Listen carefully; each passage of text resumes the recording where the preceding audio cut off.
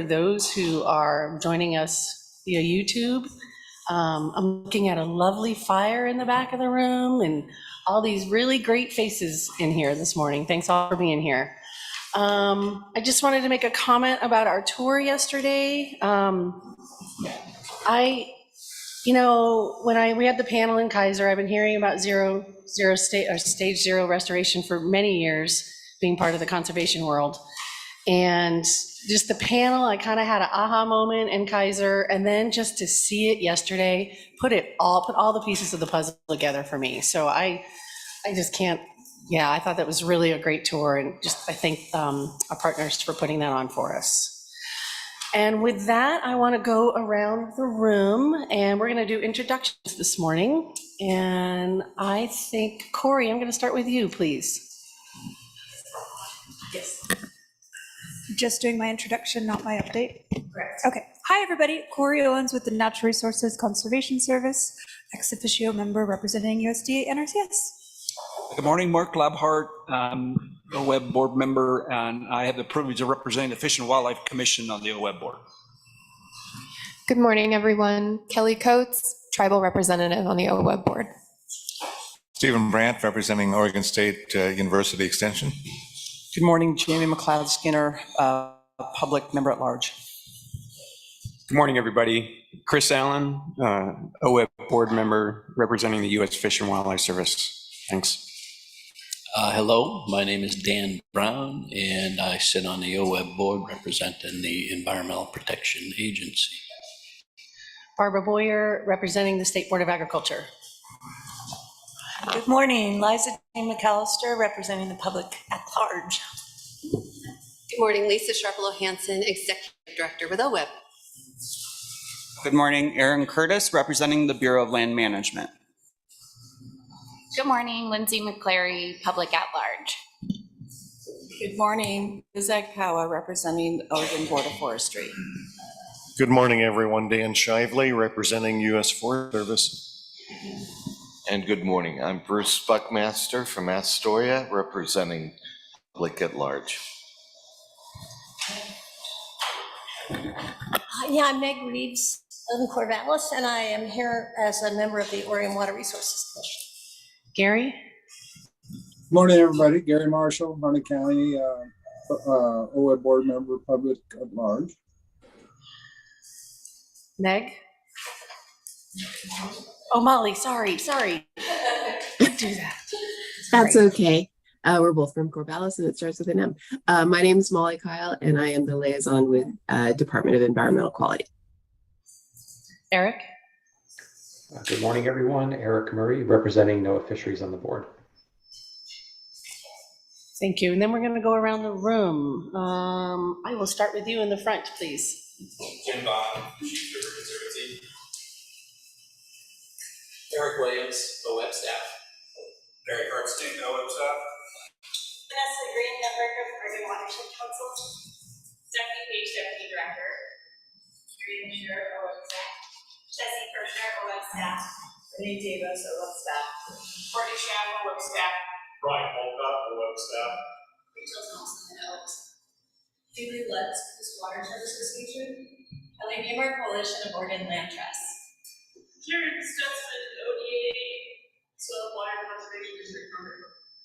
Andrew Kreiner, Oregon Association of Conservation Institutes. Sarah Ross, the Chief River Conservancy, and the Chief Watershed Council. Chris Knight, Chief Watershed Council. Nicole? Nicole McRae, OWEB staff. Linda Brucklinger, OWEB staff. Thank you. Do we want Regan? Yes. All right, Regan, come on. Regan Cordes, Riverside Digital. Mary Johnson, my help. Thank you. All right, thanks, everybody. And I'm going to pass the baton to Liza Jane. Good morning. This is our chance to hear from board members, just what's happening in your world. So Bruce, can I start with you?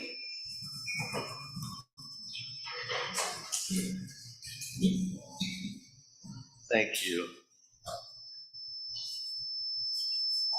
It's been a busy quarter since we saw you last.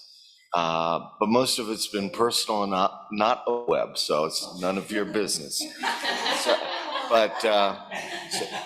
We have spent a lot of time working on DEI and doing the research and surveying what other state agencies and groups have done to better inform our decision making, and that's been eye-opening and humbling. So I would like to this morning to do a shout out for this wonderful document from Colt. The work how it highlights the quality of it, but the projects that they're talking about, looking at some of the projects that are at the forefront of DEI, what we all aspire to do. So Colt, thank you very much. If you haven't received one of these, somebody, I know a guy. So, and the last thing I'll leave you with, after Hurricane Katrina in 2012, a movie was made that was called Beasts of the Southern Wild. It was a wonderful movie, and it talked about climate refugees. It took place in the parish of Terrebonne, set in the Ile de Jean Charles, but it was called in the movie The Bathtub. And the protagonist in the movie is a 5-year-old girl named Hush Puppy. And there's a quote from Hush Puppy that I love, and I'll share. She said, "The whole universe depends on everything fitting together just right. If one piece busts, even the smallest piece, the whole universe gets busted." Thanks.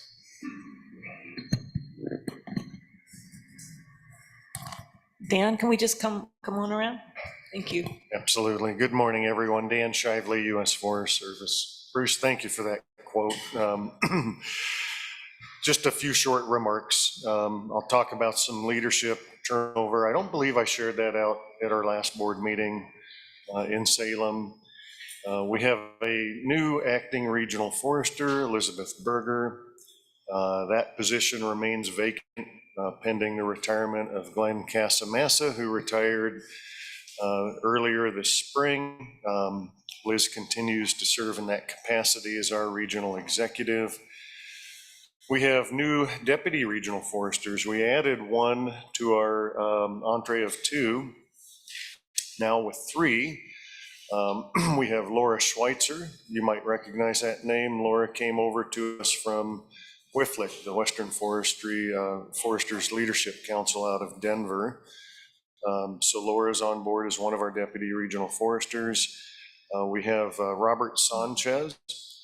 Robert was the forest supervisor on the Siuslaw National Forest in Corvallis, Oregon. And then we had Jim DeMeg for a very brief 3-4 months, and Jim has left us, moved on to the Washington office as the Deputy Director of Geology, Lands and Minerals. Filling in interim is Merv George. Merv is our standing forest supervisor down on the Rogue River Siskiyou National Forest, member of the Hoopa tribe. Really looking forward to working with Merv in his capacity as acting deputy regional forester. On the budget front, we're working feverishly preparing for our fiscal year 24 initial budget allocation to the field. And we're getting ahead of the curve this year than we have in the past couple of years, really trying to work, develop our program of work and plan ahead, which is, it's comforting in that, you know, in the past couple of years, we've been very reactive to budgets coming in late from our headquarters. And so we're laying out our plan of work for the USDA Forest Service in Oregon and Washington much more in advance. Part of that package that would interest the OWEB crowd here includes a $5.7 million annual increment of funds under the Inflation Reduction Act, targeting water source protection work. Much of that all throughout the state of Oregon. Part of that will be our agency contribution to program we've been running with EPA that Dan Brown may speak to, and many others around drinking water providers program there. So a large cash flow there. We're also exploring opportunities to partner potentially with OWEB. I was talking with Brian last night around some funding that could go towards securing in-stream flows.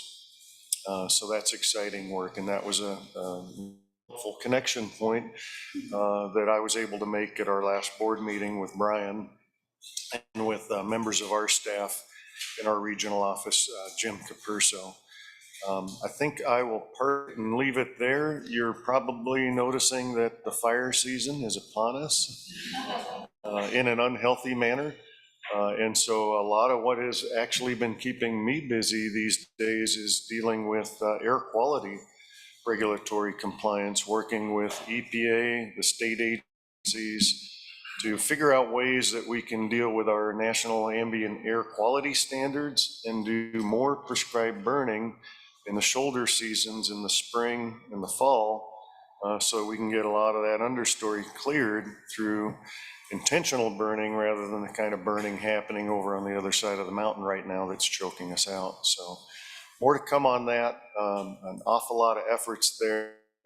I would leave you with the notion that it's all interconnected. You know, what we see in our watersheds and in the way of water and water quality, and what we breathe in the air in terms of our air sheds. It's all part of the health of the environment in which we live, and we strive through OWEB and all of our programs to improve the quality of health in the environment and the quality of health for humans here in the Pacific Northwest and in Oregon. Liz, over to you. Good morning. I'm still trying to figure out just exactly what y'all think is valuable to hear, so this is my shot. It'll be brief. I will start out with the private forest accord. We had our last trip, we had a wonderful field trip over to the was, and the key feature of that tour was to look at how Hampton was applying some of those regulations. And we had these 3 young people who did a fantastic job and were able to show us a number of riparian areas, and it was really a positive experience. Josh tells me that the habitat conservation drafting is proceeding on schedule as part of that plan. And the department has completed a new regulatory stream layer that went into effect July 1st for forest landowners of 5,000 acres and greater. And it will be applied statewide for all other landowners as of January 24th. So then every stream in the state has now a fish or non-fish designation. So I think they're really happy to get to that threshold, and that's a really positive thing. The Forest Patrol assessments, that was one of the things that was a topic at our last meeting. And as you recall, in 762, the department was able to staff up, get additional resources, but that also meant that landowners would share some of that burden. There was an offset in the previous years, and that helped those landowners, but that offset has now expired. And there was hope that the legislature would continue that, and that did not happen. So Plan B is to work with Senator Steiner and the governor's office in helpfully putting together a workshop that will sort of look at restructuring some of that funding and to get some sort of relief. And so there's hope with that. I'll just go on to, I asked Mike Shaw, I'm going to, what can you give me an update on fires? So this is like, 72 hours old, and it's already changed because the flat fire was the biggest one. That is down on the coast outside of Agnes, and it's a not unfamiliar area that a lot of wildfires have happened. In fact, it is reburning the 2018 Klondike fire. And for those of us that are old enough, the Biscuit Fire in 2002, which, gosh, I can't believe that's 20 years ago. Who knew? So, so that was the big fire. And then we had the Hate Creek fire out of Bonita and the Boulder fire out of the Hood. So I was in the van yesterday, and everyone in the van knew more than I did on the recent fires, on the sizes, on where they were, and where the smoke was going. So if anyone in the van would like to give us an update on that, and then everyone had their phones out and was looking at air quality. So you all probably know much more than I do at this point. So I will end there. Thank you. Good morning. For the record, again, Lindsay McClary, Public at Large voting member. I live in West Salem and work for the Confederated Tribes of Grand Ronde in the Natural Resources Department. In the last quarter, I attended the Grants Committee meeting and the Climate and Water Committee meeting, both held in June. I helped coordinate a request for in-stream restoration logs for the South Santiam Watershed Council from the U.S. Forest Service Detroit Ranger Station through our tribal partnerships. In May, I connected with the National Oceanic and Atmospheric Administration to better understand Pacific Coast Salmon Recovery Funds, how they can be used, what projects are eligible, how they prioritize types of projects. In May, I conducted a site visit with the new executive director for the Greater Yamhill Watershed Council. I also hosted a site visit with Salem District BLM staff to build and strengthen partnerships. Participated in hosting Willamette Partnership on a site visit to build and strengthen the tribe's partnership, and also attended meetings that they're facilitating on a concept called the Year of the Oak. Attended a working group meetings for the Upper Rogue Oak Initiative, which is a kind of a new name developed out of the Caisson FIP, and there should be a site visit planned for early October. I continued partnership building with the North Santiam Watershed Council and started establishing a partnership with the City of Salem's Natural Resources Planner. I explored opportunities with OWEB staff under telling the restoration story. Also hosted a site visit with the Fish and Wildlife Services Refuge Staff and Partners Program to continue partnership building, but also met their new regional coordinator. Let's see, I participated in an interview about OWEB's strategic plan with the consultant. So that was really an interesting conversation. I recently attended a meeting with Resilient Headwaters Coalition to explore potential tribal partnership. And then lastly, I'll end with I presented at Portland State University's Executive Seminar for Natural Resources Professionals. The talk was focused on tribal lands management and connections to the Willamette River, and Greg Cianella was in that group. So I'll end there. Morning. Just again, I'm Meg Reeves, and I'm here as a member of the Oregon Water Resources Commission on the OWEB board. I wanted to talk about quickly this morning about two matters. One is the Integrated Water Resources Strategy. The other is our rulemaking that we have underway about groundwater allocation. So the Integrated Water Resources Strategy is the statewide strategy for management of water resources, and it's adopted first in 2012. It's a multi-agency strategy. Every agency that deals with water in any way is kind of part of this picture, and it is to be updated every 5 years. So we updated in 2017, and now a little late because of other matters, but we're doing the third or I guess it would be the second 5-year review for edition 3. You all received, thanks to Lisa, the kitchen tables kind of report on its outreach. That was one of the things that the Water Resources Department commissioned, was someone to conduct some serious outreach across the state, aiming for communities that have not typically been involved in these conversations. So we had a meeting with the kitchen table in our last meeting, which was in February, no, yeah, April, sorry. So the report is there, and it's a pretty interesting document, actually. They did get input from a lot of communities, people that had not been part of this conversation before. One of the things that was kind of made available or suggested was for communities to, on their own, initiate meetings to gather people in their own communities to talk about this. And there were several community members that stayed up on that and did convene those meetings. So that's good news.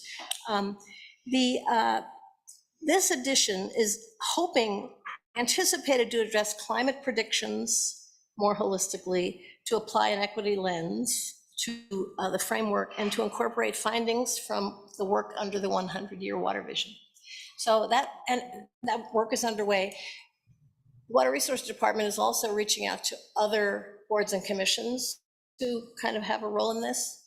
Don't know whether we should expect to. I know someone from the department is at LCDC this week, or LCDC this week. So I don't know whether OWEB is on the list, but it would make sense, probably, right? So that's the integrated water resources strategy. The groundwater allocation rules are an attempt to rethink how the state permits new groundwater applications. It's about dealing with a resource that making decisions in the face of incomplete information, basically. And I think the idea is to kind of switch the thinking there to the default position being not approving a new water right if you don't know enough to know whether it's going to affect other water users, both in stream and out of stream. A lot more focus on the hydraulic connection between surface water and groundwater. And so that is, that rulemaking is going along. We were hoping to adopt rules this year, but that's not going to happen. As you can imagine, this is generating a ton of interest across the state, understandably. And there's a Rules Advisory Committee that's working diligently on this. There will be new rules soon, I hope, maybe early in 2024, but stay tuned for that. So I think that's all I got. Thank you. Good morning. Again, my name is Aaron Curtis. I work with the Bureau of Land Management, our Oregon-Washington state office in Portland. I have 3 updates for you this morning. At the national level, I think last time I was here, I talked about one of our ongoing rulemaking initiatives that we're calling the Public Lands Rule, which includes some pretty comprehensive updates to the Bureau of Land Management's multiple use mission that was originally established in 1976. And so amongst some of those proposals does include for the first time the Bureau of Land Management having the authority to establish conservation easements. The public comment period on that, those proposals have closed. At this, we have, I think, 175,000 public comments from across the country, really across the world. So at this point, I'm not sure if we've done anything other than count them, but that will be an ongoing process to go through those comments and see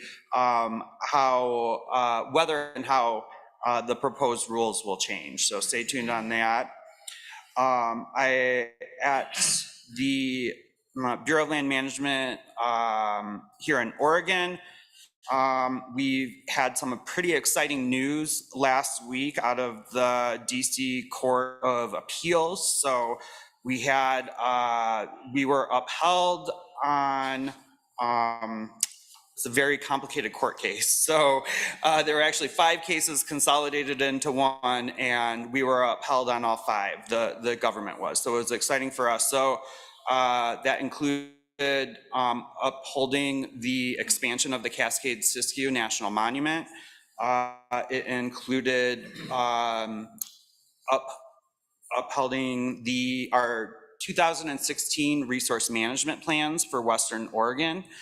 And then it also included a case related to how we identify how much timber we're targeting to harvest from our Western Oregon lands. So more news on that. It may be appealed as well. So we don't know exactly how that's going to affect our day-to-day operations, but good news nonetheless. And then finally, I would also add, I know I keep saying this every time, but we are finally getting our bipartisan infrastructure law and Inflation Reduction Act funding. We're already getting that money pushed out to our partners. We're putting bids on the street for people to, for the private sector to bid on the contracts to get the work done. Unfortunately, I can't announce any number of exciting projects because it all has to be pre-approved from our friends in Washington, D.C. First. So, but I anticipate we'll have some exciting news to share at the next meeting for everyone. And then I finally just put a plug in as we've got some great posters of the Klamath River over there. So my goal is to not take any of those home. So please take as many as you would like for your friends, your offices, your home. Thanks. Thank you, Aaron. I'm going to go to the screen world now. Gary?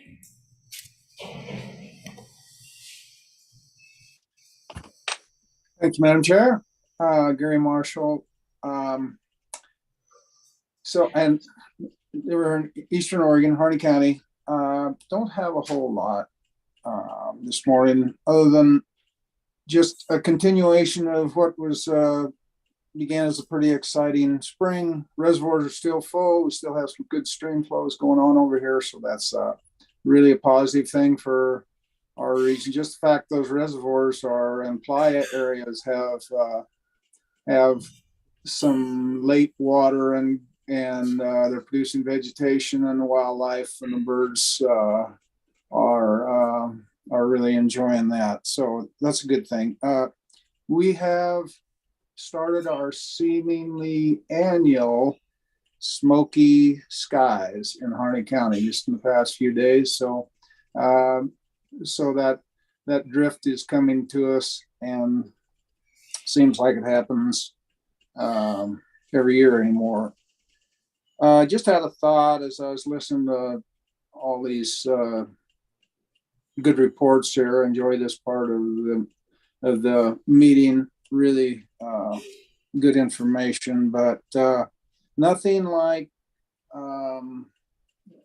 looking at all that's going on that we hear. Nothing like discomfort to motivate people and create a sense of urgency of what is important to do. I just being connected with the land my whole life, I really like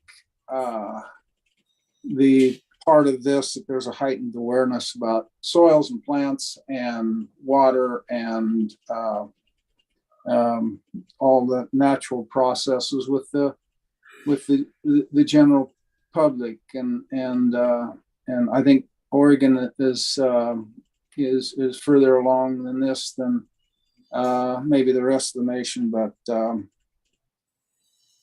it's a good thing that people sort of reconnect with their basics, and so we've got these things going on, and at least it's producing that. So that's all I have. Thank you. Thank you, Gary. Molly? Good morning. There's two things that I'd like to bring to your attention. We had a EQC meeting last Thursday, and one of the rules that we passed was a diesel emission identification program. So what this voluntary program will allow is that for owners and operators of diesel-powered construction equipment, they can demonstrate their emission profile for each piece of the equipment, turn that emission control label over to DEQ, who will then issue them a large kind of sticker that they can place on the outside of their equipment and their vehicles, as well as signage for the perimeter fence. And it'll make it easier for interested parties to identify kind of the key characteristics of those diesel engines that are operating on sites. So why I bring that to the attention of the OWEB board is that we have discussed in the past, at least within kind of climate change, how we could potentially facilitate lower emission construction.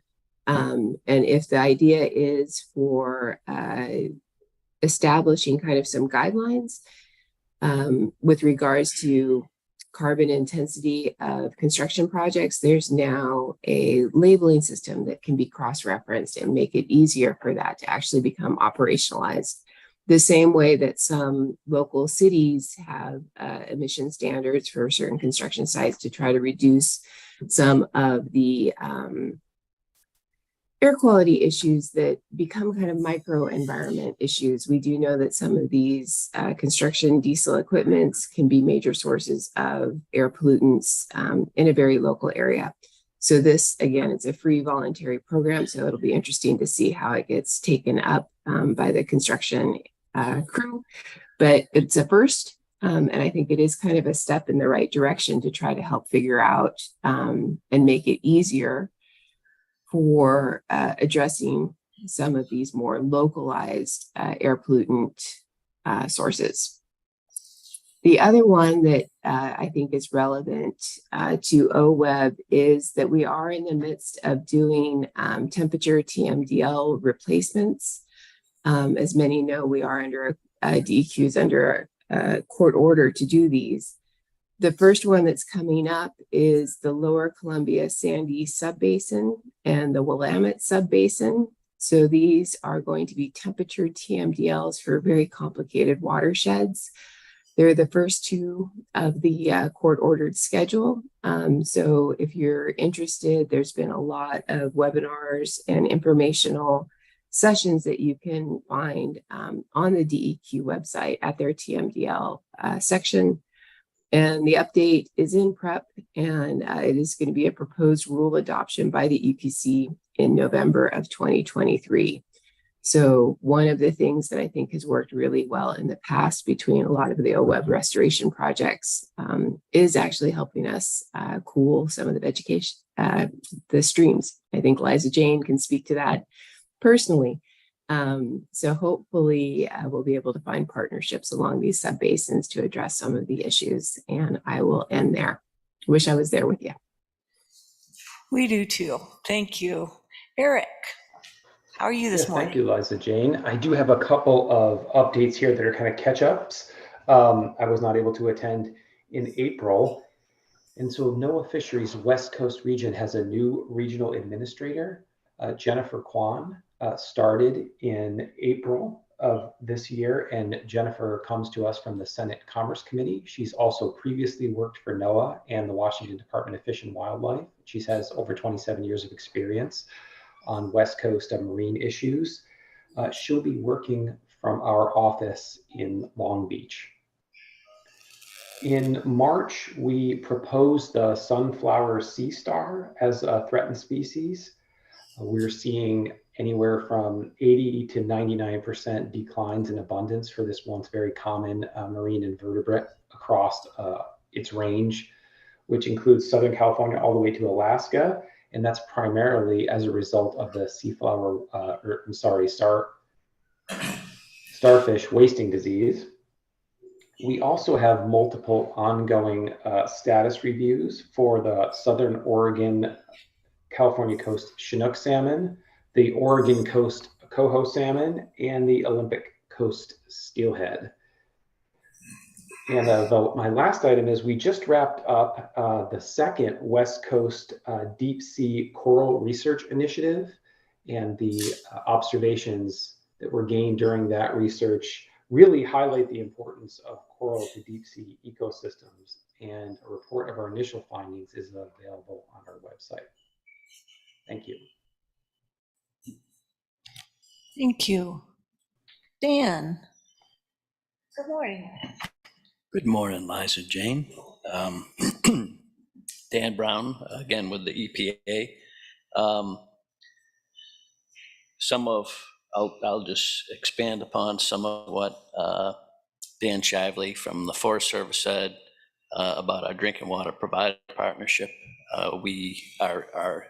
One of our NGO partners, GEOS, has just posted on their website the projects that we have funded for 2023. A lot of those projects we're partially funding projects that are also receiving OWEB funding. So it's nice that both EPA and the Forest Service are able to add bipartisan infrastructure law funds into that program so we can deploy more restoration work.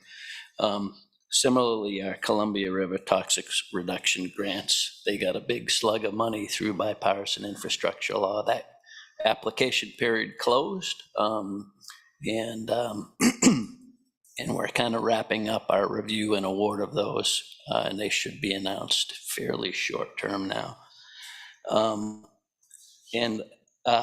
We heard a lot about smoke from fires, and EPA is certainly dealing with that. We have a smoke-ready toolkit, really trying to help assist communities to get ready to live with smoke, whether it's from a wildfire or a prescribed fire. It doesn't really matter. Smoke is smoke, and people need to learn how to adapt to life with smoke, and we're hoping to provide more assistance in that space. And also our, EPA has our program office, our regional office, which is where I work, and then we also have our Office of Research and Development, and that's our Pacific Ecology Services Division out in Corvallis. And we've been working with those folks on both water quality issues related to wildfire, as well as smoke issues related to wildfire. So we just partially funded with that lab a pretty high-tech mobile air quality lab that we're going to have some capacity to deploy into fire areas and do some real-time air quality monitoring and speciation work. And on the water quality side, they've been collecting a lot of data post-fires, and that's also being integrated into that Governor Brown's task force on wildfire and water quality. And I think I'll just leave it at that for now. Thank you, Dan. Chris, please. Thanks, Liza Jane. Again, Chris Allen, representing U.S. Fish and Wildlife Service. I wanted to start just by highlighting that my agency is celebrating the 50th anniversary of the Endangered Species Act this year, one of our country's landmark environmental laws, and one that drives, of course, a lot of my agency's work. I wanted to start out just by talking about some listings and delistings that my office in Oregon has been working on. We recently announced the delisting of golden paintbrush in Western Oregon and Washington. This follows last February's final downlisting of Fender's blue butterfly from endangered to threatened. So like a improved reclassification for that butterfly, which is very exciting. That was a species thought to be extinct for almost 50 years before it was discovered outside of Corvallis in 1987. My office is working on and lead for a species status assessment for Western ridged mussel. That's the first petitioned freshwater mussel in the Pacific Northwest. We expect to make a listing decision on that species, which is very widespread in the Western U.S. At least five, maybe six states: Oregon, Washington, Idaho, California, Nevada. We expect to make a listing decision on that early in 2025. If we do move forward with a listing for that species of freshwater mussel, that would be a pretty big deal. It's very widespread and present in a lot of areas where we don't currently have listed aquatic species. So keep your eye on that for sure. A similar assessment is underway for northwestern pond turtle with a listing decision scheduled for this fall. That species is found in western Washington and Oregon and much of western California. So another potential listing to keep an eye on.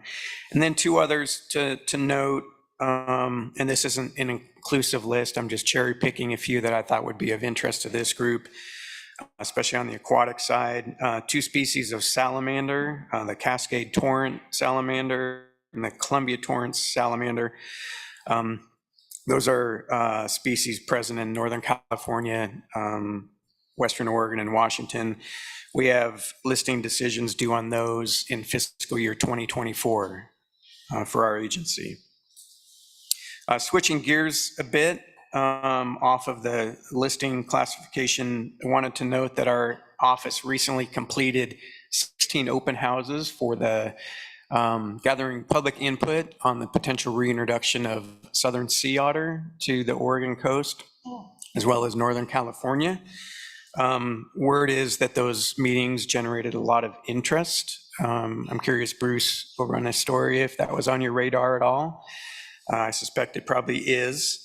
Our agency completed a feasibility study in 2022, determining that reintroduction is ecologically, biologically feasible, but a decision as to whether to proceed with that has not been made yet. Looking a little bigger picture across Oregon, and actually I'd say more regionally, it's becoming pretty clear that one of the most significant issues that we'll be dealing with over the next few years is a budget shortfall and increasing workload, which will really require us to be more strategic in addressing our workload and prioritizing the work we do.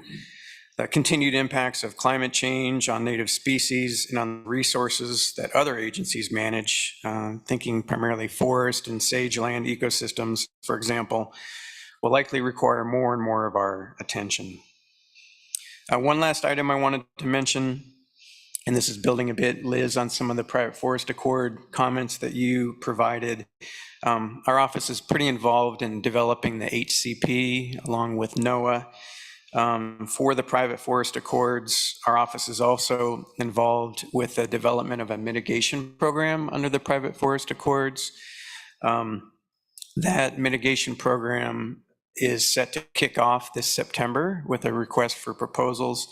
This is not a small grant program. It's not on par with OWEB's program, but it is administered by ODFW and will be one of ODFW's largest grant program, around 10 million a year, at least starting out. Mitigation program is designed to offset or mitigate impacts to the list of species included in the private forest accords, aquatic species that will also be covered under the HCP. Given the potential synergies with OWEB's grant programs, I think it would be beneficial to potentially have Andy Spirka, who's ODFW's private forest accord mitigation coordinator, potentially present at an upcoming board meeting. I think it would be helpful for this group to be more familiar with the details of this mitigation program. Both Mark Grembemer, sorry if I'm mispronouncing your last name, Mark, from OWEB, and myself serve on the Mitigation Advisory Committee under the private forest accords. I think I'll leave it at that and turn it over to Jamie. Thank you. Thank you. Good morning, everyone. Thank you, Chair. My name is Jamie McLeod-Skinner. As I mentioned, board member serving the public at large, also serving as co-chair with Bruce on the Water and Climate Committee. I live here in Central Oregon. My background and work is in emergency preparedness, community resiliency building, and affordable housing. So here in Central Oregon, we're experiencing still, of course, wildfire, air quality issues, as we all saw yesterday, and still dealing with some of the residual of the drought. We got more water this year, but than recent years, but we're still recovering. I look forward to those presentations by staff later. Achieving OWEB's mission includes both doing the work and also teaching the public about the work we do and why it's important. And that public commitment and building that public commitment to protecting and restoring healthy watersheds and natural habitats that support thriving communities and strong economies, essentially our mission. And I'm actually inspired by Bruce to give a quote regarding our work by a West African elder, Baba Daoumi, who said, "In the end, we will only protect what we love, we will only love what we understand, and we will only understand what we are taught." And a great example of this was in yesterday's Stage Zero tour on Wise Creek. Their partners talked about how they're doing outreach to show and tell the public the work. Earlier this year here in Central Oregon, a Spring to Sprouts tour that was co-sponsored by the Friends and Neighbors of the Deschutes Canyon area, or FANS. There was a tour that went through Deschutes and Jefferson County, talking about water systems, getting presentations from water providers and water managers, as well as farmers. And the ag community in Jefferson County especially has been hit very hard by the drought. And so some of the farmers there, as part of the tour, were talking about the challenges they faced, but also the steps they're taking on water conservation. So these partnerships are really key. I talked about OWEB's mission and work on that tour as well. I'm really looking forward to our partners sharing, as you always do, the work you're doing, but also please talk about and share in your comments how we can maybe be better partners in helping get this word out to the public, because this is truly to achieve our overall mission. That partnership is really, really key. And then lastly, of course, we're in fire season, so I just want to remind folks to prepare for emergencies. Have a plan, pack your go bags, have water and food available, those resources available, and let's take care of each other. Thank you, Jamie. Stephen. Good morning, everyone. Steve Brandt from the Oregon State University Extension. In the interest of time, I'm just going to give headlines. And if you need more information, just send me an email and I can give you more full stories. The summer, of course, is a very busy time for Extension. And there's probably 2 or 3 events going on every day throughout the state. And just to give you a flavor for some of those, these are workshops or meetings or seminars. Here's some of the topics: tree health, master gardener, wildfire resistance and preparing, restoring biodiversity to our gardens, food preservation workshop, tuna canning workshop, and designing rainwater collection.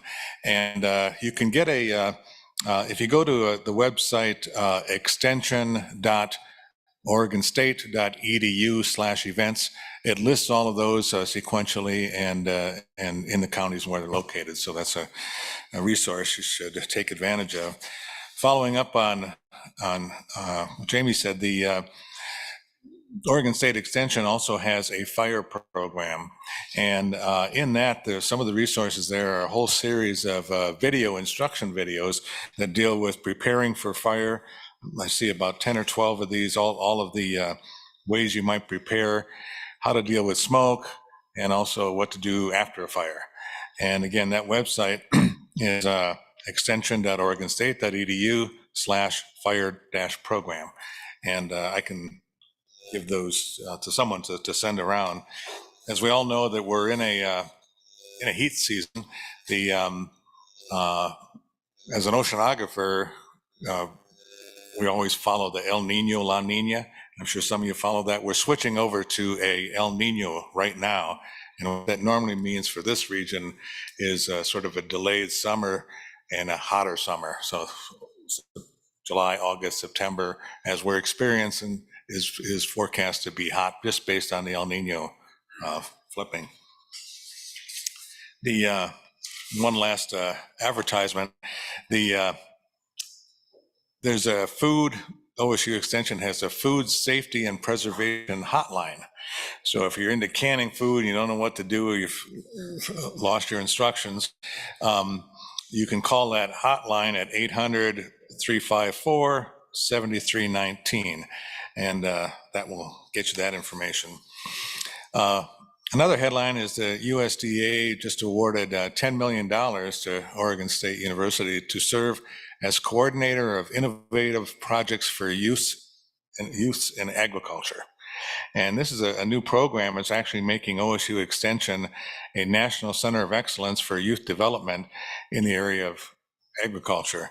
And I'll read some of this, but it's one part of it is that with this grant, OSU Extension will integrate racial justice, equality, and opportunity frameworks in programs, training, and evaluation. In addition, will lead the development of youth climate change curriculum with an emphasis in climate-smart agriculture and forestry. So that's a new effort. In terms of the budget, the statewide programs, which includes OSU Extension, Ag Experimental Station, and Forest Research Lab, did well over the past year. We've got a $24 million increase to raise the budget to 180. So that actually was a significant increase for that.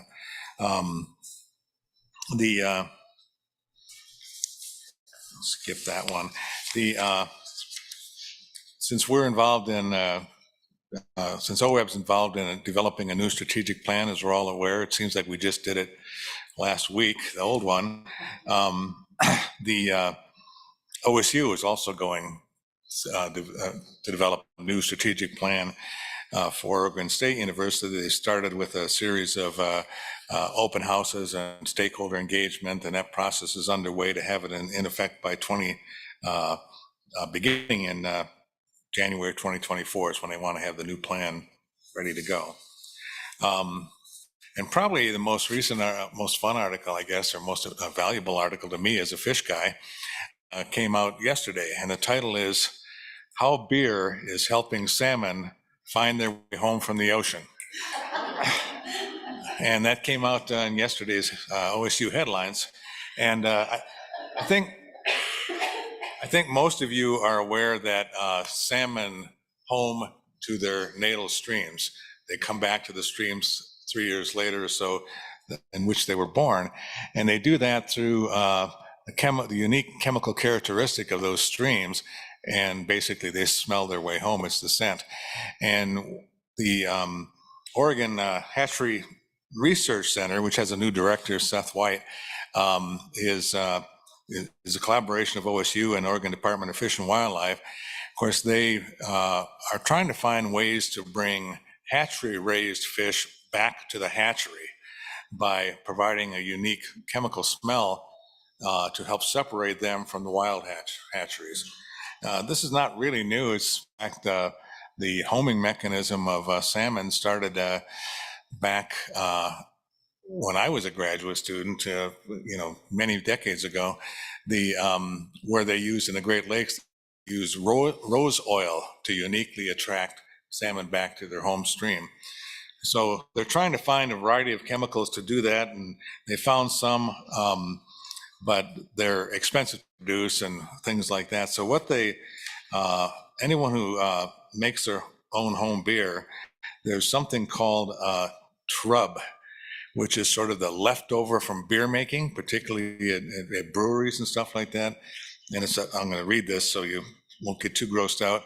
A sludgy combination of unfermented fats, coagulated proteins, and yeast. It's a leftover from the brewing process. Well, it turns out that salmon respond at their when they're imprinting very well to this brew, I might say. And so now they have started a research program to try and use that as the attractant to bring them back home, I guess. And it'll take many years because as you imprint them, it takes them 3 years to come back. So it's a long study. And this article came out in the OSU Today, said their scientists are doing their part one beer at a time. So that's all I've got to report.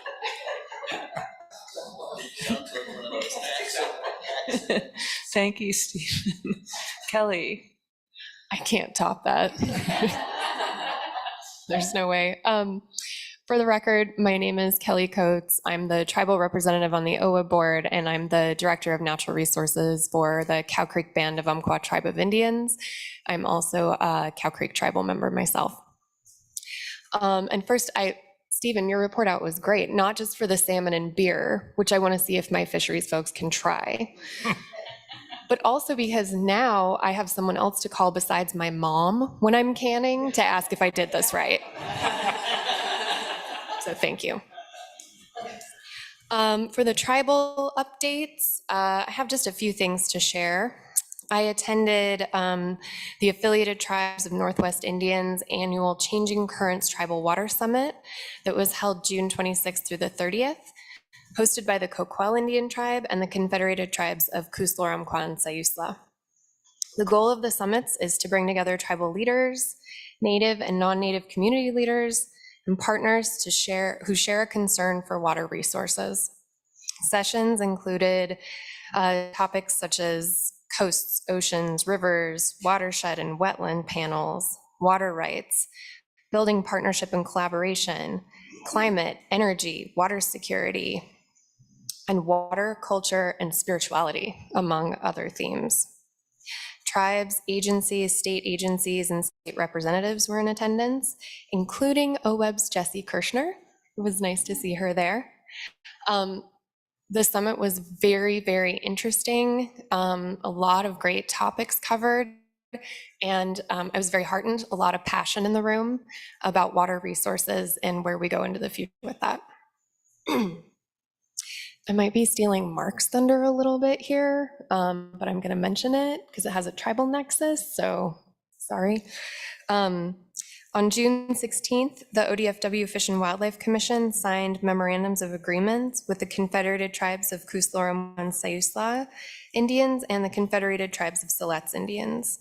These agreements will advance the government-to-government relationships between the state and tribes and enhance tribal sovereignty and give tribes a stronger voice in protecting and enhancing fish and wildlife and other habitats. I think a common theme you guys hear me talk about is tribal sovereignty, the unique government-to-government relationship that tribes have with the state, and also looking at tribes as co-managers of our natural and cultural resources. And these agreements really epitomize those things. Something fun and uplifting on July 19th, Oregon Public Broadcasting aired and published a story about tribes celebrating the return of Pacific lamprey, a culturally significant first food source to the Willamette River. This year, counts at Bonneville Dam have been higher than in recent years. Tribes have been working on lamprey restoration for a long time, and it's really nice to finally see a year with increased numbers of fish. If you can, check out the article. It features interviews with tribal members, tribal biologists, and tribal youth, and it features a portion of Yakima Nation lamprey fisheries biologist Ralph Lampman's lamprey rap, if you haven't heard it. Quite good. And just the last item, I recently met with Marco Bay and Belinda Brown from Lomacotsi Restoration Project.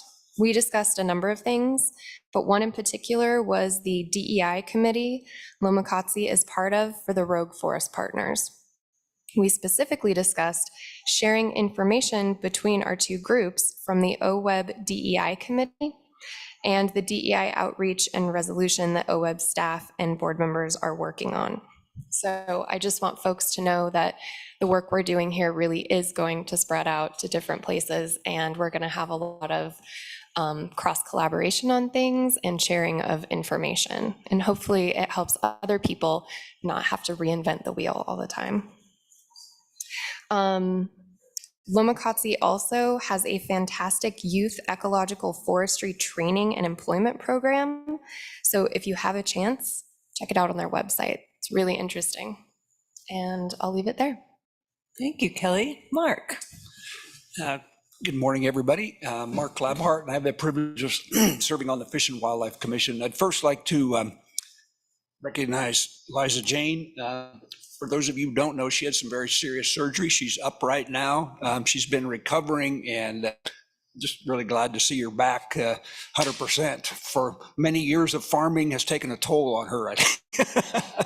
So glad to see Liza Jane back. And I won't cover the tribal thing because I did cover it, other than to say it's about time. The MOAs, I'm just can't be more pleased with these MOAs that we're in the process of completing with the recognized tribes in Oregon, and it's about time. I'm not as good as Dan Shiley is at talking off the cuff, so I'm going to read some things that I think that you might all be interested in, both in the room and those that are watching online. So ODF&W is beginning the process to update its statewide fish passage barrier prioritization list, which occurs at least every 5 years.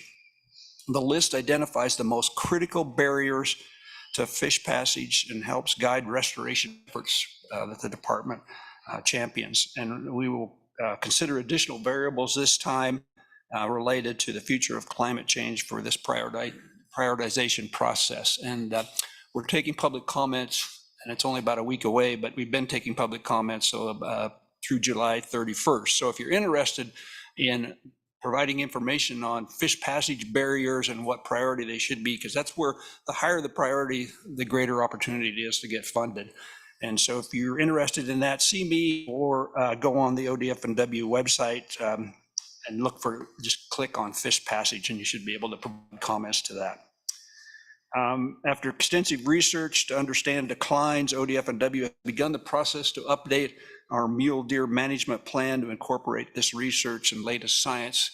And for many of you who follow mule deer west-wide, not just Oregon, but west-wide, mule deer populations are in decline. And there's, of course, a number of reasons for that. We're updating this mule deer management plan to try to address some of those concerns. The plan's goal is to provide a framework for Oregonians to improve conditions for mule deer in eastern Oregon and ultimately slow the reverse of this species decline. In particular, the plan can serve as a guide for natural resource agencies and landowners to create conditions that benefit mule deer and a variety of other species with their habitat needs. ODF&W is currently hosting a number of webinars that provide information and answer questions and comments from the public. Draft chapters are available now for public comment, and we will finalize, the commission will finalize the draft plan later this year. So skipping the tribal agreements, about time. So about the third time I've said that. So Sierra Nevada Red Fox study as part of a collaborative project between ODF&W and Washington State University, wildlife biologists. We have got volunteers out assisting with surveys of the Sierra Nevada red fox in Central Oregon Cascade Range. Red fox populations in Oregon are not federally listed. They are an Oregon conservation strategy species and have experienced a decline over the past century, characterized by smaller populations and more fragmented distribution. This work will help better understand the distribution of this species, and volunteers are needed to help sign up. And you can do that again on the website, ODF&W News. And if you can't find it, get a hold of me at marklabhart@gmail.com and I can get you in touch with that. But we're trying to figure out, these little critters are out there and where they are, what they're located, and how we can keep these species on the landscape. Legislative session, the 2023 legislative session wrapped up at the end of June, which we all know. There were many bills associated with ODF&W, fish and wildlife and their habitats that produced positive outcomes. All the bills have, of course, not been signed yet, like our OWEB bill, funding bill, but several bills of note that the agency budget, significant increase in funding in several areas, associated funding with drought, which adjust the big one that is interesting to me is the adjustment of the Fish and Wildlife Commission. We were appointed, the 7 commissioners were appointed by the governor, approved by the Senate according to congressional districts. After long negotiations, I think there was 9 amendments to the bill.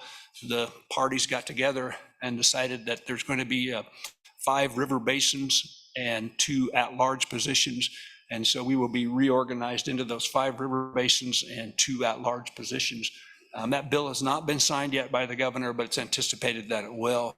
And so the commission will be reorganized like water resources is into river basins concept. So that was kind of the plan for the follow-up for that.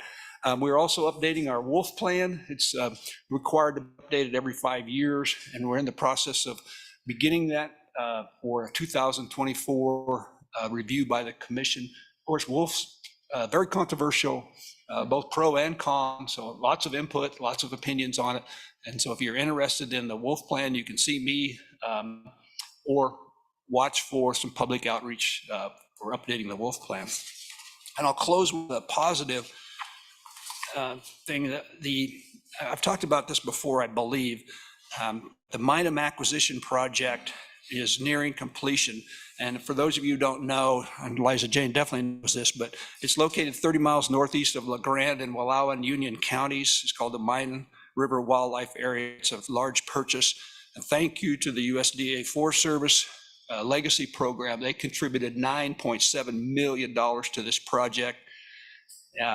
Through that, also the Rocky Mountain Elk Foundation and private donations also contributed to this. And so we're completing the phase 2 of this project. It's going to protect privately owned, let's see, well, I'm going to read it here. So located 30 miles northeast of La Grande, it will conserve an open public access of 15,573 acres along the Minam River. It will permanently protect crucial winter range for elk and deer and continue to provide habitat for salmon, bull trout, and other conservation species, including the white-headed woodpecker, Rocky Mountain-tailed frog, and several priority bat species. Recreation opportunities on the property include hunting, fishing, hiking, birdwatching, horseback riding, kayaking, and other activities. The Minam River will now have a trailhead established at the border, shared with the Minam State Recreation Area. A footbridge over the Minam River will be put in place to facilitate improved access of the historic Minam River Trail. The trail connects recreationists to the Wallowa Mountains and the Eagle Cap Wilderness. Now, quote from our director, "This is a significant acquisition and cannot be overstated," said Kurt Meltzer, the director.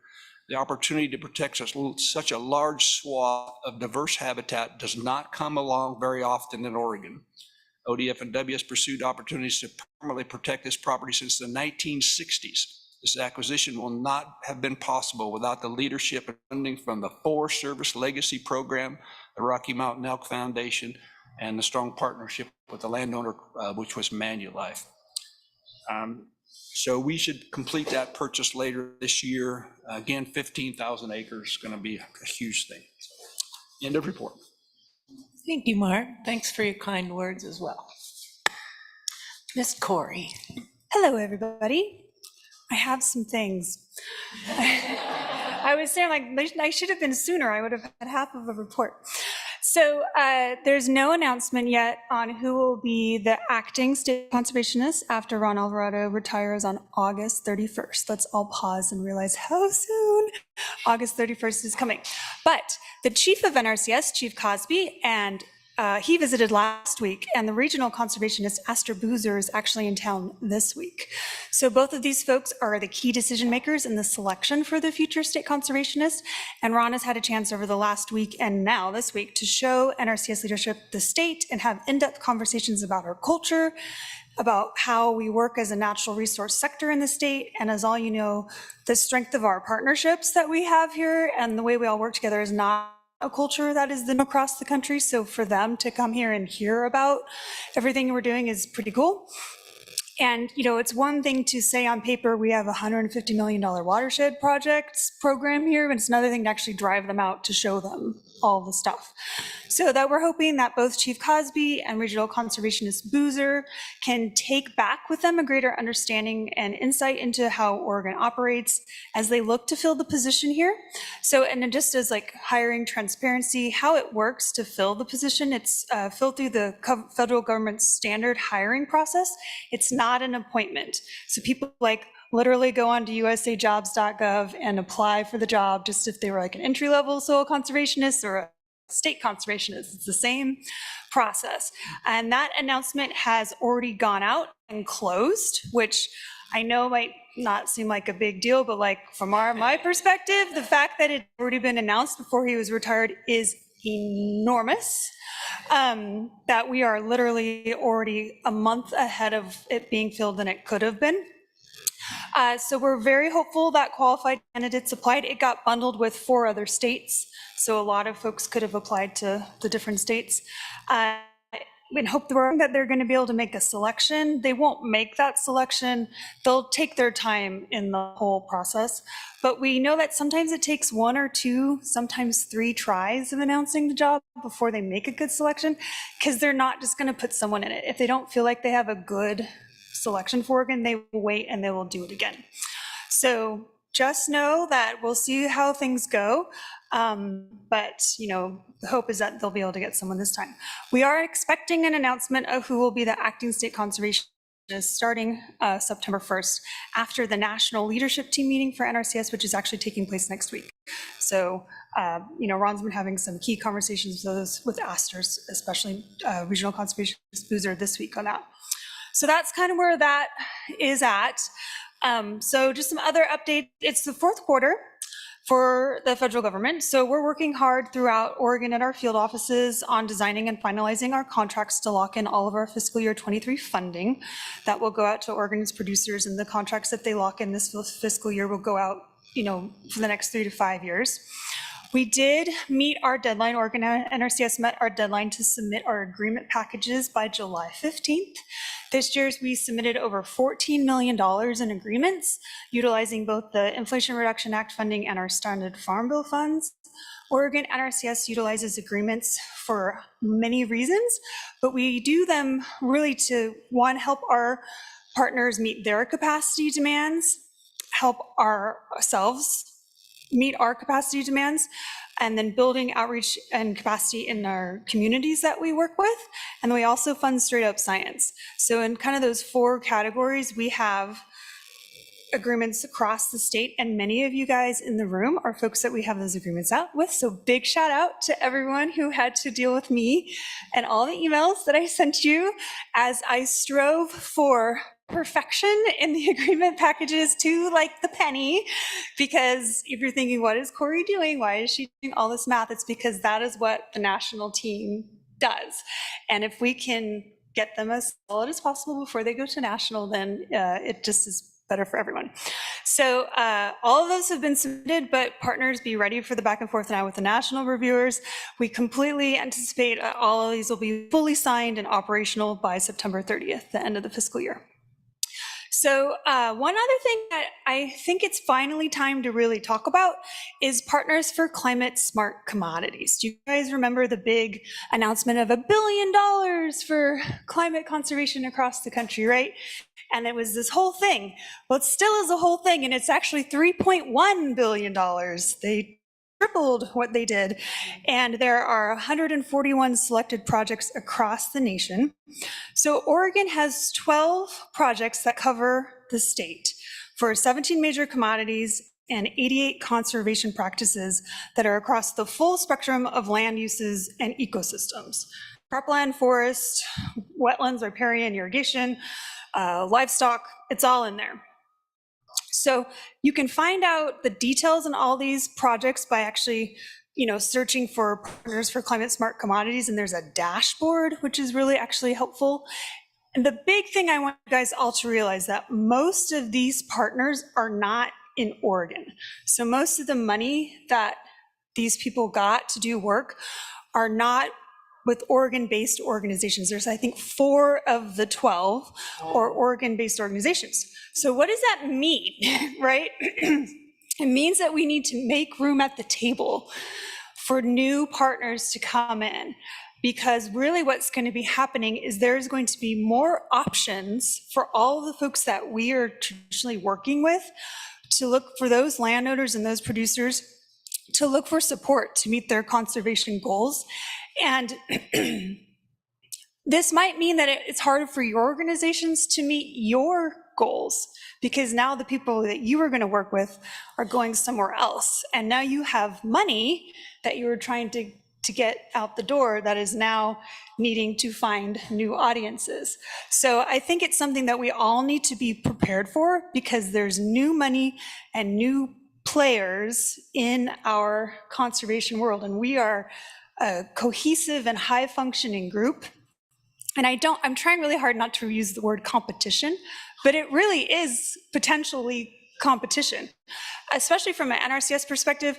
When they're looking at the suite of practices, like we're designing these conservation implementation strategies, we have all this long-term planning that's gone on, and then all of a sudden there's a partner for climate smart commodities doing the same work where we were going to do the work. We have to pivot. We have to be ready to shift, because people might not be coming to us anymore to do what we thought we were going to do. And I just want everyone in the conservation community and the natural resource sector to start to think about how this is going to potentially impact what have been, 5-10 year strategic plans, because it's a whole infusion of new players, and also people who don't know Oregon necessarily and don't know our state regulations and our state agencies and how we work and the federal partnerships we have. So I really anticipate, if these people are serious about working with Oregon, groups are going to be contacted. The local expertise is going to be, those doors are going to get knocked on. Like, how do I reach this community? They're not talking to me. Well, who's from there? What watershed council can I talk to that knows the people that I want to try and give money to? So it's something I think that we're at the point now where enough of these have been finalized that it behooves all of us to start to look at how these new groups and organizations are going to have an impact in the way that we can leverage that, right? Let's see if we can take advantage of this infusion of conservation work, and also just be ready to make more room. You invite people over Thanksgiving, you just put as many chairs as you need at the table, like make more room at the table so that folks can be there. And also for the folks that we do know, it's Sustainable Northwest, Oregon Climate Trust, and OSU are the four that the three, but Sustainable Northwest got 2 awards that kind of know us better. So just be ready for a call from someone like from Tennessee that's ready to do dairy work in Oregon, right? So it's going to be different. And it's certainly something that it's kind of, at least what we've been able to anticipate, it's kind of a one shot, but it's a big slug of money that's coming through. So 2 quick little mentions is that the proposals for the fiscal year 24 Joint Chiefs Landscape Restoration Partnership between Forest Service and NRCS, those are out, that is announced for fiscal year 24. Oregon has been typically very successful for that, so just know that. And also, because I know a lot of you guys have extensive work, the next Farm Bill design is under conversation right now at the national level. And as many of you know, what goes in the Farm Bill really dictates the next 5 years of USDA program delivery. So it's just good to kind of start putting that on people's radars, that Farm Bill conversations are happening. We as NRCS, we watch, but we don't engage because we don't have a place in that kind of stuff. But there's often opportunities for public comment and for people to, there's some official lobbying, but just general consideration for what's going into the Farm Bill. So my final update for the morning is that this is actually my last Oregon Watershed Enhancement Board meeting. So I've accepted a position with NRCS's National Soil and Plant Science Division. I'm going back to my roots, back to being a soil scientist. Not that I don't love partners, but you'll love this. My new job is going to be a National Resource Soil Scientist for Partners Training. It's almost like I'm going to capitalize on the last 3 years. Elevate soils at the national level for partnerships and trying to bring the foundation that soils are for our terrestrial conservation to a national level. So I'm super excited about that. And my job it is across the country, but I'm staying in Portland, and you guys are near and dear to my heart. So if you need any soils training, you can call me. I'm happy to help. But I officially will start the position, actually, I think technically on Monday, but don't worry, because as you might have noticed, we don't have anybody sitting in any chairs at the state office. So NRCS is one big team, it's one big mission. So my new division is worked with Ron Alvarado to have a very generous work back period. So I will be on with Oregon through probably the end of August, unless, well, 2 to 4 weeks is really, and longer if necessary. It's really, the national folks understand that there's some capacity that we need to meet to keep the state running. So I'll be able to do that. And we will be in touch, Lisa, with you guys once we know the plan. It'll be hard to know until these kind of key positions are filled, but there will be NRCS representation at the next board meeting, and we will continue to have our long history of engagement. So that is all. Thank you. Okay, I'll take a deep breath. You've been wonderful, Corey. Thank you. Barbara, please. Thank you, Liza Jane. Barbara Boyer, sitting here as a State Board of Agriculture rep. Our last meeting was down in Roseburg. I can only attend portion of it virtually because our Yamhill Soil Water Conservation District was passing our budget, and I felt like I should be there for the passing of our budget. But we did have a great presentation. I learned so much from Kelly Coates and her partner, Nathan Jackson. They gave us just an amazing presentation about their development corporation, and just the breadth of work that the tribe is doing was just, it was a wonderful presentation, and I learned a lot from Kelly, so thank you for that. And another update, I'm on the panel for I'm on the recruiting panel for our next director of the Department of Agriculture. So that's been a wonderful process. It's been a unique process. I sat on a lot of interview panels in the state, and it's always been like 3 different panels, external partners, internal, and then, just stakeholders. So this one's been really unique. They hired a outside recruiter by the name of Modus, and it's been a really great, we all got training. We're a cohort, so we're from start to finish. We're 9 members, and it's a unique process, and I highly recommend the process. We all got training ahead of time to learn about interview biases, and I learned a lot about myself from that training. So, and I have it on video. It's just, I keep going back to it because I learn something new every time I watch it. So, and I want to talk about Corey, and yes, her training is amazing. She was a speaker how many years ago at Yamhill Soil Water Conservation District? 7? Yeah, I don't even know, but she was our keynote speaker, and she does great work. So yes, get Corey if you want any soil training. And then I want to piggyback on Chris about the Western Pond Turtle. I was part of the mark and recapture count last week. The soil and water, our local soil and water conservation district, we have the largest population of the Western Pond Turtle in the state of Oregon.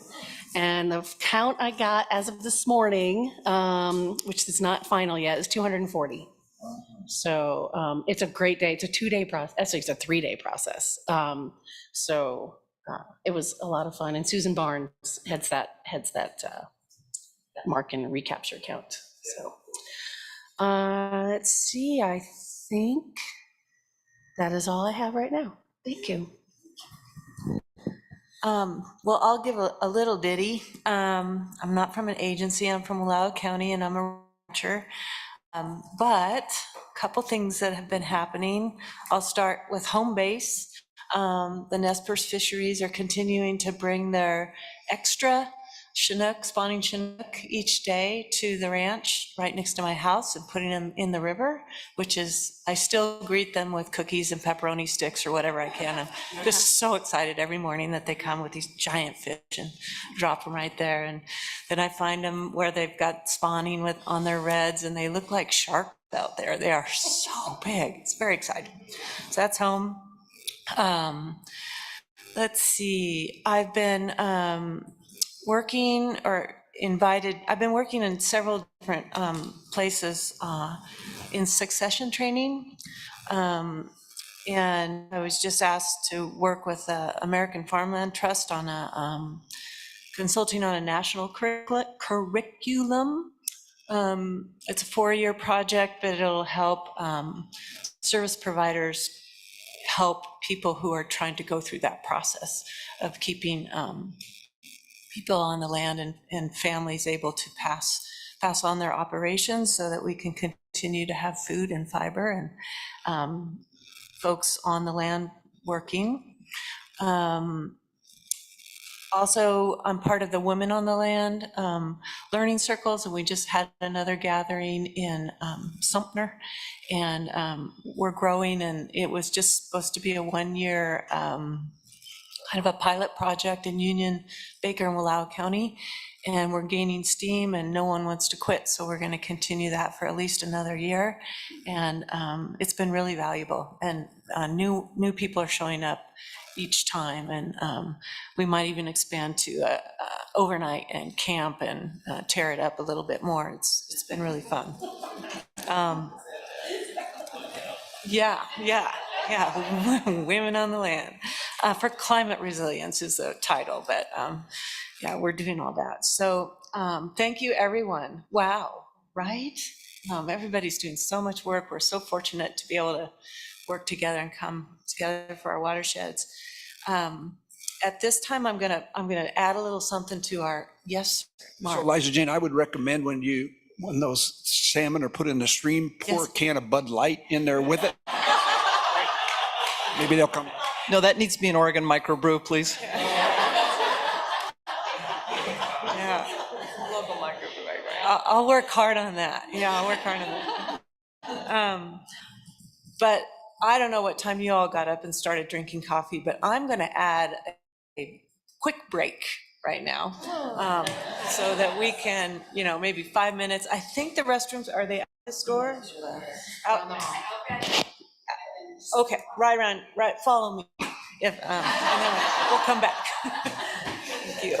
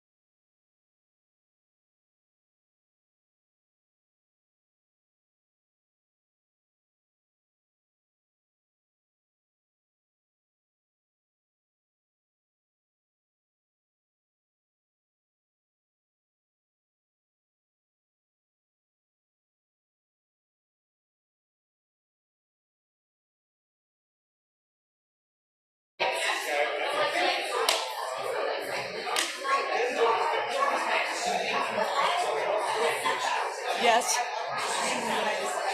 Thank you, yeah. I think they're great, yeah, yeah. I think, thank you, Jamie.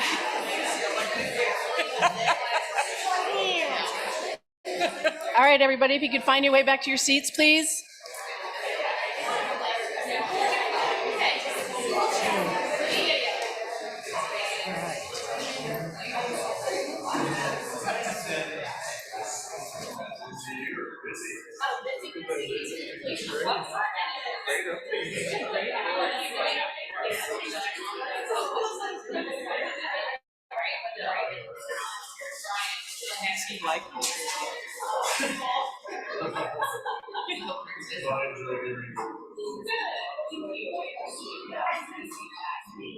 That's okay.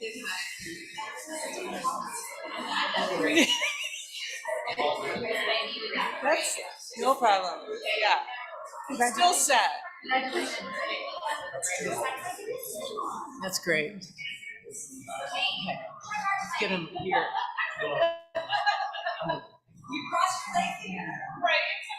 All right, everybody, we are going to reconvene our meeting. And I need to make an announcement of something I neglected to do in the beginning. And it's, yeah. We'll get a longer break in a little bit, I promise. So I needed to say this in the beginning about our public comment process. The general public comment will be heard in agenda item F, which is today approximately 11 a.m. and agenda item J tomorrow morning at 8:05. We also have specific public comment periods for agenda G, spending plan, agenda H, council capacity grants, agenda K, water acquisition grants. So those will be separate public comments. During the general public comment period, we encourage comments on any relevant watershed topic with the exception of agenda item I, climate-related evaluation criteria rulemaking, which is no longer open for public comment as it has already had public comment period, which formally closed June 5th. If you are in person and would like to provide verbal comment, please check with Nicole. Can you raise your hand, Nicole? Thank you. In addition to the verbal comments, we will acknowledge any written comments that were received for each of these agenda items during the scheduled comment period. Board members, I ask you that if there are comments that you think may require additional discussion or action, please bring them up at other business item at the end of the board meeting tomorrow so we can address it. And with that, I'm going to move down the agenda to looking for approval of our April 2023 meeting minutes, please.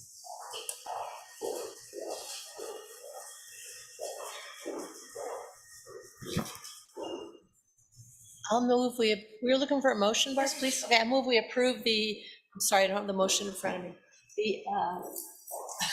Move we approve, the board approve the minutes from the April 25 to 26, 2023 board meeting. I'll second.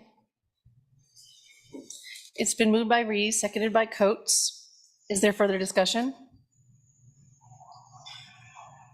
Hearing none. All those in favor say aye. Aye. Aye. All those opposed, nay. All right, motion passes unanimously. Thank you. So we're at agenda item C, and I'm going to turn this over to Lisa. Thank you, Liza Jane. For the record, Lisa Sharp-Lohansen, Executive Director with OWEB. So this is a normal place where there would be a few comments and we would move forward a motion for a new co-chair for the next 2 years. During our meeting with the co-chairs, as we go through the agenda prior to every meeting, we work through things, we have conversations, etc. We started asking ourselves some questions. So why do we do it this way? How do we do it? What's the process, etc. And so through that, it led to several more conversations with a couple of board members. And what I think I've recognized in this, the process that we've used may not align with where we're at today in terms of our values, having an inclusive process that provides opportunities and really looks at where we're at, into the future, we have to remember we have board members on and off with 2 4-year terms, and so there are timing issues as well. So as an alternative to doing a co-chair election now, I would like us to consider moving it to October, giving ourselves some time to think over today and into tomorrow, and thinking about what we would like that process to look like. And we could bring that up in other board business, so then we could do some work and be prepared for a co-chair election in October, where there's been some more inclusivity and just an opportunity to really think through the process that we use here. So I'm throwing that out, and I will let my co-chair take it from there and get feedback on that proposal. Looking for comments, questions, thoughts? Jamie? This is very much in line with Lisa saying, let's look at how we do things and make sure we're constantly leaning forward to process improvement, and so I really appreciate that. I think it's a great suggestion, and it allows us just to have that reflection. So thanks, I really appreciate it. And again, that's in line with what you've been on our committee work and all the others, is saying, hey, let's look at what we do. I think it's a great suggestion. Thanks. Bruce? I would concur with that. However, I'm a little concerned that we would set up some sort of an ad hoc group to look at the process, make recommendations. How are those recommendations going to come to the full board to be discussed and approved, and then immediately launch into a election? You may have too much in this quarter, because if we come back, if a small group or whatever the chairs want to do, you have to figure out a way to get that back to the full board, get approval or some consensus, and then be able to do the election. So you may be looking at 2 cycles or something in the interim. That's interesting, Bruce, because my term is up in January, and so you could implement that process, whatever it is, maybe. Lisa? Your term is up in January of 25. We are in 23. What? That means you have 24. Really? But it's still a January. Her term as co-chair. It's 24. My term on the board is 25. I just want to make sure you're, yes, we're on the terms. Yes, okay, back. So the co-chair then both positions would be open. And this new way of looking at making sure that we're open and transparent and in an improved way of going about this really important part of our process. Good point, but that's a benefit to maybe forming a smaller group to bring this back to the board in October, and then elections could occur for both positions, both co-chairs in January, if you like that idea.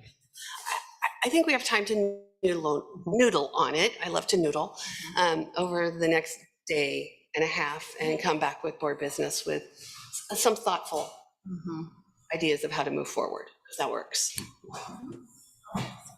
Barbara? I mean, of course, we're just noodling on it, but I do like the stagger idea of the co-chairs instead of having 2 new ones. I do like that idea of it's helpful when you're a new co-chair to have a veteran. Gary? Thank you, Madam Chair. Gary Marsh for the record. Just a comment that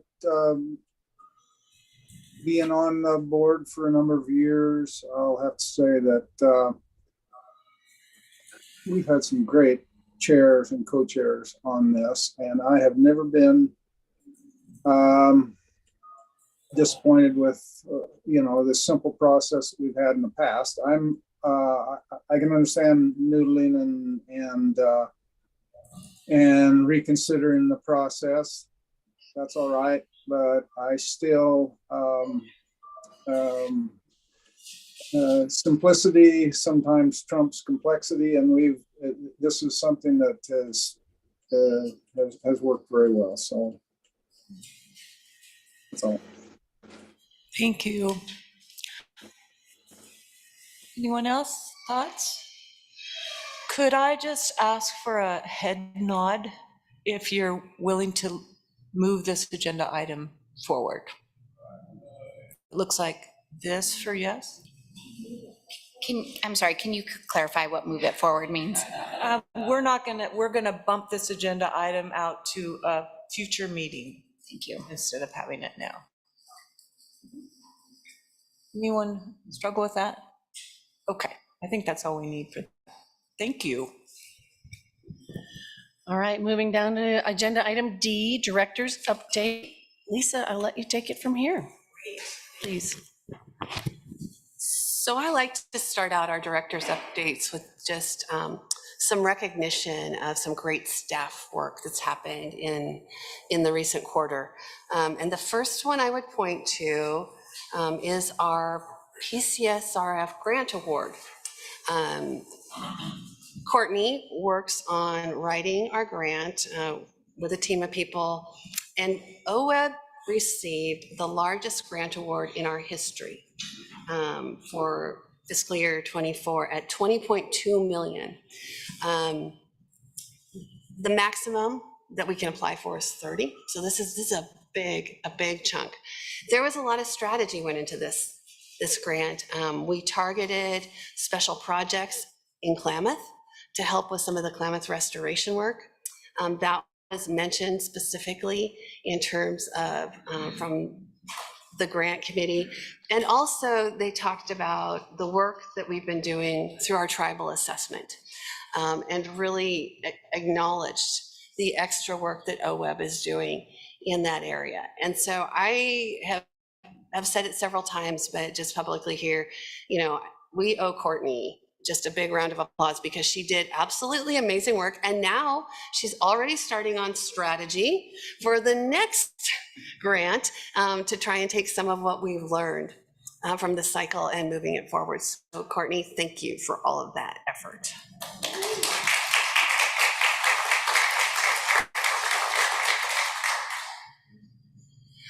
Another big accomplishment in June, and typically our land acquisitions take about 18 months from the time you all approve them to getting them through the process.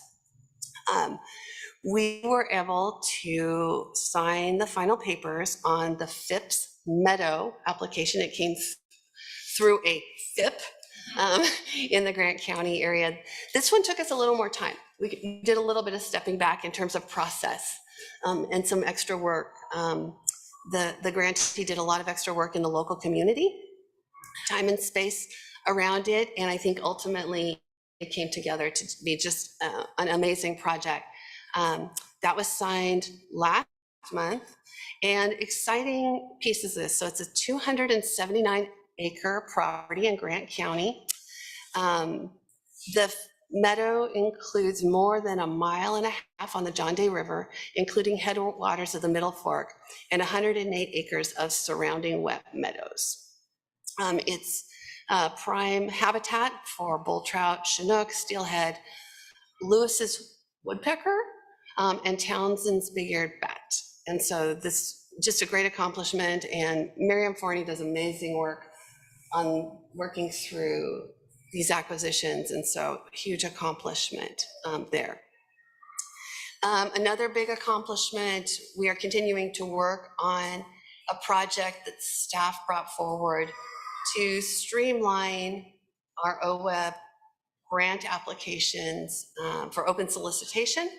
I think we'll see a new grant application for the next round launched January-ish. Our goal is to streamline the application, streamline the questions, and provide an application that maybe there's not quite so much time on the front side, and we can collect some of the other information that we have been collecting in the application on the back side when it's awarded. in hopes of making the process a little less burdensome to the applicants and hopefully more open to new applicants coming in. That has been a big lift. It's been a big lift in terms of the process and looking at what we have collected over time, and it built up over time, right? As things happened and programs changed, questions were added on. And so really drilling down to what we need to know. There's programming changes that have to go with that within the system. And then there's also extensive work that needs to happen in terms of the metrics that we have to collect for the PCSRF grants. They're very reporting heavy. And so thinking through that process has been a big part of it. So I'm excited about this work. I think staff are excited about the work, but it definitely has been a lift. Another piece of work that aligns with our values and the work that we've been doing, you've had several reports over the last year and a half around the tribal assessment that OWEB did. Within the last quarter, staff met with tribal members, and it was a meeting of collaboration and interest in terms of where are the challenges for tribal members in terms of working through OWEB's granting process, working with OWEB. What do people understand? What don't they understand? Is it a matter of understanding? Is it a matter of process change? And so that there was a meeting held in April, it was mid-April, and that work will continue, but I think it was a great opportunity for dialogue. And I think we can take a lot of what we've learned from the tribal assessment and translate it over to new partners as well. And you received an additional report. This has been a report-heavy couple of weeks for you all, coming out of our office, the Eco Northwest report, the final summary. There are many similarities and that are identified between the tribal assessment, the Eco Northwest report. And then I think you'll hear some of that in the capacity conversation and that we'll talk about later in this meeting with the work that was done by OSU and others.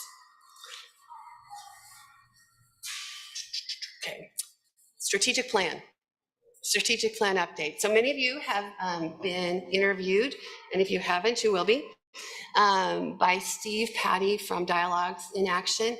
He worked with the board in 2018 when the current strategic plan was developed. We've brought him back on as a contractor to help us through the strategic planning process again. You may remember that when Governor Kotek came in, she had, I think it's 11 priorities that directors agreed to working through.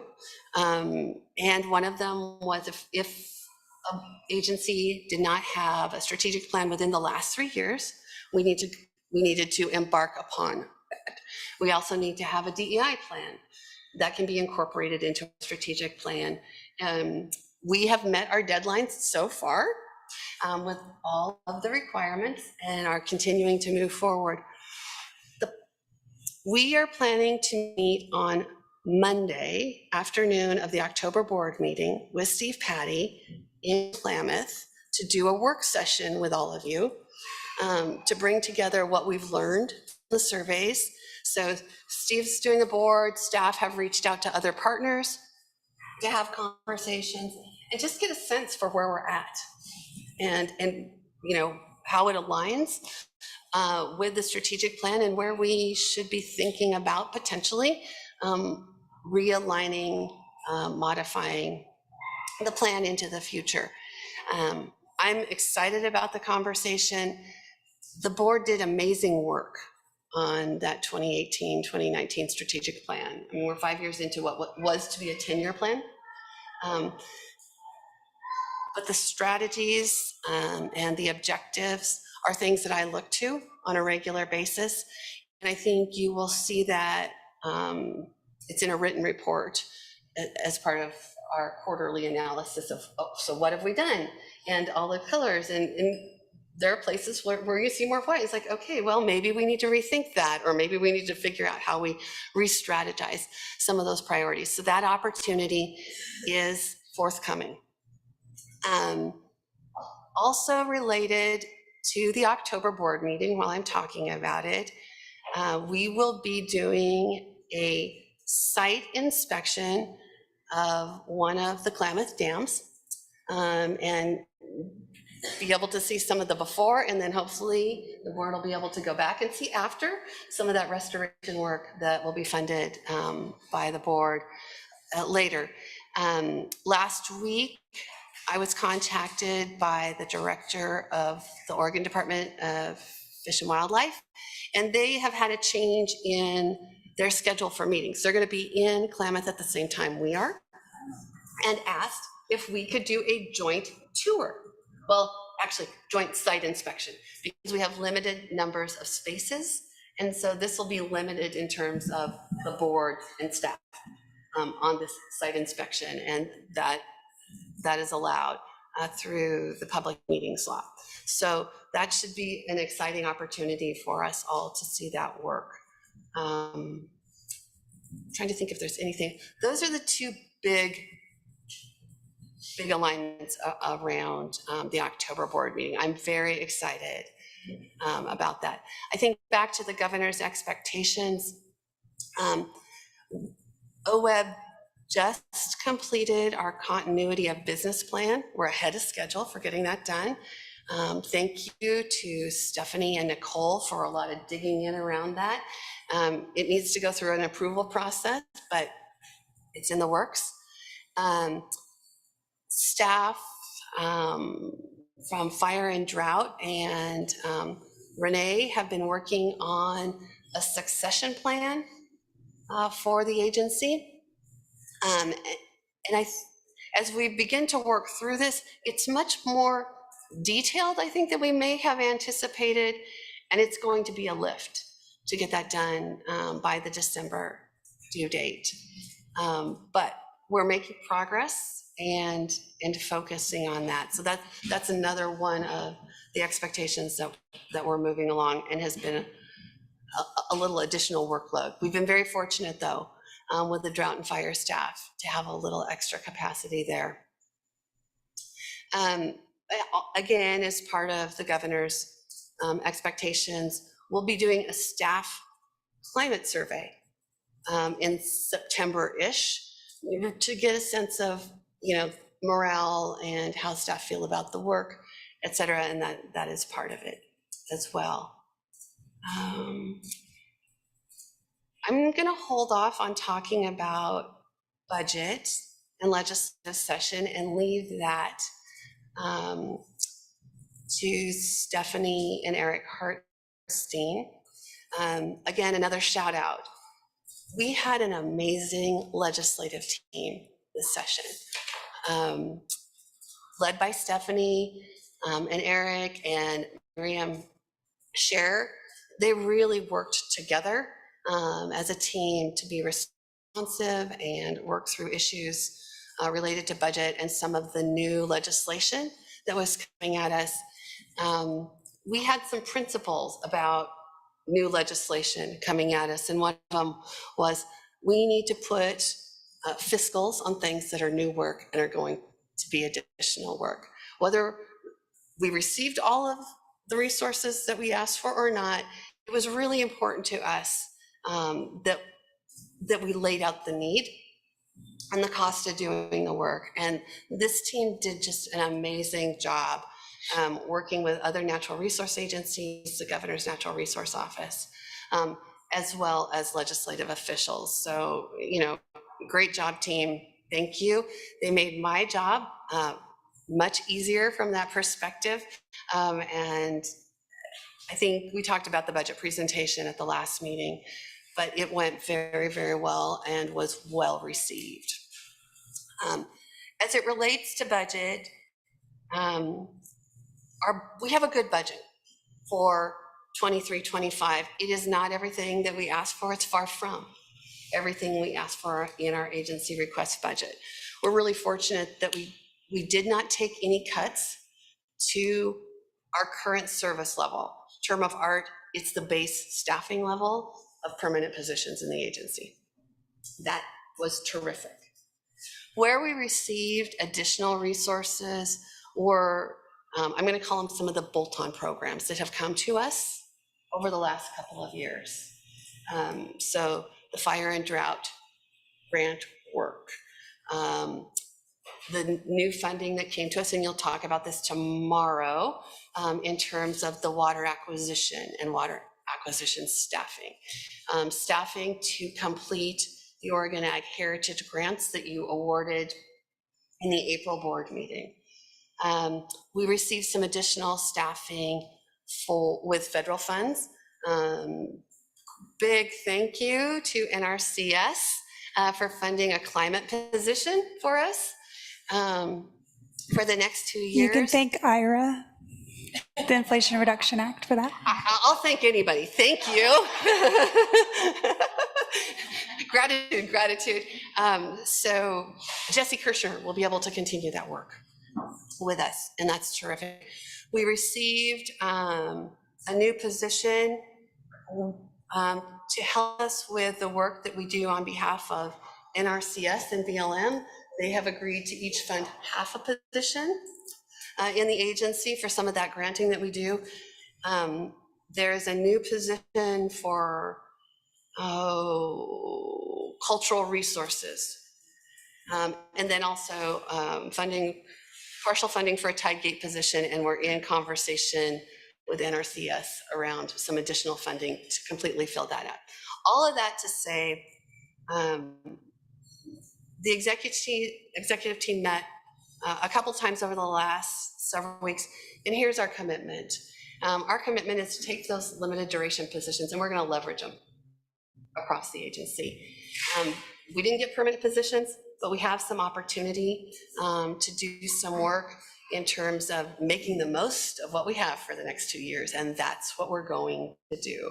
And I don't want to go into a lot more detail than that because I haven't had a chance to have the conversation with the full staff. That'll happen next Wednesday.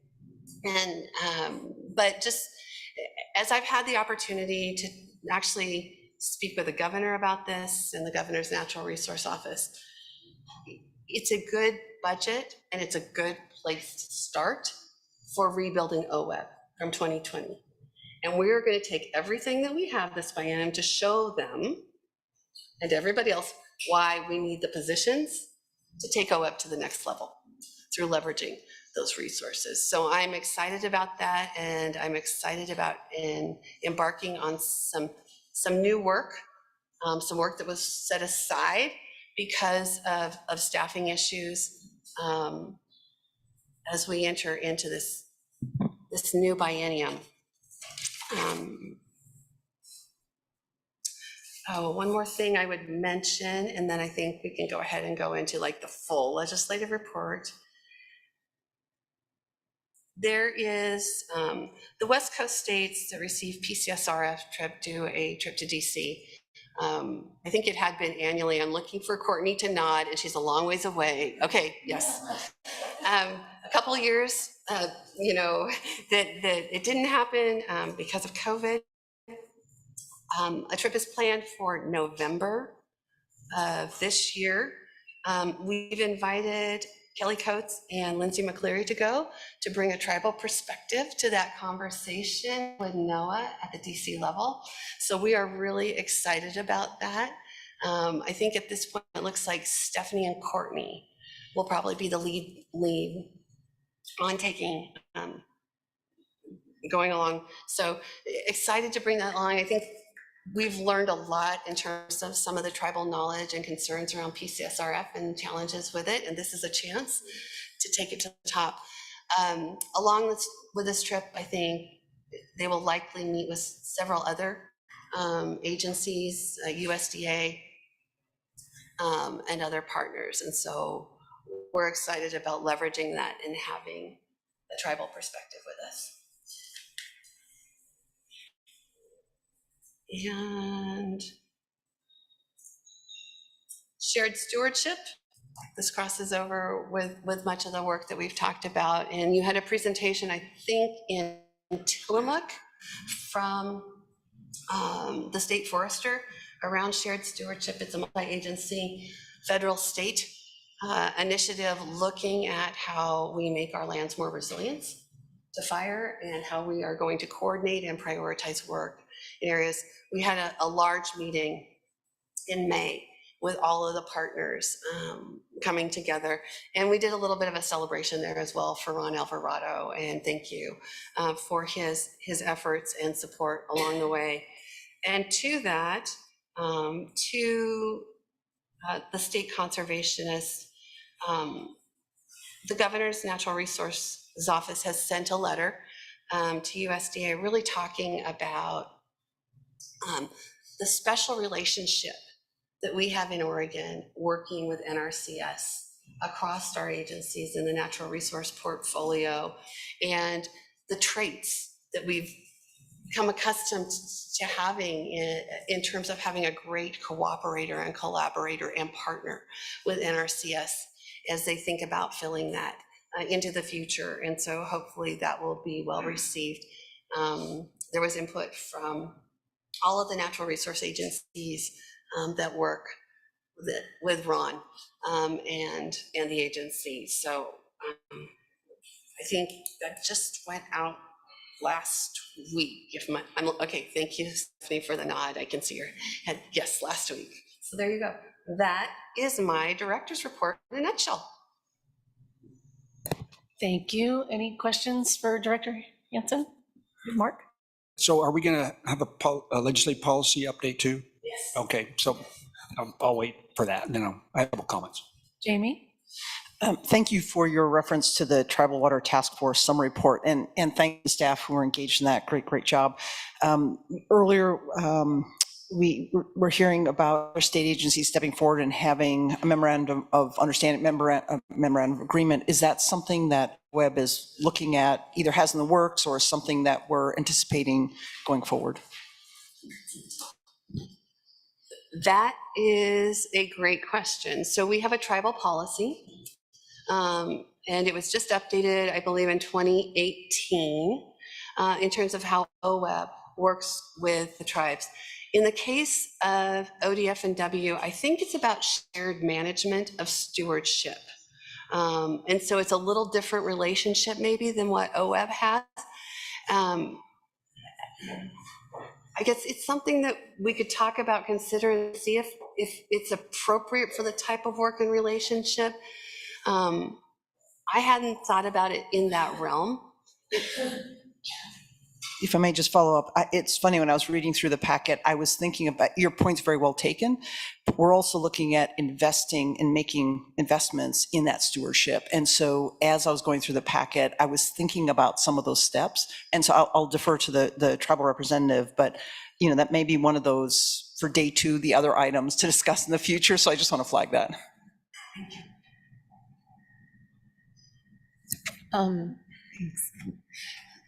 Thanks for bringing that up, Jamie. Yeah, the MOAs with ODFW are pretty unique to each tribe, and it is about stewardship and co-management of the resources. I think it's a good idea to put this as other business and talk about just ways that we continue to work with tribes and OWEB's relationship with tribes.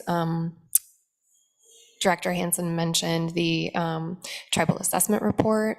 In the DEI committee meeting yesterday, we talked about what our tribal policy is for working with tribes.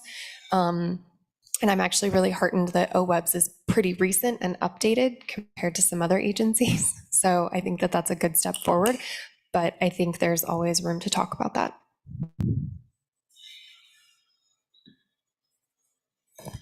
All right, any other questions for Director Hansen? All right, so Stephanie and Eric, please.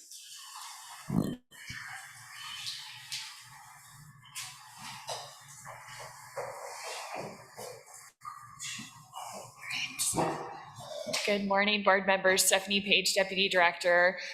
While Eric pulls up the slides, I'll just share a few reflections and framing thoughts around the budgeting process and the budget that we ultimately received this year at the end of the legislative session. I think one just observation and reflection is that even though OWEB is so well respected and looked to as a grant administrator, one thing that we've realized over the last couple of years is that policymakers don't necessarily understand what that means. What does that grant administration workload look like? All the way from receiving and standing up a program to administering the grants.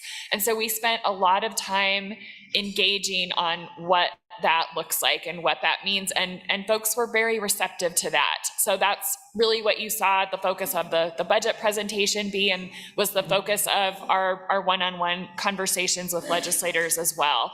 And one key element of that is that we operate predominantly on a reimbursement basis. That was very important part of a lot of the discussions, especially around some of our general funded programs.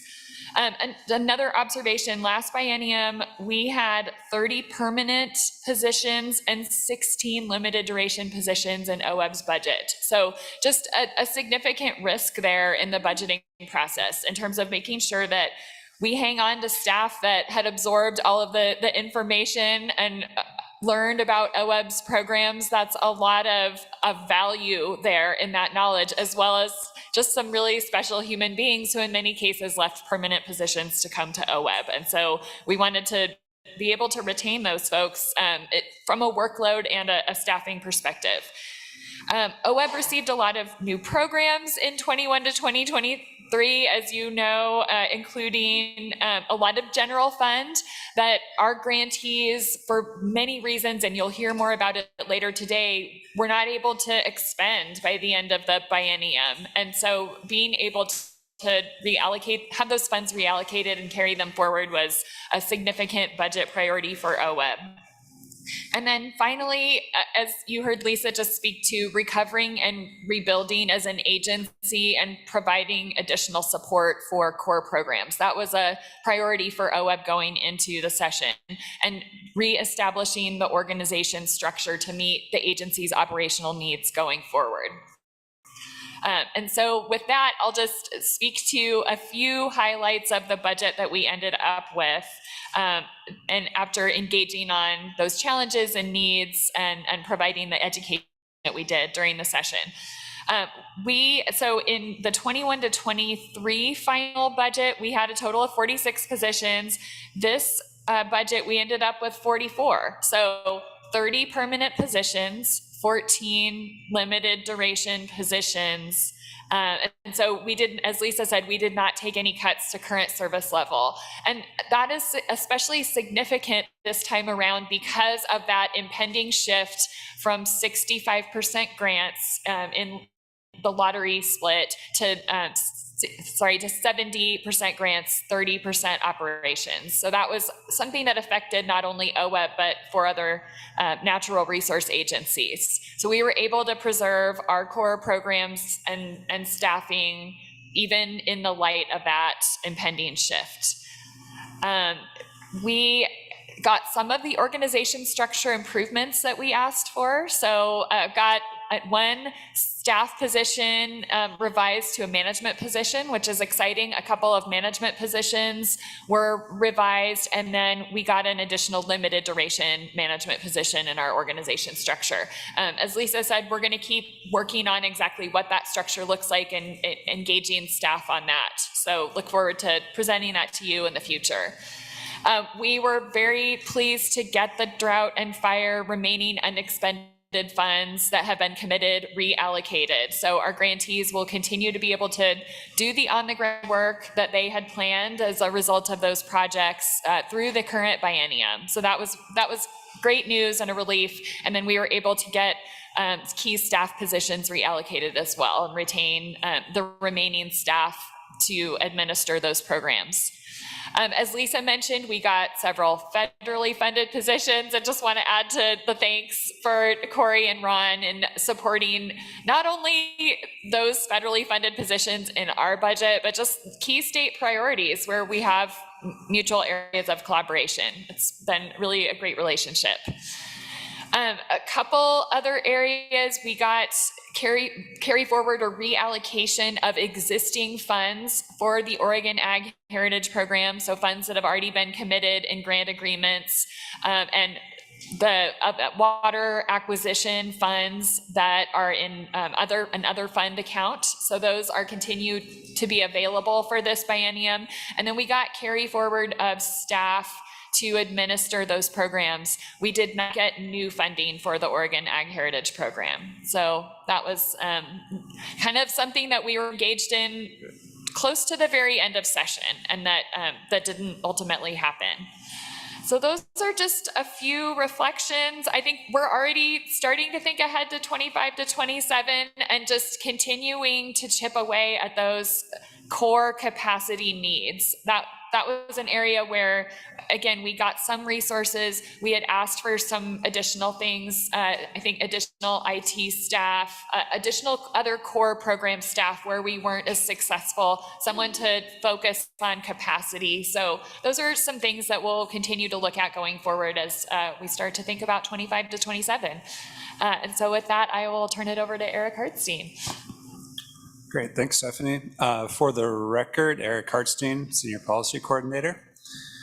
So in addition to the agency budget, OWEB was involved in a couple of the end of session bills that passed out of the legislature last month. The first that we'd like to discuss is House Bill 2010, which also included some funding through House Bill 5030, which is the omnibus water package. So included in this is a community drinking water and drinking water enhancement and protection grant program for OWEB to administer. Sometimes you might hear us refer to this as a source drinking water protection grant program. So it's a $5 million program, which is supported by $1 million of general fund and $4 million of lottery bonds. So the grants are, excuse me, intended to acquire lands or enter into covenants or easements on the land where the protection, restoration, or enhancement of the land will benefit source drinking water protection. Repayment of loans used to finance acquisition or easement projects would also be eligible, according to this bill. So the program will require OWEB to engage in some rulemaking to help develop things like eligibility, application requirements, evaluation criteria, et cetera. And we will be asking the board for permission to initiate rulemaking on that tomorrow as a part of agenda item O. The bill also includes funding for a position to administer this grant program. And we intend to recruit for that position, hopefully pretty soon. In addition, in House Bill 2010, there is a mention of OWEB working much more closely. Meg mentioned the integrated water resources strategy.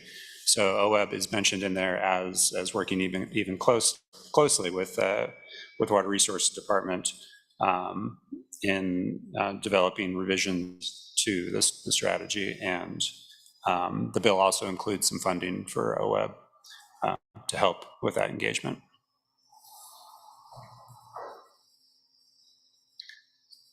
So the other omnibus bill that passed out of the legislature is House Bill 3409, which is the climate package. And among a host of other items listed in the bill is a name change to the Oregon Global Warming Commission to the Oregon Climate Action Commission, and also adds a number of agency directors to the commission, including OWEB, as non-voting members. So also included in the bill is $10 million of general funds for a natural and working lands fund. And the funding would be used to support programs for incentives and technical assistance for climate solutions on natural and working lands. And OWEB is tasked as a fiscal agent for this funding, and at the direction of the commission, we'd be transferring funding to programs that support natural climate solutions at ODA, ODFW, and ODF, as well as a program at OWEB. So also, this bill includes funding for a position to support administration of this fund.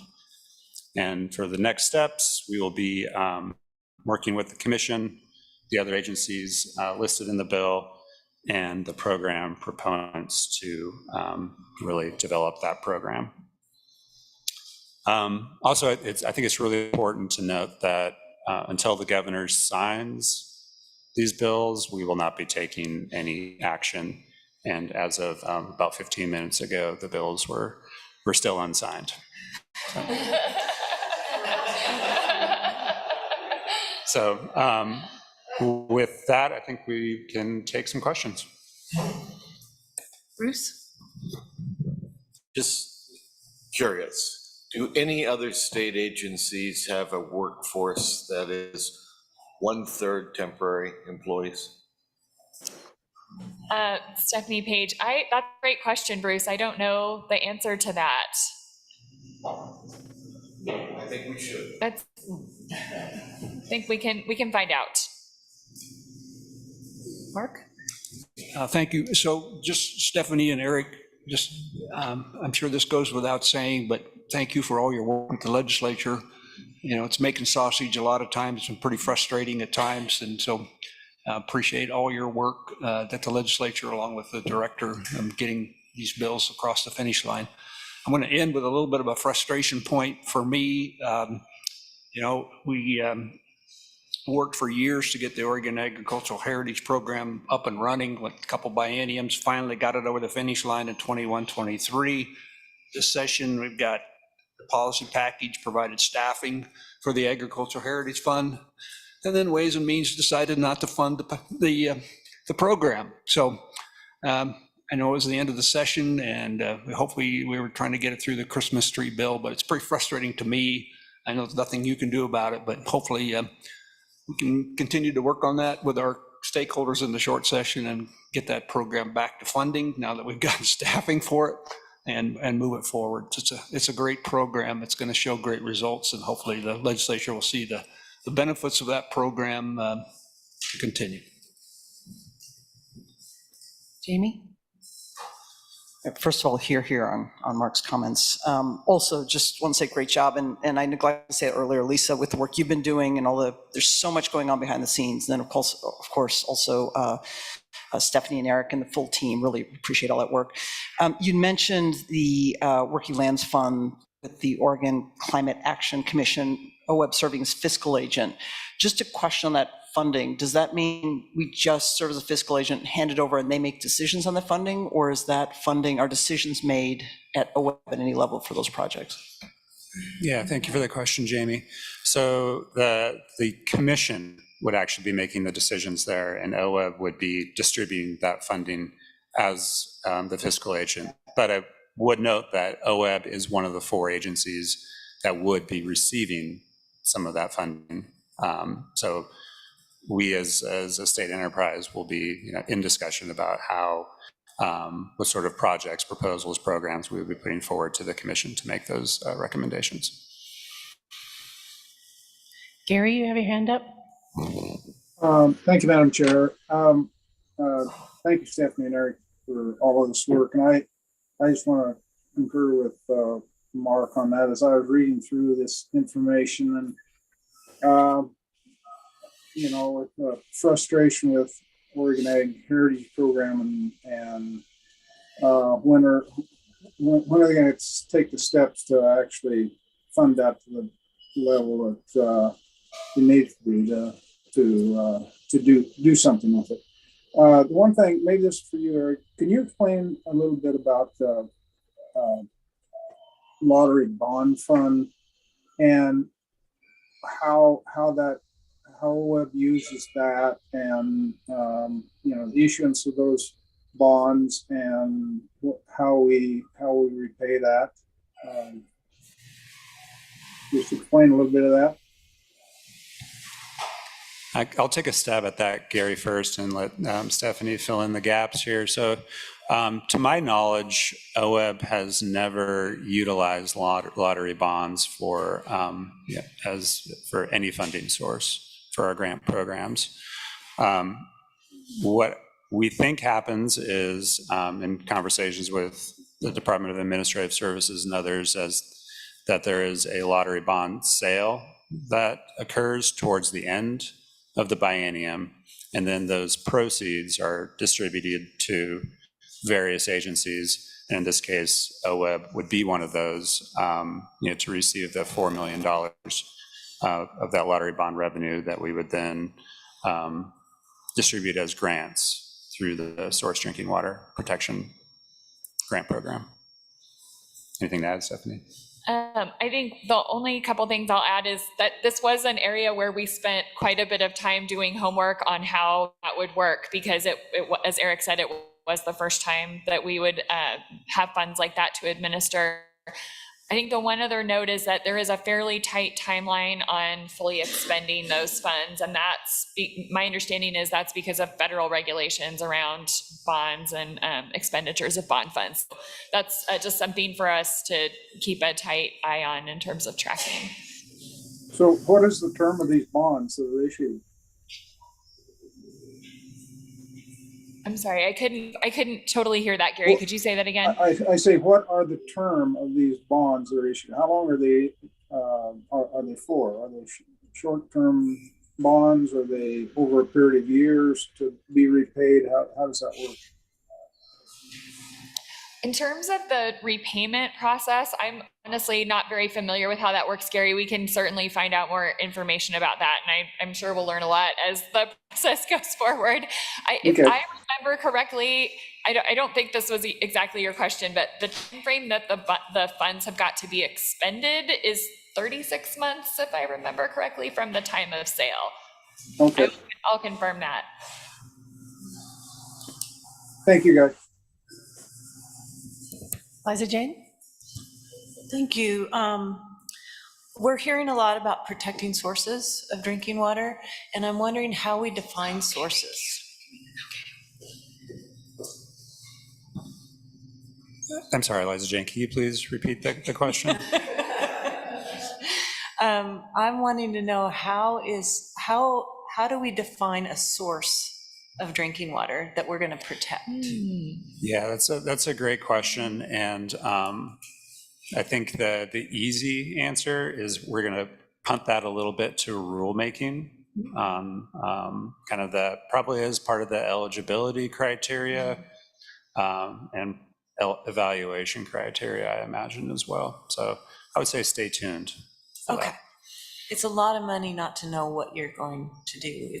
But I know that's how things work. Also on House Bill 3409, that money, there's for incentives and technical support, that goes to agencies, correct? And then does it go to the ground? Then they put it to the ground, or they put it in where they want? How does that get to people or to the land? Yeah, I mean, I could talk about OWEB, of course, and the idea is that it would go to the ground to provide those benefits to natural and working lands and provide that technical assistance. So through us, it would be grants to entities that are then working with landowners to implement those practices. A lot of the details will still need to be worked out, though. Thank you. Dan? Just a comment on Liza Jane's comment about source waters. And I assume you guys are going to work pretty closely with ODEQ, and EPA has worked closely with ODEQ on source water protection. And there are many, I don't know if all source waters have assessments from ODEQ, but they have done assessments of many drinking watersheds. So source water, I think, is basically drinking water source. And so there's a lot of synergy between this new program and some ongoing work that EPA funds and that Oregon DEQ funds as well. Yeah. Yeah.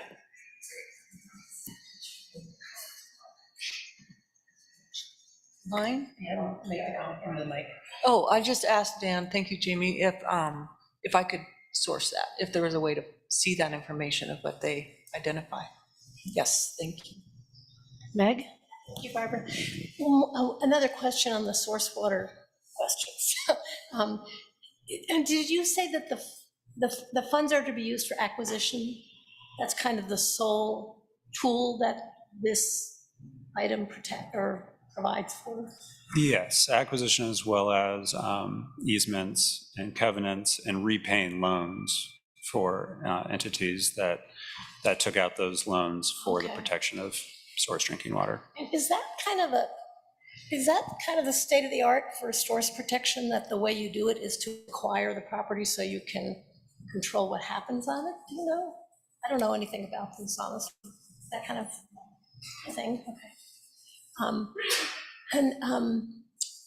had another question about that source. Oh, and also, I guess Dan points out, we heard, was it just EQC or EPA, Dan, that you mentioned source water protection, or was there another federal, maybe Forest Service? I thought I heard another federal person talking about source water protection today, but I could be making that up. In any case, whether there be kind of coordination among the agencies that are doing the work. Yeah, I would say absolutely coordination with the state and federal agencies as this program is developed. Cool, thank you. Any other questions?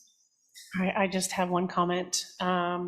As the OWEB non-voting member of the Oregon Ag Heritage Commission, I too want to voice my disappointment in it not being funded, but I do find encouragement that they have continuing funding for staff.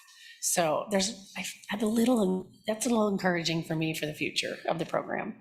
I do have a question about the commission. Does it get dismantled at this time? Does it stay intact? Does anybody know? Eric Williams?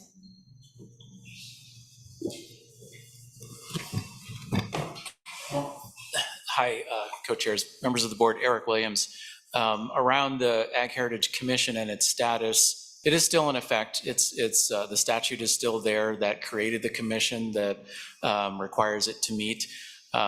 We have some business that was started in the last biennium that we're still working on. One of those is a study by Highland Economics about valuation of ag practices. We've been talking about that with the climate bill, and that being the primary focus of OWEB's work in that bill. So there's work to do to finalize that. Beyond that, we have to wait and see, how the Climate Action Commission decides they want the funds to be spent, including the OWEB funds. Certainly the Ag Heritage Program is already established, has rules in place to put practices on the ground. So that's one alternative for that. So at this point in time, I don't think there's a reason to disband the commission. I think we need to wait and see. And then also, I know that the advocates have been talking about a short session request for that.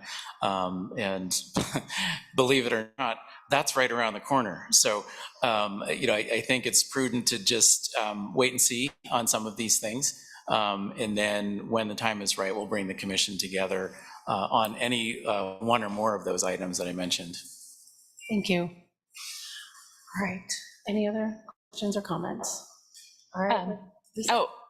Sorry, go ahead, Lisa. I was just gonna mention one more thing about the 3409, and that is that engagement to start with is going to be a really important focus and engagement not only with the other agencies involved, but with the proponents of the legislation and other partners, what expectations and preferences are regarding how that is implemented.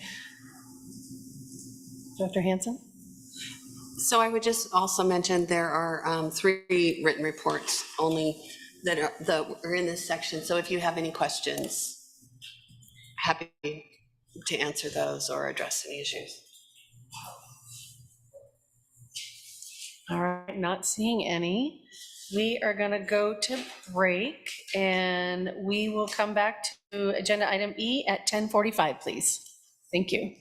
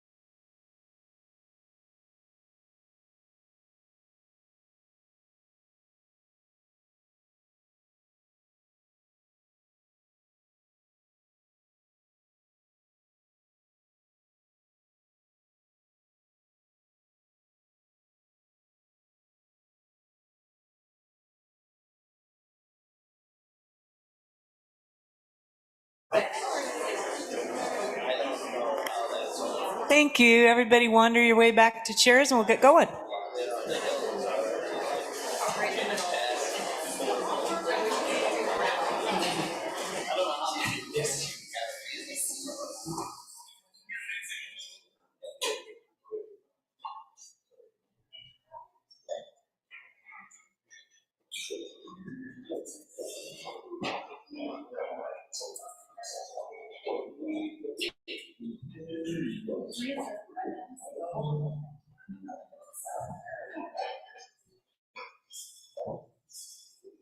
Okay, now this time in our agenda, we get to hear about all the good work being done by our committees. We'll start with the DEI committee, please.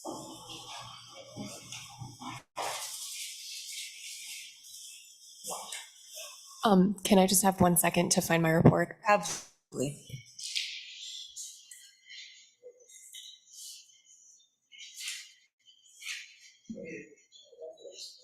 Got it. I found it.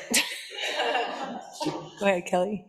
Sorry, I had to switch to decaf and it just makes mornings so much harder.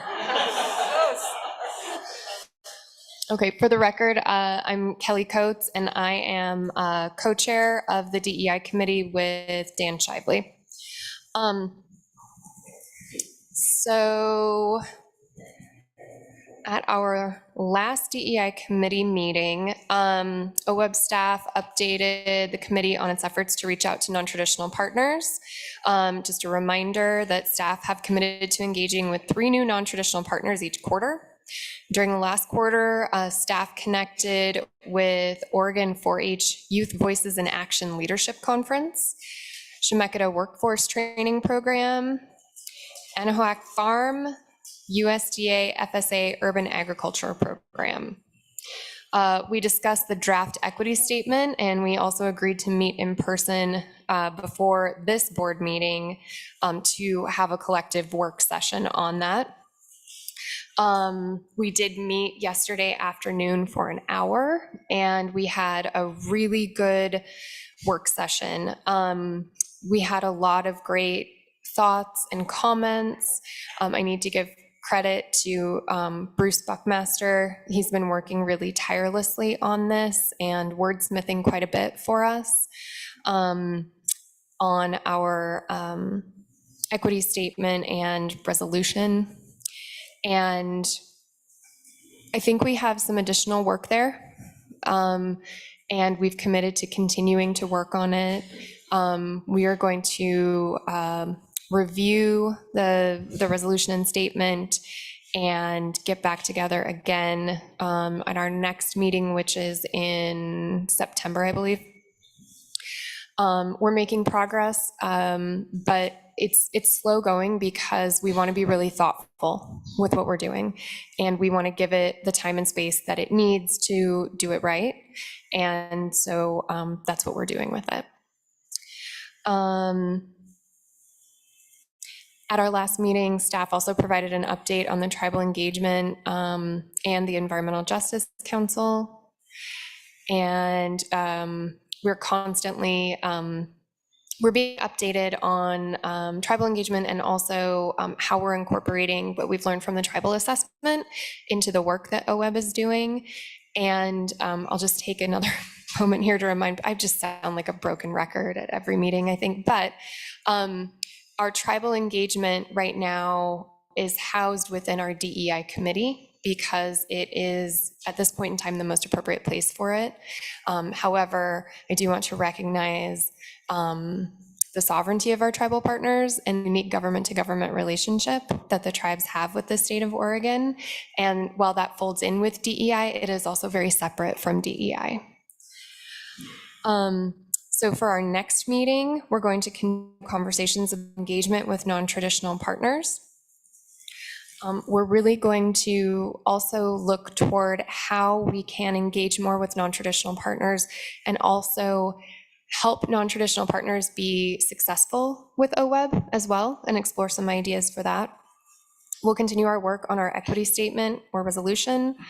We'll get an update on the Environmental Justice Council, continue the tribal engagement discussion, and then we'll review the draft of the DEI action plan. And with that, I'll take any questions. I don't see any, Kelly, but, oh, Stephen, yes, please. Yeah, in your discussions, are you thinking about sort of the urban-rural connections as one way to expand in that area? Yeah, great question. Yeah, we're kind of looking at all the connections, the urban, rural connection, and just how we can help non-traditional partners maybe partner up with some of our traditional partners that have been successful, and work together moving forward. So we talked a lot in our meeting yesterday about partnerships and how much those really matter with OWEB. So that is something that we're definitely looking at. Thank you, Stephen, for that question. I think I see urban, rural, how do we communicate efforts? And so often, at least when I'm involved, it's how can urban people understand rural culture better? But I think what's missing there often is how do rural people understand the urban culture so that, it's a coming together. So I hope that's happening. I had something else. Does anybody have something else while I think of what it was I was going to say? I know, it came back. Yay. Kelly, I appreciate that you remind us about government to government. It's not it's a reality. Yeah. And I wonder if there might be a time that you could help the board fully understand what that means. Because other than hearing it, I don't really know exactly what that means. And I think we could do better if we knew. So. Thanks, Liza Jane. I appreciate that. And I have a whole presentation about what that is. And I would be happy to talk more with the board about that, and kind of go through some things at a certain point. Good, thank you. Anybody else for this? Okay, let's hear from our Water and Climate Committee, please. Thank you. And just flagging that for other at the end of the agenda of opportunities for future meetings. So the Water and Climate Committee, both I and Bruce co-chair it, and Jesse and Eric H. are rock star staff who staff it. Recently, we've had discussions on voluntary carbon markets. That there's a summary in the meeting packet, but I just want to remind the public that our committees are an opportunity to discuss OWEB-related topics in greater depth before bringing to the full board, and we really invite public input and comments. So going forward, as part of the discussions we're having, we're going to be exploring potential metrics to target our goals and also to measure success, so that public input be really welcome.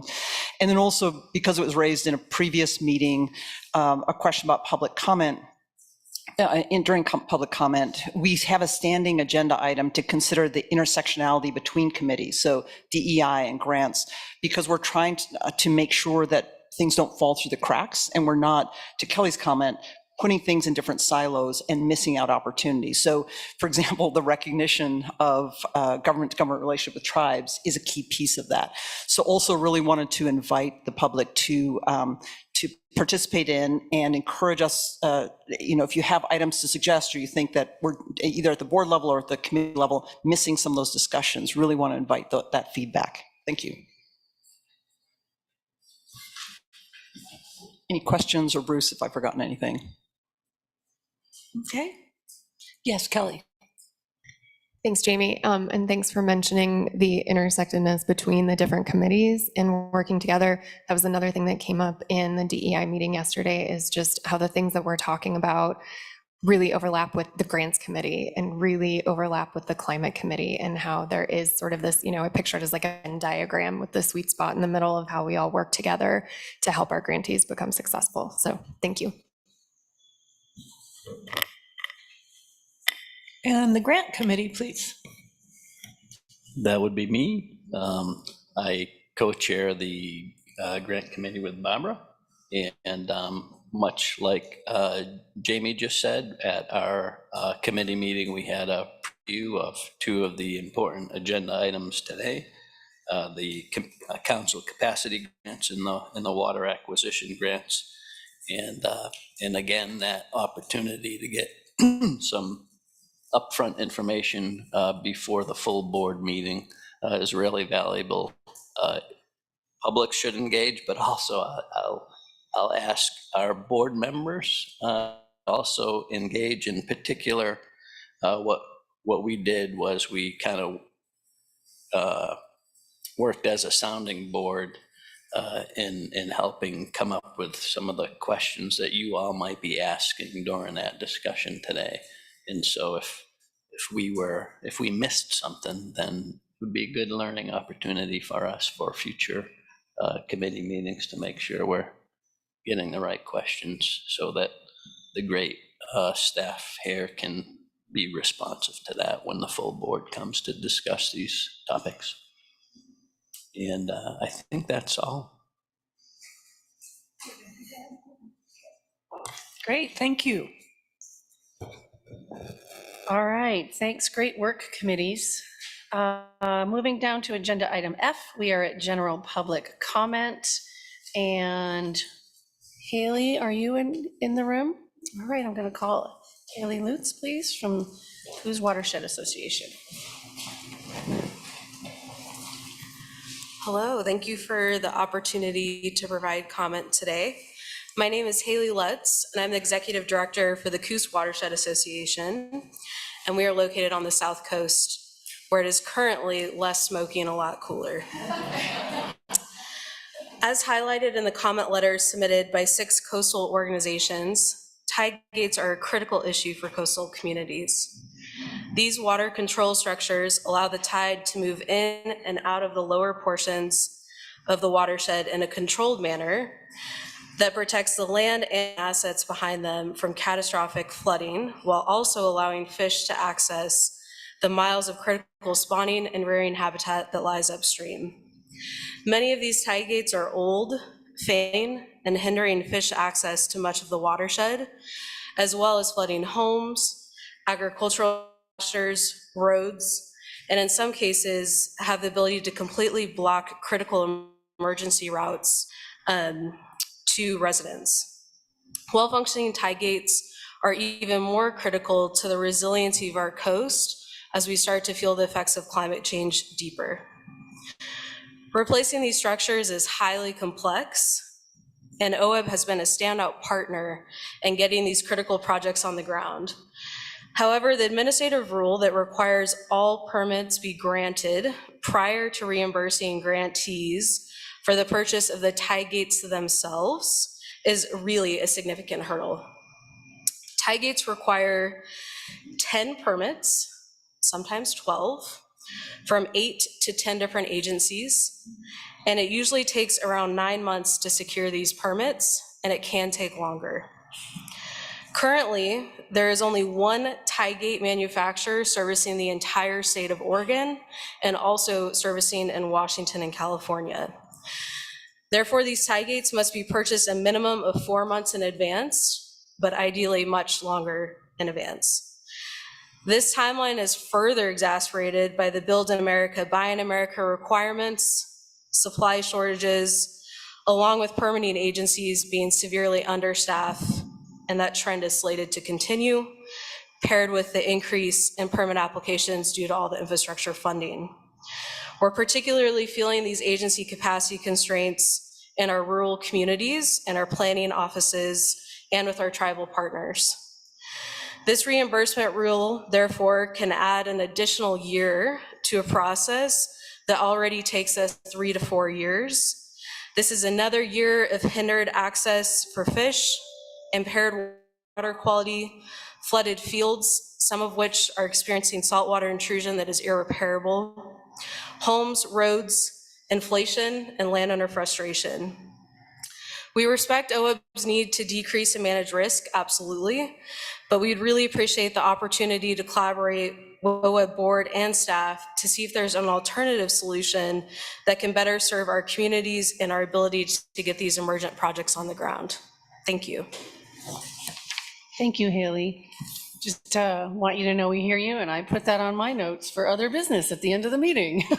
So thank you. So just a comment.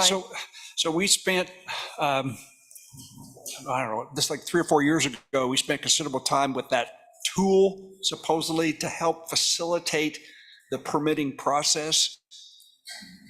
Is that frustration level you're experiencing, is that tool working, or do we still need some more work on it? Yeah, I mean, I would say that that's something that we're really grateful to OWEB for facilitating. The regulatory agencies had not prior talked with each other much about tide gates, and they're really complex to permit because you're looking at velocity and all kinds of other issues. It's not as clear cut. And there's been significant streamlining, I think, in that.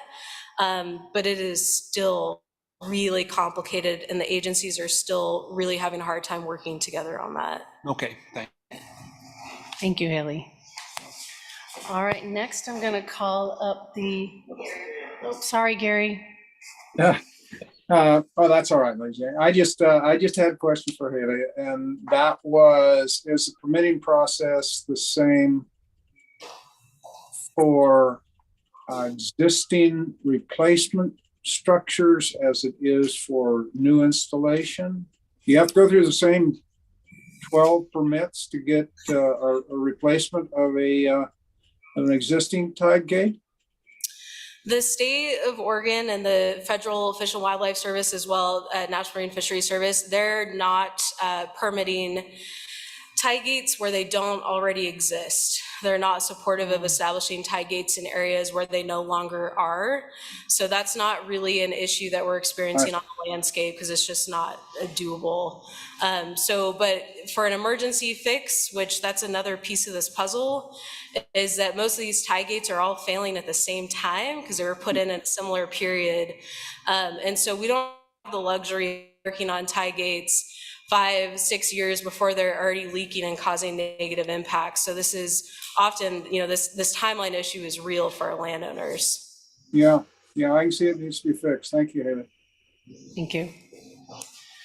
All right, next I'm going to be calling up the partnership. Kelly Beamer, Vanessa Green, and Andrea Kreiner, please.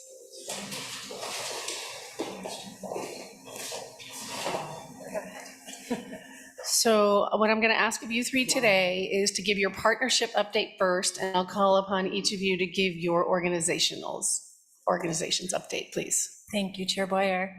Well, good morning. For the record, my name is Kelly Beamer. I run the Coalition of Oregon Land Trusts, and I just wanted to introduce the Oregon Conservation Partnership. You see our faces quite often at all of your meetings, but just a reminder, together our three organizations and also Ocean, which is not here today, support a network of community-based organizations that are implementing Measure 76, working across private lands to promote voluntary conservation. So together we support watershed councils, land trusts, and soil and water conservation districts that frankly do our best work when we work together. You all went to see Shoes Canyon yesterday. That was an incredible partnership made possible because you had a land trust working with landowners to protect the underlying landscapes so the watershed council could come in with their expertise. And because that land is protected forever, that investment will endure over time. So it's just a great privilege for us to do this work. We coordinate among our members and support through technical assistance. We were our eyes and ears of our members during the legislative session, many of the programs that you talked about this morning. So thank you for your support, and thank you for your support in the next biennium budget for supporting the Oregon Conservation Partnership. I just want to talk, one of the deliverables is raising the visibility of our work through stories and projects. And thank you, Bruce, for mentioning. We just produced our annual State of the Lands report, which is our pause. Let's take a moment to recognize what we've accomplished. Land Trust completed 27 projects last year. This is incredible, ranging from the protection of Paulina Creek Reserve, which is just over in La Pine, 1,000 acres, which you could imagine as a green ribbon in the desert, essential for climate resilience. So we celebrate the downlisting also of this little friend, the Fender's blue butterfly, the size of my pinky, but we do need to pause and while so many species are being listed, we are doing good work together, and it would not happen without the Oregon Watershed Enhancement Board investing in all of our organizations. So I'm going to pass these around so you can read them, and if I'm short a few, let me know, we'll send them out. And with that, I'm going to pass it to my colleague, Andrea. Sure. And hi, for the first time, Andrea Kreiner. I am the new Executive Director of the Oregon Association of Conservation Districts, and I've now been on for almost 3 months. So the fire hose is finally reduced in its pressure of how fast it's shooting information out at me. But as far as the partnership is concerned, one of those big fire hose things was, oh, by the way, you guys are the next managers of the partnership grant. So we are busy working as a partnership, as a team, to develop our next grant application, and which will be ready to submit early this year, which is very exciting. And one thing I wanted to thank you all for, and you'll be discussing in your spending plan, should you approve it, is the grant getter position that we'll be putting in the new grant. Actually, I think we might call it a grant finder, to help all of our members access the unprecedented amount of federal dollars that are now available. They don't have the time, the energy, or the resources to seek these opportunities out themselves, but through your funding, we're going to be able to help them identify and hopefully teach them how to best apply. So thank you. Thank you. For the record, Vanessa Green from Network of Oregon Watershed Councils. As you know, we've said many times that we have just a range of resources and services that we offer to the land trusts and watershed councils and conservation districts. And one of the projects that we have that's funded under our grant is that we each host community and legislative tours that showcase restoration work happening to key community leaders and to legislators. And so I just want to talk for a second about the ones that NAUSI has planned under the ORCP umbrella. And I know that Kelly and Andrea will probably want to mention the ones they're planning as well. September 8th, these tours are open, by the way, to OWEB board members. So put a pin in your calendar. The Kanakam Watershed Council will host a tour of a culvert replacement they did. It's a very easy day trip if you're in the Portland area, and it's right in town, so it's very accessible. And the reason it's noteworthy is because they pulled together a huge range of stakeholders to put together this project, which is small but ecologically necessary and mighty. And that includes the city and ODOT and ODFW and the Chinook tribe, and it's going to be great. So join us then. September 15th is going to be Lake County Umbrella Watershed Council, and we will be visiting the Wildfire Resiliency Project. Also a large number of partners, large scale, landscape scale, long-term project focused on wildfire resiliency. All right, now I'm going to have you each, thank you for that update. I'm going to have you each give an update on your organizations. Kelly? Great. Putting on the Colt hat here, which also happens to be in strong partnership with my colleagues. I'm going to just focus on the Oregon Ag Heritage Program. That was a top legislative priority for our community. It's an essential statewide investment to leverage NRCS's ASAP AIL program. The one tranche of funding had in the state doubled the amount or tripled that we were able to get from the federal program to protect our farm and ranch lands, to prevent them from fragmentation and conversion. We built voices from all over the state to come out and support it. We have an amazing portfolio of investments that you all have improved already through the last grant cycle. We're not giving up. We have a strong coalition. Colt retains a lobbyist through our membership dues, and our lobbyists will stay at this in the short session. These grants that were granted out this year were from the other short session. So I just wanted to say I heard a lot of passion on your behalfs. We're going to continue our outreach and education and want to keep you by our side to remind leaders around the state how important this program is. So while I'm on the topic of legislative programs, I want to thank you and the OWEB staff for bringing on the water protection program, we're also working with communities around the state to help protect source water. And acquisition is a key strategy in that, helping local communities buy and manage their watersheds for source water protection so they don't have to deal with a lot of the treatment problems that happen when the land isn't managed for source water. So we're really grateful that that came online and will prove already to meet the demand we're seeing in the state. So I'll just pass it on to you, Andrea. So putting on my OACD hat, and it's really hard to talk about the stuff I'm doing with OACD without referring back to partnership and partnership funded activities. But as part of what I'm doing in coming in is I'm learning and developing what, given my skill set, what the future direction for OACD is going to be. And so part of my doing that is I've been talking with district managers. My next phase after the district managers, I'll be calling all the board chairs. So heads up, Barbara. And I've actually spoken to 33 of our district managers in the last month and a half. And one of the things I've been really impressed with them is by their creativity and the energy that they've shown in leveraging their capacity dollars for other dollars. I mean, they are so creative and for, the most part, incredibly successful at doing that. So it's not just base capacity that you're providing, it's the ability for enhanced capacity. But also in talking with them, I'm talking about their challenges and how OECD can support what I'm terming as our happy and healthy districts, right? That's my goal. My members are the districts and I want happy and healthy members. And so one of the things we're working on is planning roundtables and networking opportunities. We have a lot of new district managers who can learn from old district managers or experienced district managers, let's put it that way.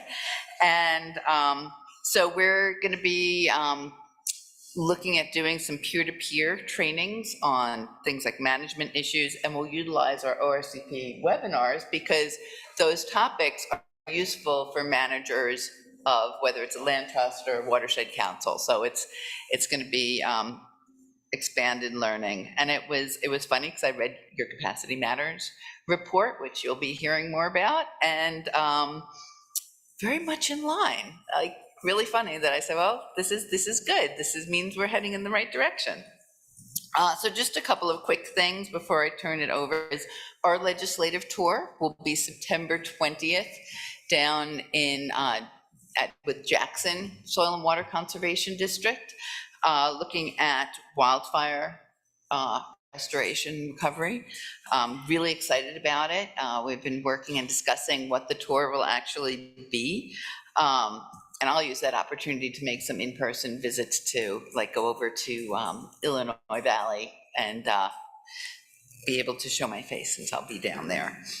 And our annual conference is October 16th to 18th. I'm really excited over at Eagle Crest in Redmond, and I went over yesterday to go check out the size of rooms so that I know what we have going on.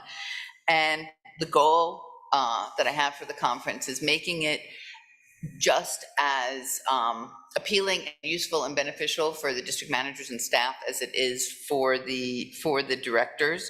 So we're going to have sessions on, legislative. We'll be having a workshop on carbon sequestration, which is actually one of the projects from our current ORCP grant, and on TMDLs and having some roundtables and good sharing time. And of course, we'll have the Soil and Water Conservation Commission meeting on the last day of our conference. So a lot of interactions and sharing. Vanessa Green from NAUSI. Wearing my NAUSI hat, first and foremost, I would like to express my gratitude to you, the OWEB board. At our last quarterly meeting, we spent a lot of time and energy making the case to you about the importance of supporting capacity for watershed councils. And you heard from a range of my colleagues, and you also heard from the OWEB staff regional program representatives.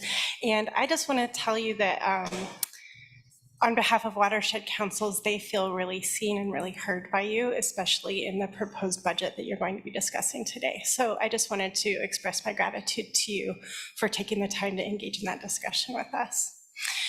Secondly, I want to let you know that we are hosting a management camp that has been on pause for NALCE since 2019. So here we are, post-pandemic, coming back, baby. And we are also doing it October 16th through the 18th. Don't view that as a conflict of time and interest. It is a breakout session. So we're going to be at the H.C. Andrews Experimental Forest Station, east of Eugene. So agenda TBD, and that's the plan. I also want to let you know that we have just met last week with the NALCE board, and we just approved our next strategic plan for the next 3 years. So we have some revisions to make, and that will go live on our website soon. All right, go ahead, Jamie. Well, thank you all for the incredible work you do. It's really, it's so central to OWEB's mission, and always appreciate your gratitude to OWEB. Andrea, I really appreciate you talking both about some of the challenges your organization's facing, and you've mentioned the investment that OWEB's looking at making specifically in our soil and water conservation districts. And I'm really excited to have that conversation later in the meeting. But I also, while your gratitude is appreciated, I also want to ask you about some of your challenges. And Andrea, you spoke directly to them. I don't know if Kelly or Vanessa, if you want to talk a little bit about, there are limitations to what we can fund, but at the same time, we're constantly thinking about how we can help and support our partnerships. And, Andrea, you made such a strong point about capacity matters and healthy and happy districts. Are there other opportunities that we should be thinking about for the future that you can share with us? So the big issues that come out when I ask them about their challenges is having the word capacity, having the capacity to meet the demand for their services, right? Or having the ability to attract staff. I mean, part of the issue, and here this can go to the amount of the capacity grant, is a lot of the districts are in areas where it's really expensive to live, or it's hard to live. Like if you can't go with your family, you're not going to make it there for very long. I've heard that from several of the managers. And so just the ability to have competitive salaries, and to be able to fund the staff in order to do the projects. As they say, they're able to get the grant money in, right? They're leveraging their capacity grant to get the grant money in, but they are having difficulty keeping the staff or hiring the staff to actually do the work. Yeah. This isn't on the capacity side, it's on the project side. When I think about the next 10 years of land conservation, I really think about the role of people on land. And as Lisa and I have talked a lot about, I don't think that we're looking at a future where you're protecting land over here and people over here. We have to find ways where our first foods gathering can happen, where our communities, families have safe places to gather. And I believe we can do that while protecting our fish and wildlife habitat that Measure 76 demands us to, and mandates really. But I think it's a conversation about people on the land. I think it's a conversation about healthy relationships on the land. And I think that's something that our land trusts are really leaning into. And I would hope to do that alongside with the OWEB team. I would answer your question, thank you very much, Jamie, for NALCE, we have an extraordinary pressure point in terms of our own capacity. The NALCE budget only has enough money to fund my position at 0.6 FTE, that's 26 hours a week, to provide all of our resources and services and to keep us operating at best practices as a nonprofit organization. And our budget comes largely from the ORCP grant, which was excluded, by the way, from the capacity increase discussion that was included in this budget. So we have a very static level budget, and it's difficult as a member-facing nonprofit to identify public or other capacity grant opportunities to increase our capacity. So we remain at kind of a starvation level budget unless we significantly increase our membership dues among our watershed councils. And although they just received their capacity increase, as you heard, they really feel like they need that also for their own operational capacity. So I would highlight that as a tremendous pressure point for NELC. All right, thank you very much. Great updates. Thank you. Thank you. All right, Liza Jane, I'll pass it to you. Oh, wait, sorry, quickly, sorry. Oh. I did it to you again, Eric. I did it last meeting too. I did want to acknowledge our written public comment. I apologize. Beerley and Associates. So Haley, the written comment, was that the same organization that you're with? Yes, it was as long with that 5 other workers. Right. That's an impressive list on that letterhead. Thank you. And then Craig Patterson did a written comment, and Gary Young. Just wanted to acknowledge and say thank you for your contributions to our meeting today. Okay, I'd also like to say, in my memory, we're getting a lot from the past. Our public comment is gaining, and I think that's a positive. I'm proud of us. I don't know how it happened, but I'm glad it's happening, and I hope it continues to build. The next agenda item will be our spending plan, and this is an action item presented by Lisa and Eric. I'd like to say, in reading through this section in our board packet, which I'm sure you all have done, I was so impressed by how much I learned.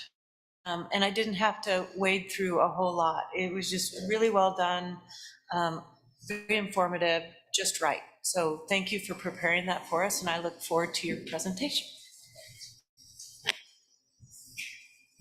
Well, thank you. I'm excited about this conversation because we are in a very different place than we were in April in terms of the revenue forecast. The May revenue forecast for lottery was much better than we anticipated. And if you remember the April board meeting, we were trying to figure out how to balance limited resources with a very limited holdback that I was very nervous about. So what you see before you is some additional work. There's been additional funding added into some categories. I'll let Eric go through the detail of it.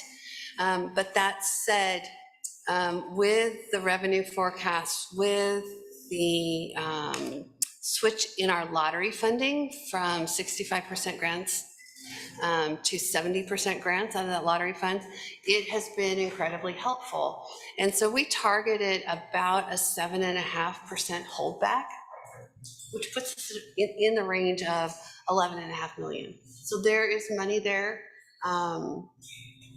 that could be allocated. It could be held, and you do the mid-biennium spin-up next July when we have, we'll know what we get for our next round of PCSRF, et cetera. But it changes the conversation significantly. So with that, I'm going to let Eric go ahead and take it from there, and hopefully we reflected some of the feedback that we heard from all of you in April as we tried to make some of those adjustments going forward. Okay, thanks, Lisa. Co-chairs, members of the board, Eric Williams, Grant Program Manager at OWEB.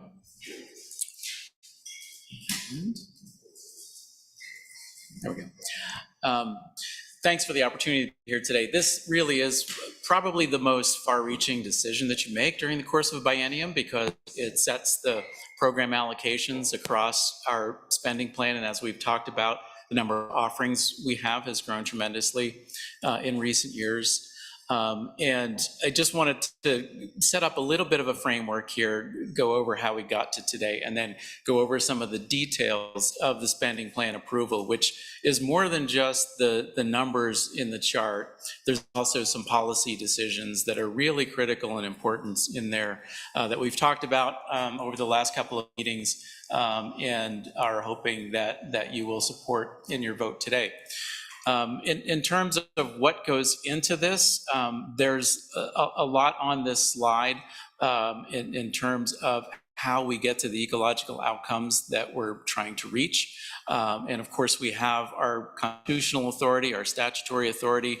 We have funding from federal and other sources for very specific work to do. And we basically work down from our mission through our strategic plan, our long-term investment strategy, to this 2-year spending plan. And that spending plan relies on our grant administrative processes, the rules that you adopt governing those offerings, to get to the on-the-ground implementation that is really the important work done by the partners that you've heard from today and on the tour yesterday. So this spending plan is approved the first July meeting of every biennium by the board. And as Lisa referenced, we come to you during the second July of the biennium to update any revenues, get another year of PCSRF funding, hopefully as robust as this one, we'll see. And there often are unexpended funds that we have from prior allocations that factor into that. And so our process that got us here today, just for review, we talked in January about the long-term investment strategy. We discussed the proportions of funds in each of the categories of the spending plan, got feedback from you on items that needed specific discussion at the April meeting. And then in April, we went through each line item with appropriate program staff and the proposed amounts in there based on the revenue forecast we had at the time. And as Lisa mentioned, we have our updated revenue forecast that the state budget was based on that was released in May. That allowed us to finalize the numbers based on that revenue forecast. And we're asking you to approve the spending plan today. And again, as noted, we'll come to you again a year from now to potentially ask for some adjustments to the approved spending plan. The reserve funds that Lisa mentioned, it's hitting that 7.5% target. The lower right-hand column gives you the number, 11.4 million held in reserve, and that is out of a total funding available of 178 million. In terms of how these funds are allocated across our core programs in the spending plan table that's in the staff report, 48% to open solicitation, 29% to focused investments, 14% to operating capacity, and 9% to other prior committed funding. And we'll talk about the details of those here, and they're also in the table in your staff report. We wanted to highlight the changes that were made from the last time we talked to you in April. And these changes, again, were based on as Lisa noted, the change in the proportion of funds going into the grant fund from 65 to 70% of lottery revenues, as well as the updated revenue forecast. This allowed us to program additional funds in the category shown up here. And so we added $2 million to the restoration grant line item in open solicitation to address anticipated program demand. We added $800,000 to technical assistance grants. And just as a reminder, that category had already been boosted significantly in our proposal back in April. And there's a couple of reasons for that. One of them is that with the increased complexity around permitting, and you heard from Haley Lutz today about that with respect to tide gates, it does apply pretty much across the board in terms of complex permitting needs and cultural resources compliance. We want our grantees to be well positioned to meet those permitting needs, and the technical assistance offering is a great place to do that. It provides for the resources needed to work through from conceptual design to final design, and hopefully get a permit-ready project together to then come back for a restoration grant. In the CREP Tech Assistance line item, we have an increase there based on funds anticipated from NRCS. Thank you again, Corey, for your work in helping us get there to the finish line to be able to add those funds in the spending plan. We also added $3 million into the Focused Investment and Partnership Initiative line item for the new solicitation, for which we've held, I believe it is 7 consultations for applications coming in. Based on what we've heard at those consultations, we are going to have, once again, a very competitive FIP grant cycle, which will be coming to you with next year. The application deadline for that is in October, and we'll be coming to the board next April to award those funds. The partnership technical assistance line item, that's one when back in April, we had 0 in that column, and we talked about that being a priority if there were additional funds to program for a number of reasons. And one of them is that we have over the years recognized the value in that offering for organizations to work together to help build that capacity among partnerships of organizations, to prepare them not only for the FIP solicitation, that's really just one avenue, but to better position these partnerships to be successful in other fundraising endeavors as well. We also talked about that being an opportunity to potentially reach underserved communities as part of these partnerships. In terms of the board approvals, this is where it gets real detailed. In the spending plan, of course, we have the numbers for each offering that are in the table that's in your board book. And we also have this very specific policy decisions and delegation authorities in tables 1 to 3 of attachment D. And that's where I'd like to spend a little bit of time here. And then we also have some policy decisions around some of the offerings that retain program funds in those programs for future granting. So if you will, and you take a look at attachment D, and first talking about table 1, these are the spending plan associated board approval requests. The first 2 in there, I think, are really important for some of the reasons the board has been talking about in trying to remove some barriers, particularly for organizations that maybe don't have a lot of experience with OWEB, but even ones that do, to try to remove some of the barriers to putting together successful projects. We're proposing in here reducing our match requirements for both technical assistance and stakeholder engagement to $1.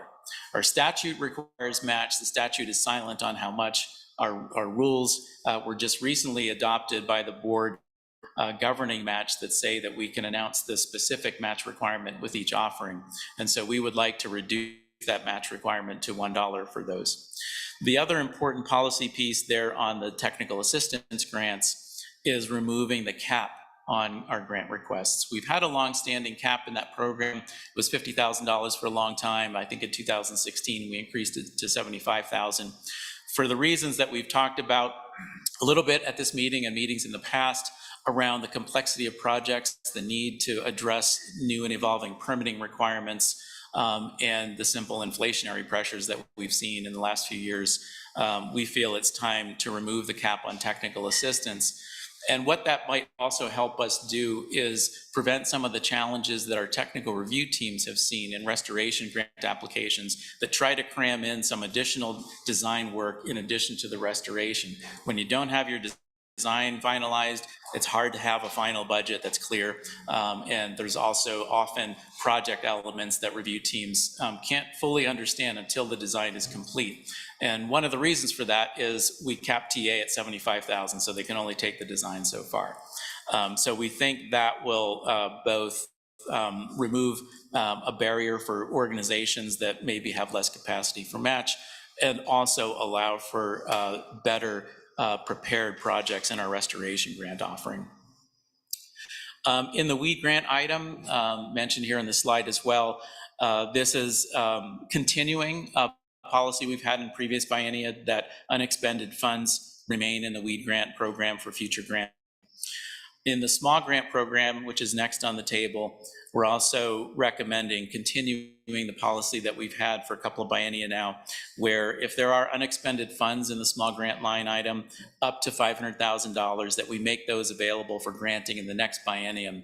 And the way that we've set that up is that at the midpoint of the biennium, if small grant teams have obligated 95% of their allocated funds in grant agreements, then we divide the unexpended funds pot among those teams that have reached that milestone. This time, we also have a request to change, to make minor adjustments to small grant team boundaries. This doesn't come about very often, but it is something that the board is required to approve. And in this case, these three teams, 17, 18, and 19, which happen to cover the terrain that we're in right now, this request came from these three teams. We have a signed request to make these small changes to the boundaries. And basically, they're for very practical reasons. The changes would place all the sage-grouse related projects within the Crook small grant area. They would place the communities of Alfalfa and Terrebonne in the upper Deschutes area, where grants can support existing partnerships working on water quality and quantity improvements through irrigation efficiency. And these changes would place the Smith Rock area, the Three Rivers area in the upper Deschutes team, where they're more culturally connected. And again, this request the teams themselves, and we're requesting approval of these boundary changes in this spending plan line item. Next on the table is focused investments, and we're requesting that, similar to small grant and weeds, that unexpected funds remain in the FIP holding account until completion of the FIP. As you know, the FIP investments run through 3 consecutive biennia, and the FIP partnerships often have a need to, if there are unexpended funds from a successfully implemented project in biennium 1, for example, but they're in biennium 3, we need to make sure those funds are still available to program for continuing their work. The next item is forest collaboratives.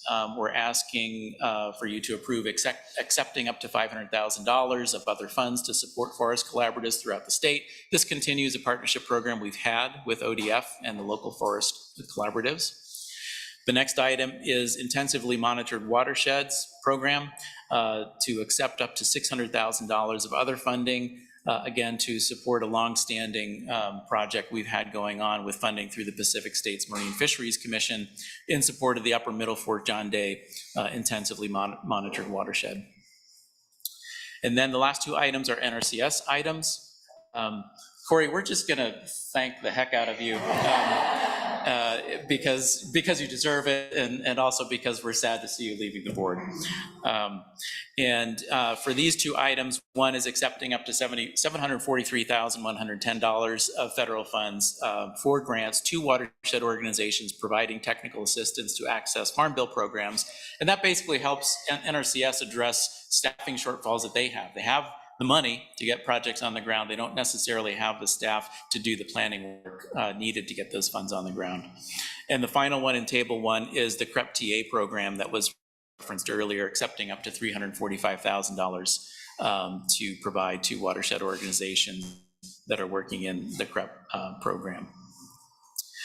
The next table 2, around delegation of authority. As you know, the board often makes awards like you'll be doing in a little bit for council capacity directly. But in some programs, you delegate that authority to the executive director to execute the grant agreements for those programs. And table 2 lists all of the programs that we're requesting authority to delegate, along with the award date for those funds, and there's background information on each one of those that we're happy to entertain questions on them should they arise. And so with that, I'd like to ask the chair's preference. If you'd like to have us answer questions, I'd invite the other managers up here as well to answer questions, or if you'd prefer to do public comment on this item before we do that. Thank you, Eric. I don't believe we have public comment, so we can go right ahead. Okay, I'll invite the other managers up, and we're happy to entertain questions you've got on any of the spending plan items.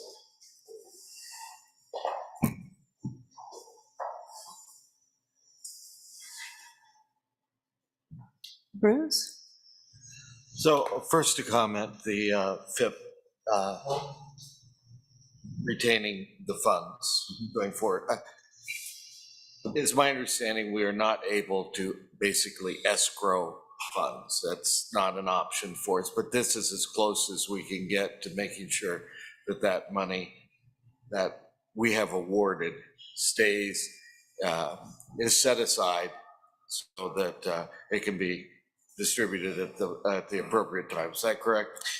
That's correct, although partially it relates to the arcane details of our accounting system, which I won't bore you with at this point in time. But in terms of the how the funds are appropriated through the state system, OWEB's funds are treated similar to capital funds in that they have a life of 6 years. And so the funds are there. We need your approval to keep them in what we call the holding account in our accounting system. Otherwise, they would get put back into the pot to reprogram. That's just bookkeeping and it's fine. Okay. My question is on the tech, taking the cap off. I know we moved to 75,000, and that's removing the cap entirely seems to be kind of a big step. We went from 60 to 75, and now we're just going to get rid of it altogether. Is there any fiduciary liability to remove it? I mean, we still get a chance to discuss it, I understand, but why not 150 or 200?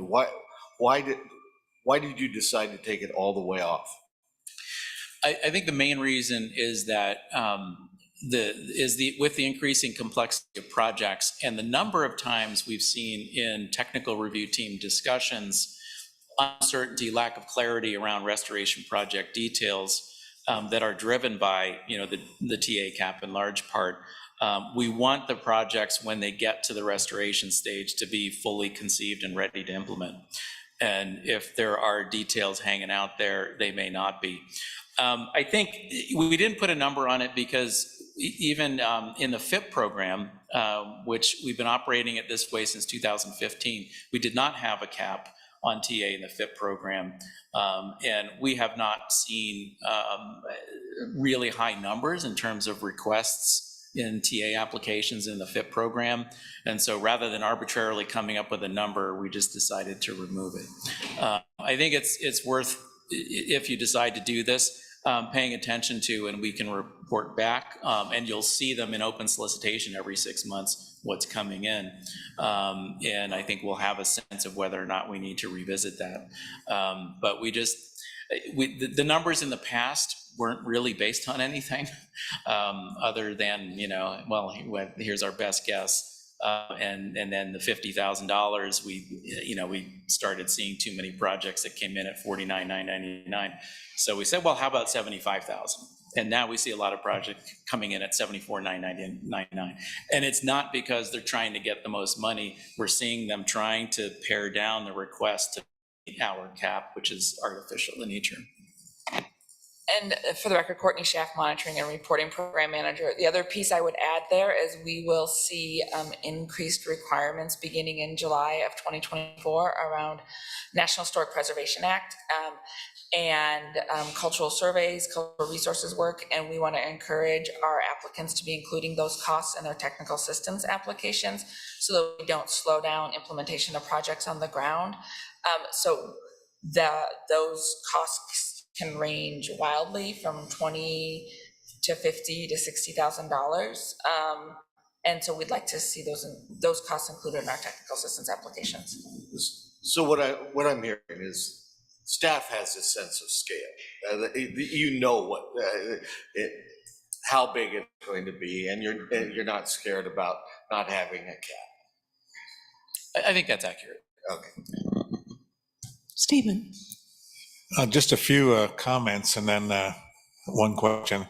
I'm a non-voting member, but if I could vote, I would definitely support the $1 matching. I think that's an excellent idea, particularly for stakeholder engagement and technical assistance. Those programs often don't have match when they're initially starting out some sort of a thing. So I would, if I could vote, I would strongly support that. I also had a question that Bruce had about the technical assistance. I know that as a former grants person, whenever you set a max, everyone gets $1 shy of that max, no matter what it is, and that's almost a guarantee.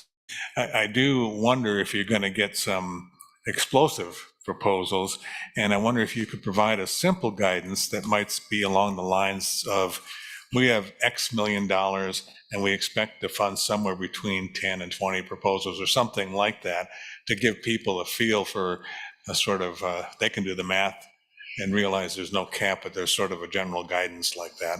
That may help you reduce the high ones that come in. Just a suggestion. The question is, I know in terms of FIP, we've been trying to have some sort of a guidance as the percentage of the total budget. And I know in the past, you've given sort of a historical 25 or 28. Do you have that graph available, or are we following along our general lines? And Yeah, thanks, Steve. I don't have the graph available, but basically what it said was when the program started out, we're closer to 20, and then with the next cohort, we got to 25. And then the board said, we're very comfortable getting 30. And the board said at the time, now this is going back quite a few years, but at the time the board said, once we go beyond 30, we just want to talk about that and make sure we're comfortable continuing ahead. We're at 29% now, so we haven't eclipsed that threshold. But that probably is something we should discuss for the next biennium as we're building that spending plan, if we're talking about going in that direction, to gauge the board's comfort level. What I think we've heard over time from the board, I think that concern has dissipated quite a bit, because in the very beginning, it was a new program, a lot of concern and anxiety about, how is this going to affect open solicitation, availability of funds. What happened, I think, was somewhat fortuitous, but also, partially due to our grantees being so successful. But one piece that really helped us was we went through a period of double-digit percentage lottery revenue increases.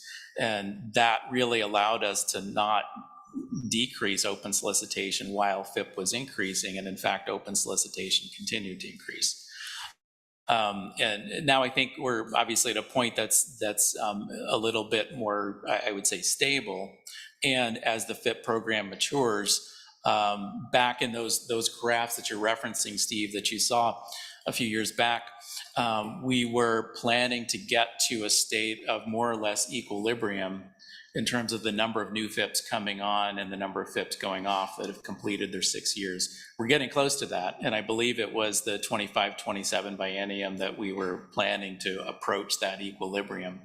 COVID threw a wrench in it, so it might be the next one, 27-29, but I think we're going to get there. And I think even back then, those graphs were envisioning 3 new FIPs coming on and 3 FIPs going off each biennium.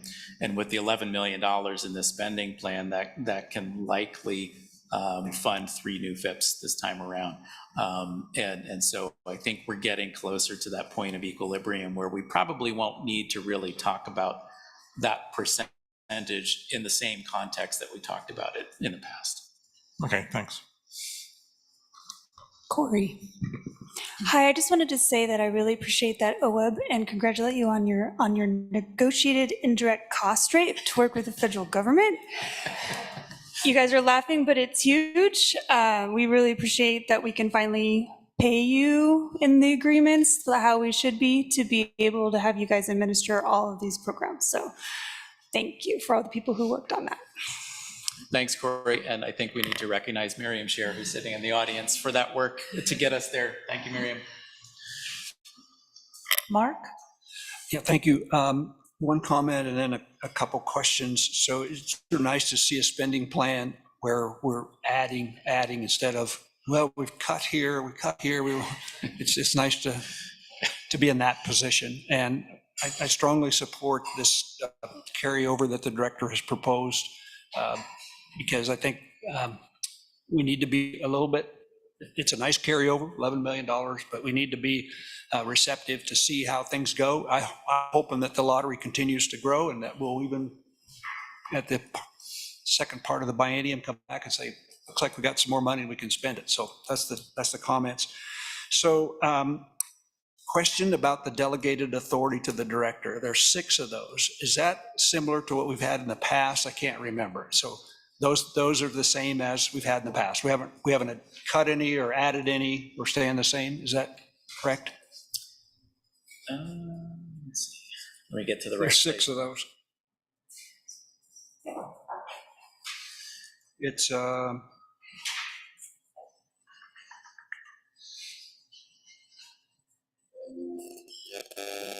As my co-managers are skimming through this, I think generally they are the same as we have done in the past.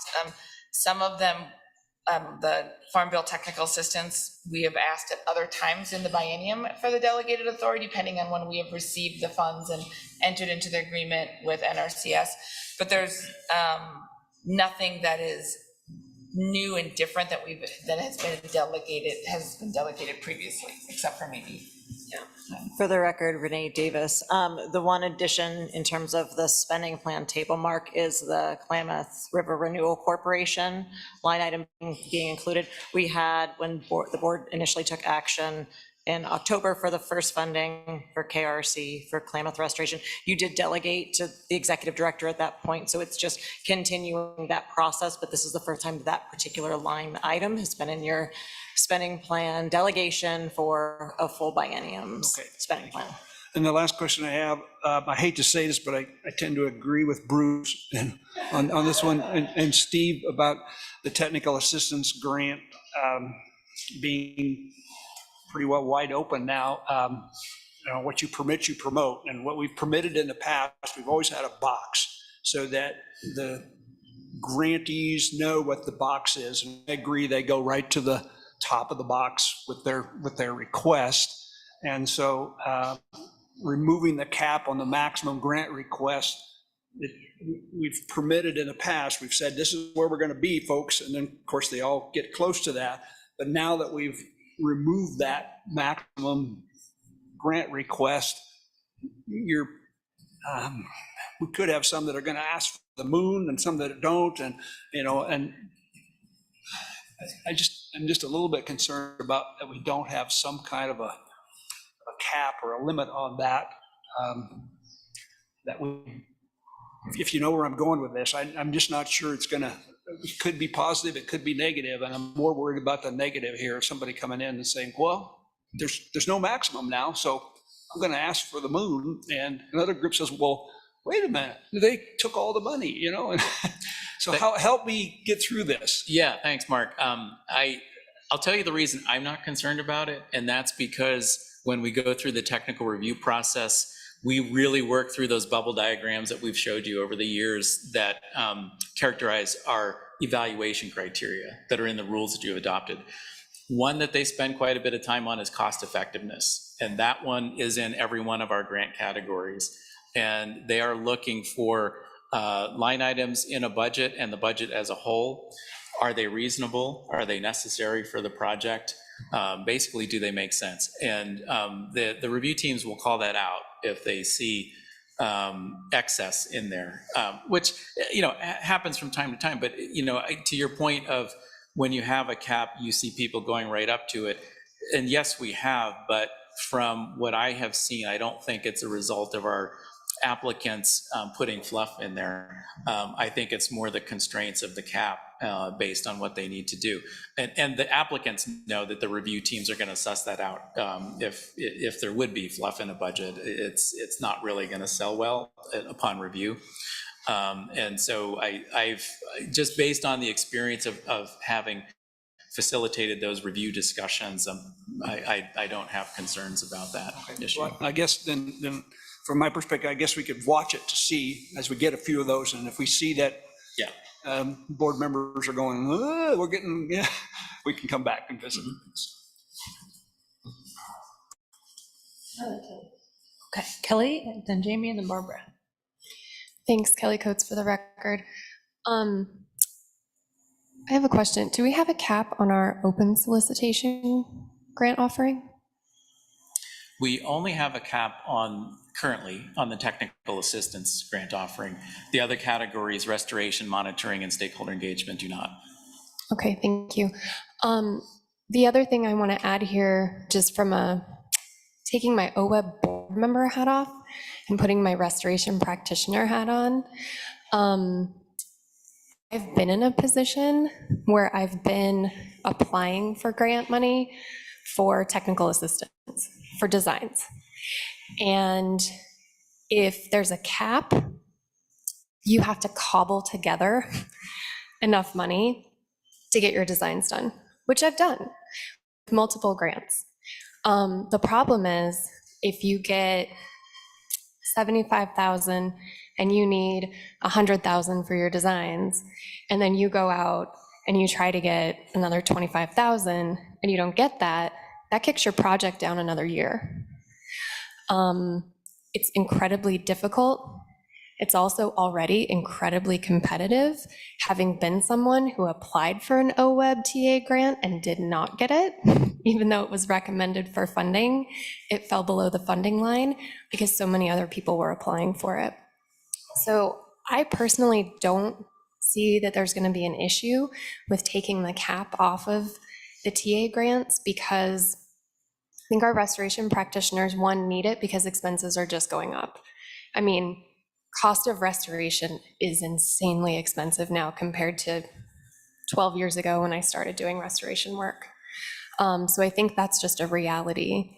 And two, you're right. I think our grantees are trying to be really smart and they're trying to leverage where they can. But if they have, maybe some money already accounted for it, then they can come to OWEB for the rest of it, kind of a thing, and try to cobble it together maybe. But I don't think we're going to see a huge increase in it.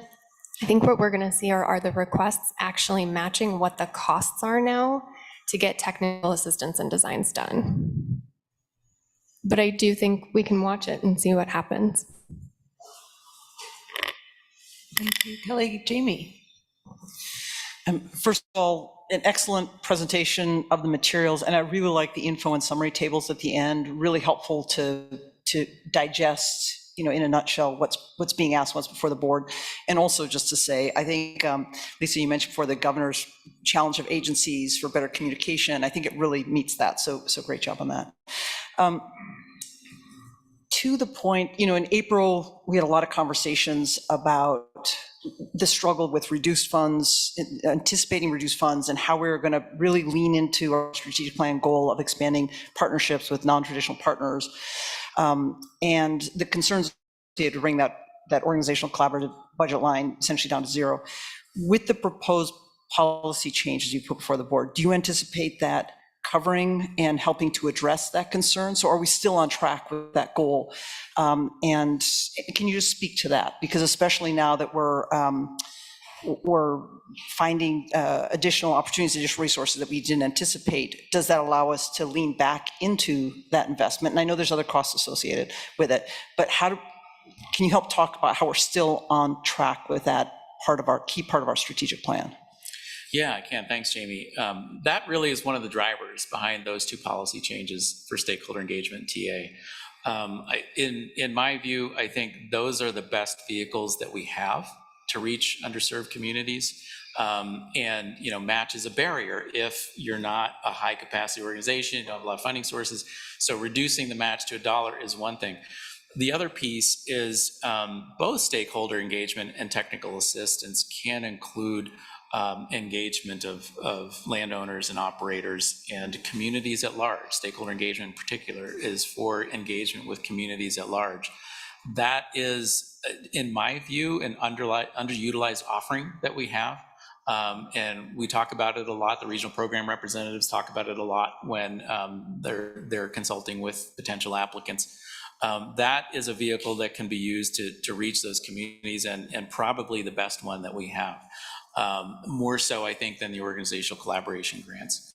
And so those drivers, along with for the TA cap that we've been talking about, those are the drivers really behind those policy changes, is specifically to address that strategic plan goal. And to build off of the question you asked around the organizational collaboration grants being zero, when we met, Lisa referenced the managers meeting to talk about programs and staffing. We specifically talked about that and that we need to do some internal work and have some conversations about how that grant program can support our strategic plan and the discussions the board has been having. And so we've committed to continuing to work on that and bring some recommendations to the board in the future. And hopefully with those recommendations, we could ask for some funds to be added to the spending plan. But we just need some time to continue to just make sure we're in alignment with the conversations that we've had with the board and the strategic plan. I really, really appreciate that. And also note that funds have been set aside in kind of that contingency budget line. I think that was very well done. So I think trying to see if these proposed changes work, having the additional conversations, I really appreciate that. And even removing that maximum amount that you can ask for. And we've done that before. Let's try it. Like Eric, like you mentioned, there's safeguards in place because ultimately it's coming back and we can yay or nay it or challenge it. But I think there's always value in trying to do things better and finding new ways to do it. So thank you for that. A couple other questions. One, the work, of course, doesn't just happen. It's people who make it happen. That's true of OWEB, it's true of our partner agencies. And this budget does recognize, I think very, very importantly, the increases to soil and water conservation districts to allow that to be recognized. But that same logic applies to the partners, to other partners as well. And we haven't captured those investments in this budget. And we've heard from our partners, those are challenges that we're facing. I have tremendous concern that we're going to lose some really great partners who are doing this great work.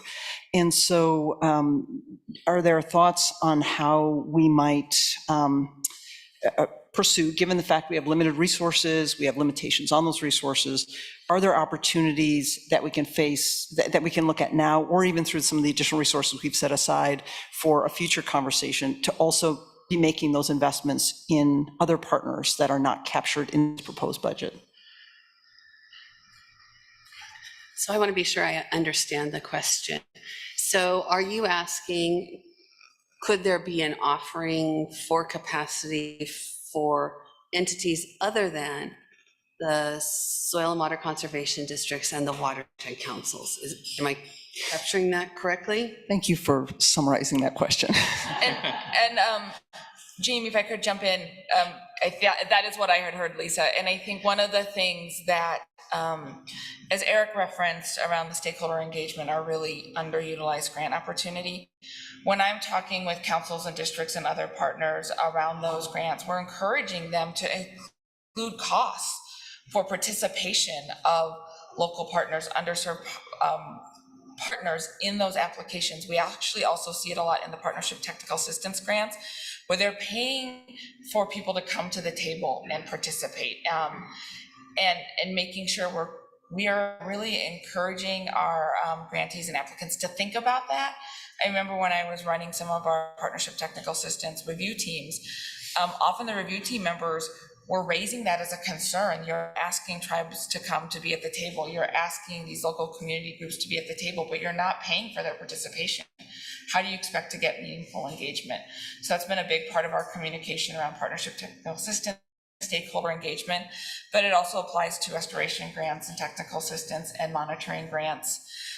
And we also see through the FIPS and the FIP capacity grants, they're paying for those partners to be at the table. So it's one of the pieces of big communication. We need to keep getting out there and telling our story that these are eligible costs to get people at the table to be participating in these conversations.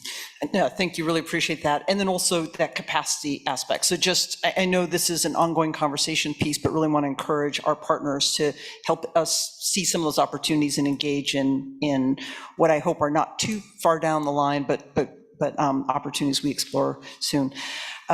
Similar to a previous item, the funds that we're looking to transfer to other state agencies, does OWEB play a role in determining what projects are funded, or are those just handed over and those respective boards or commissions make those decisions? For PCSRF, we write a joint application. We are the state applicant. And so we work with Oregon Department of Fish and Wildlife to submit that application. And so then when it's approved by NOAA, the tasks that ODF&W has put into that application are those tasks that are approved. I'm the project manager then on those interagency agreements, and I report and approve those, and they report on those. And then BLM, thank you. We receive the funds from BLM. BLM selects the projects, and then we are the grant manager on those. And then with NRCS, we receive the funds. We host a joint review team meeting with NRCS staff to decide which projects are going to be funded. We are then the grant manager on those and making sure that they're being accountable to what was in the grant application. So it's a mix and match. Great, thank you.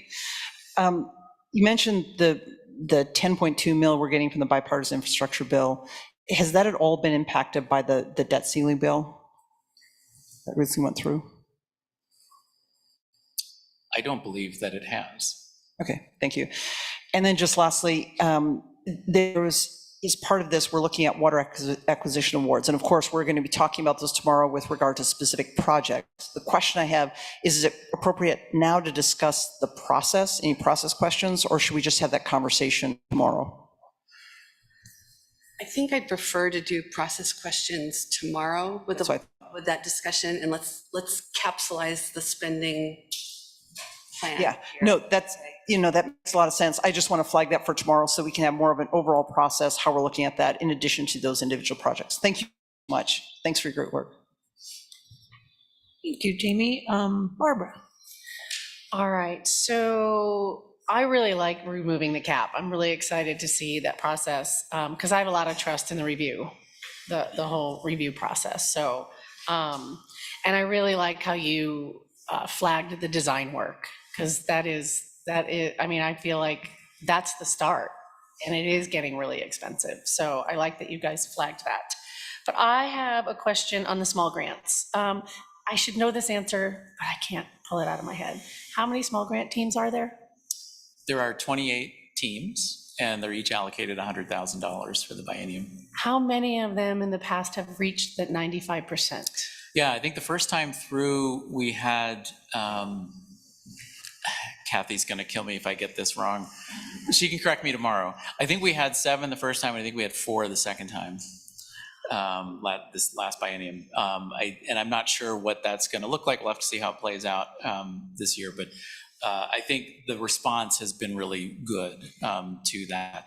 And it's allowed them each, the teams that met that threshold, to do 3 or 4 more projects through their teams. So with the thought process that only the ones that reach 95% at the end of this biennium, it'll get dispersed between those? No, sorry. So the unexpended funds from this biennium will then carry forward to the following biennium. And the way that we do it is at the midpoint of the biennium, those that are at 95%. In other words, they've got a lot of demand and communication, and they've got grant agreements for 95% of their allocation, and there's a year to go in the biennium. This gives them an opportunity to do more projects in that biennium. And I'm wondering if more small grant teams will reach that 95% knowing that this is the potential. Well, this would be the 3rd biennium going. So Kathy's been communicating this out for several years now. So they're aware of it. Okay. And we'll have to, of course, if the numbers increase, we'll have to reevaluate at that point in time. That's a small number. That surprises me. Well, it's a lot of work to get that many grants out in a short time. The biennium started 3 weeks ago already, but they're not really starting on those grant agreements for another few weeks after this meeting. And so it's a tall order to do the work quickly, but it recognizes that there's more demand on the program in some parts of the state than others, and this helps them work through their backlog of projects. All right, thank you. Bruce.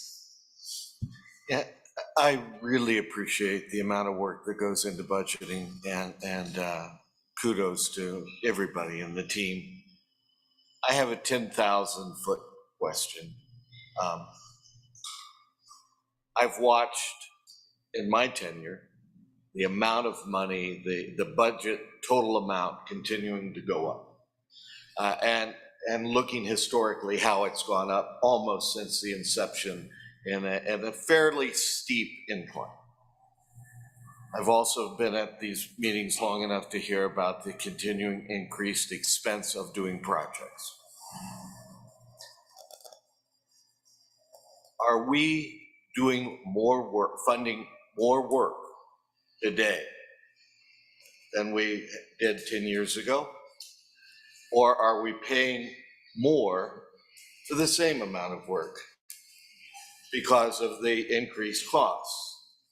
So is our income allowing us to increase our effectiveness on the ground in Oregon, or is our increases allowing us to continue doing good work, but at much the same level? Tough question. Yeah, I think my answer to that is, and I alluded to it earlier, is that at the inception of the Focused Investment Partnership Initiative, we had that concern that it was going to take away from Open Solicitation. We're now operating this Focused Investment program to the tune of $40 million. At the same time, Open Solicitation has gone up. So I would say we are doing more work on the ground, and some of the same work costs a lot more. I think both things are true. Okay. Yeah. Well, it's a good thing as a board member to be able to answer when you're talking to people, casual conversations. And Bruce, one piece I might add for the record, Renee Davis, is the complexity of projects perfectly demonstrated by what we saw yesterday has increased dramatically. I mean, and we see that in looking long-term at fish passage statistics. As an example, it seems that there are fewer projects now, and we get some questions from legislators about why are those numbers different? Because we are now at the really difficult projects that take a long time, collaborative processes to get done, and we're starting to utilize some different restoration approaches that are more expensive and complex and stand the potential to pay incredible ecological dividends. Thanks. Good questions. Anyone, everyone, voices out there. All right. Oh, Liz, good. Yeah, I'm wading in here to what I know very little about at this point in my early tenure. A number of people said some things, Bruce, you were saying 10,000, I'm gonna go up maybe 30,000 on this one. Jamie and Kelly, you were talking about removing silos. So this is just a thought out there, and hoping that, Mark, in case we get a flush of funds in 2 years, and maybe how we think about it.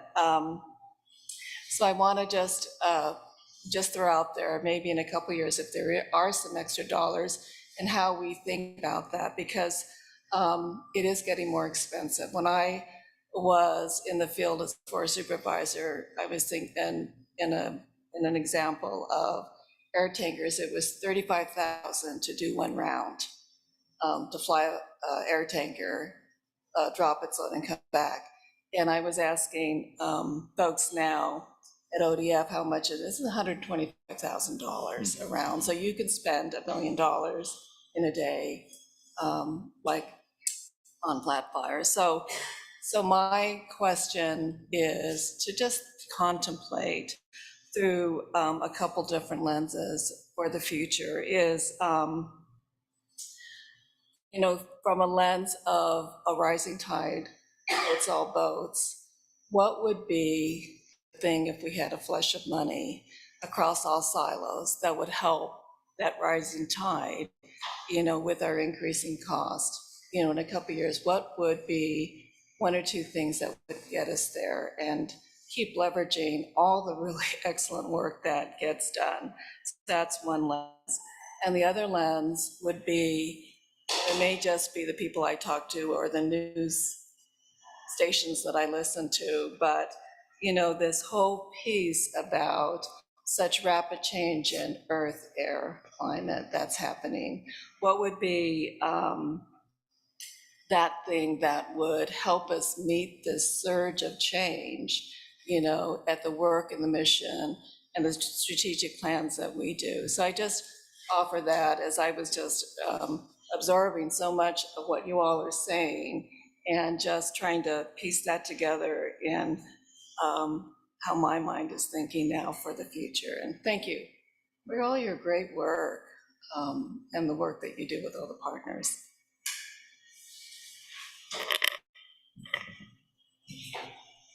Lisa, go ahead. Thank you. I just wanted to touch, I'm going to backtrack a little bit. Mark asked a question around the delegated authority to the director and the funds that are there. One of the things in, you know, our culture of continuous improvement that we started last year was quarterly, we pull together a report with all of the delegated awards that I sign and provide that to the co-chairs, just to touch base and let them see where those funds are going. So some of them are going out to BLM, some of them are for previously funded FIPS for those projects that were funded at the larger level. A big chunk of them have been around the general fund programs that came into us during the last biennium, and being able to track back and just talk about, so that there's an additional layer there. They're all going through the review processes that are traditional to OWEB, but there's a lot of money goes out the door in delegated awards. And so we just, you know, after some thought, felt like it was prudent to have another check-in around those. And so, you know, last quarter's report right here for the delegated awards. Okay, I have a couple questions, and then if there's time, I'll tell a story. Do we have in-kind match in our grants? Is in-kind allowed? It is allowed, yes. Okay. And in the spending plan, I saw there's 2 lines where we have water acquisition.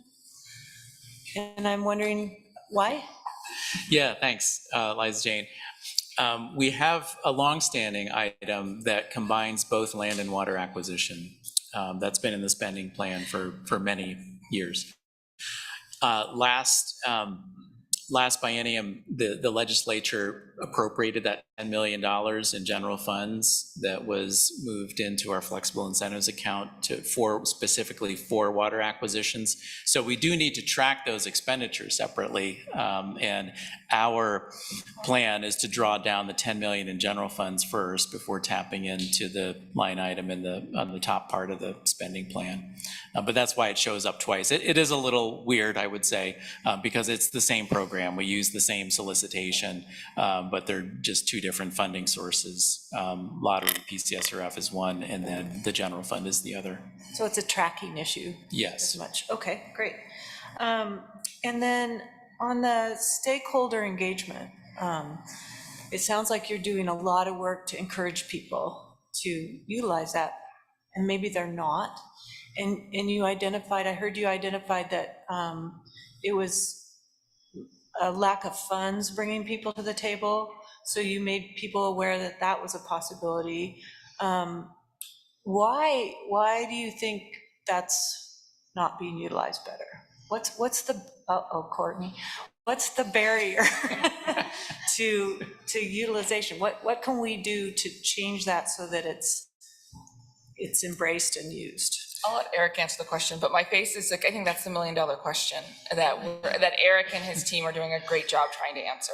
That was my face. Yeah, and I honestly don't know if I have a good answer for that. I will say that to some extent, I think our grantees maybe are at the tail end of that transition phase from the change Measure 66 to Measure 76, where we had a long-standing education and outreach grant program that, due to the change in our constitutional language, we had to stop offering. And that's when the stakeholder engagement came about. There's a bit of a lag time from when the ballot measure passed. So our first stakeholder engagement offering wasn't until 2016. And, you know, at that point in time, people, you know, were trying to recover, you know, find a way to keep funding those education programs that are highly valuable that they wanted to continue. And so they were still putting efforts into that and maybe not thinking about new potential of this offering. back in that point in time. But I think, enough time has gone by now where people are starting to recognize it. And I'll give an example. That offering has always been available to facilitate work needed for a restoration or an acquisition program. We typically see it for restoration projects. We have seen a couple of applications coming in to do stakeholder engagement specifically to set them up for acquisition projects. And so that was something that it took a few years to kind of sink in that, this is something that we could use this offering for. In terms of using that offering to engage communities maybe that are underrepresented or not connected, I think we still need time to do that. But I think our grantees are aware certainly that, this is a source to do it. That work is not easy. And, as we've all been struggling with it, we want to put our money where our talk is. And so we have this available, but I just think more work needs to be done on it. And, and we'll continue to talk about this. But I guess I don't really have a clear answer for you to your really good question. So thanks. That's good. Thank you. Could that money be used to, broaden our language, to offer different languages in translation maybe of the materials, things like that? Yeah, and it actually has. There was a grant in the Hood River area where there was a lot of work done to try to make sure that the best irrigation practices that they were trying to promote were translated into the language of the people who are actually on the ground doing the work. So we have seen that, and I think we'll probably see more of that in the future. Mark. Well, I'm sorry we're eating into lunch here, but I probably need to have you staff address this, but we hear every meeting from watershed councils and SWCDs about council capacity grants and the need for more funding, and we could do more if we had more funding, and we're keeping it at the same, correct? 17.9 million to 17.9? So for the record, Courtney Schaff, Monitoring and Reporting Program Manager. No, so in April, so what you're seeing right. here, we're keeping it the same from one half of the biennium to the other because we award them all later Correct. today. But we had a conversation in April, and you made a significant jump in funding for councils and districts going into this biennium. Do you remember the comedian Gilda Radner? And then at the end, if she screwed up, she says, "Never mind." Never mind. Now I remember that. We did increase that. Yeah, thank you. There's a lot of information in front of you. It's okay. You can ask as many times as you need. Any other questions, comments? You want a story? We have time for a story. So the story is mine, and I thought of it because of this belief by John Q. or Susie Q. Public that restoration shouldn't cost so much. And that's alive and well. And I think it's, sometimes we hear about it, but why couldn't you just do that easier? And I'm an example, because when I first wanted to improve the river on my ranch, I just wanted to cut down a tree. There's lots of big trees. Let's just drop a couple here, the river's gonna go there, everything's fixed. This will be awesome. Learn quickly that's not an option. You can't just do that. And so that's what caused me to pursue a project. And so in doing that project, I was still hanging on to just drop a tree and watching this incredible project unfold that was enormous and very successful. But all I was doing really was skipping around the ranch, just so excited it was happening. I didn't pay close attention to all the work. And then we did another project on another mile, and I got very involved with the whole process. And I was so amazed of how complicated this is. This is before I was on OWEB, but it is so much work from the design, and well, you all know that. But the rest of the public doesn't know that. They really don't understand how many people are involved in this work, how expensive it is, how time consuming it is. And I think when we tell our story, it would behoove all of us to say in our story, this is complicated. There's a lot to it, and making it successful. And the other experience I have is that it's changing constantly. I have two projects that were just a few years apart. They are completely different. And then we saw stage 0. You know, we'll see something else next as we learn and apply that. And all of that learning, the monitoring, the experiencing is expensive.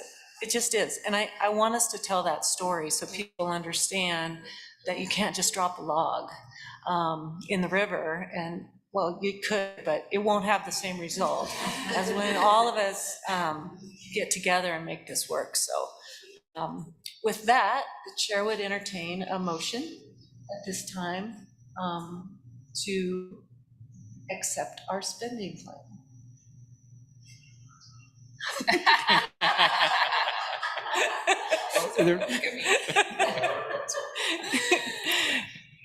There's 3 motions, right? I think 3 motions? You have it in front of you. Okay. Yeah, so I move the board approve the recipient of funds in the other designated funds program section of the spending plan. Okay, a motion has been made and seconded. Any further discussion on this motion? All those in favor signify by saying yay. Yay. Yay. Any opposed? Nay. Okay, motion passes. Thank you. So I move the board delegate authority to the executive director to execute grant agreements and approve the spending plan items in the proposed 2325 column of attachment B to the staff report. A second. Thank you. Motion has been made and seconded. All those in favor signify by saying yay. Yay. Oh, a discussion? Was there more discussion? Okay, thank you, Bruce. All those in favor? Aye. Aye. Yay. Any opposed? Great, motion passes. I move the board approve the tables 1 and 2 attachments D of the staff report regarding spending plan policy decisions carried forward and delegated authorities in the spending plan. I'll second. The motion has been made and seconded. Any discussion? All right, all those in favor signify by saying yay. Yay. Any opposed? Oh, wonderful. Thank you. Thank you to everyone for such a big load of work. Great presentation. And board's good questions. Now, it's lunchtime. So we'll be back in an hour. Where are we going? Are we getting lunch? Okay, lunch in the back.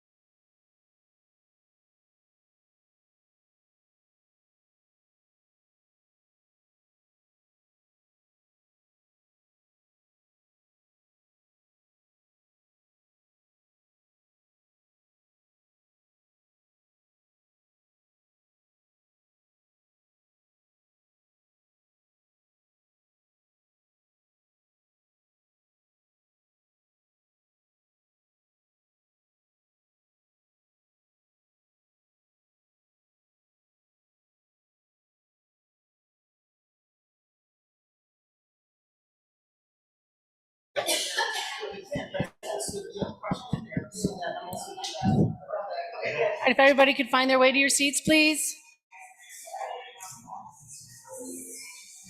Thanks, Jamie.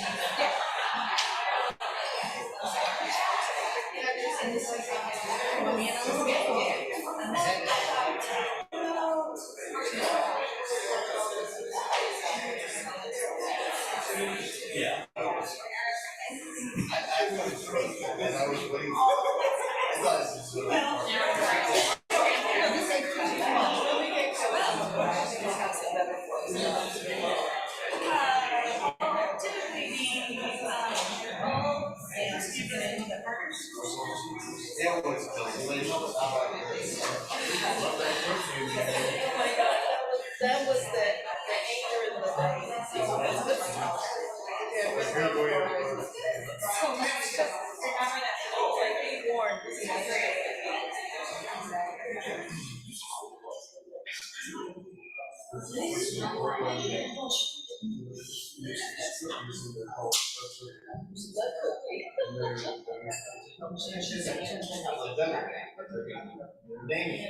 Yeah. You can't back down. No, but I'm going to figure out, I'm going to figure out a way to do that.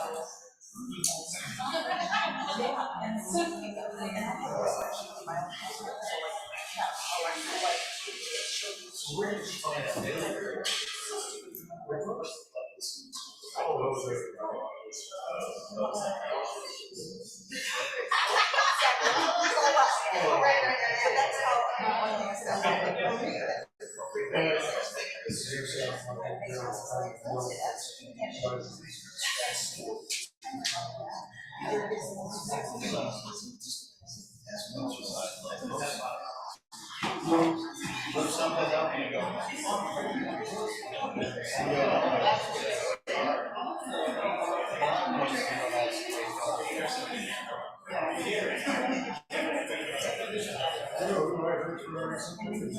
Oh my God. He is so. He's involved in the museum. He's using a little bit, yeah, I did. Yeah, we're working on, just to get your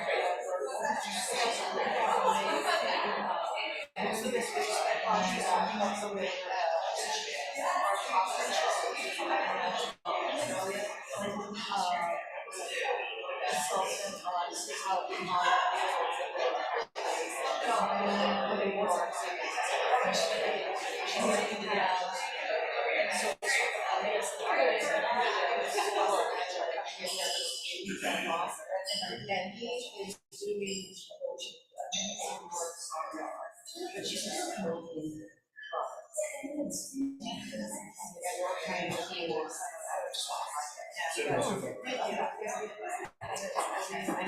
All right, welcome back from lunch, everybody. We are now moving to agenda item H, and we have Courtney and Brian in front of us. Thank you.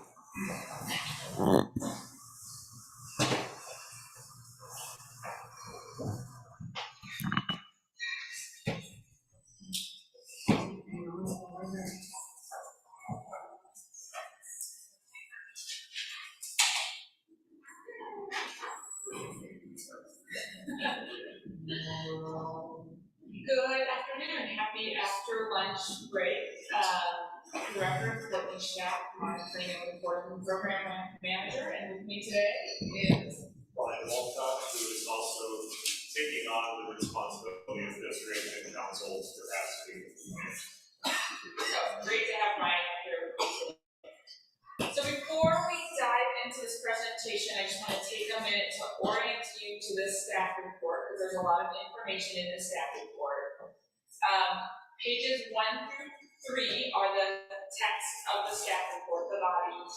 Starting on page 4, there's links to the evaluations for the 5 watershed councils that were part of the secondary review process. There's also a link to all of the evaluations for all of the watershed councils that were part of the application process. Page 14 is a map of all the locally recognized watershed councils.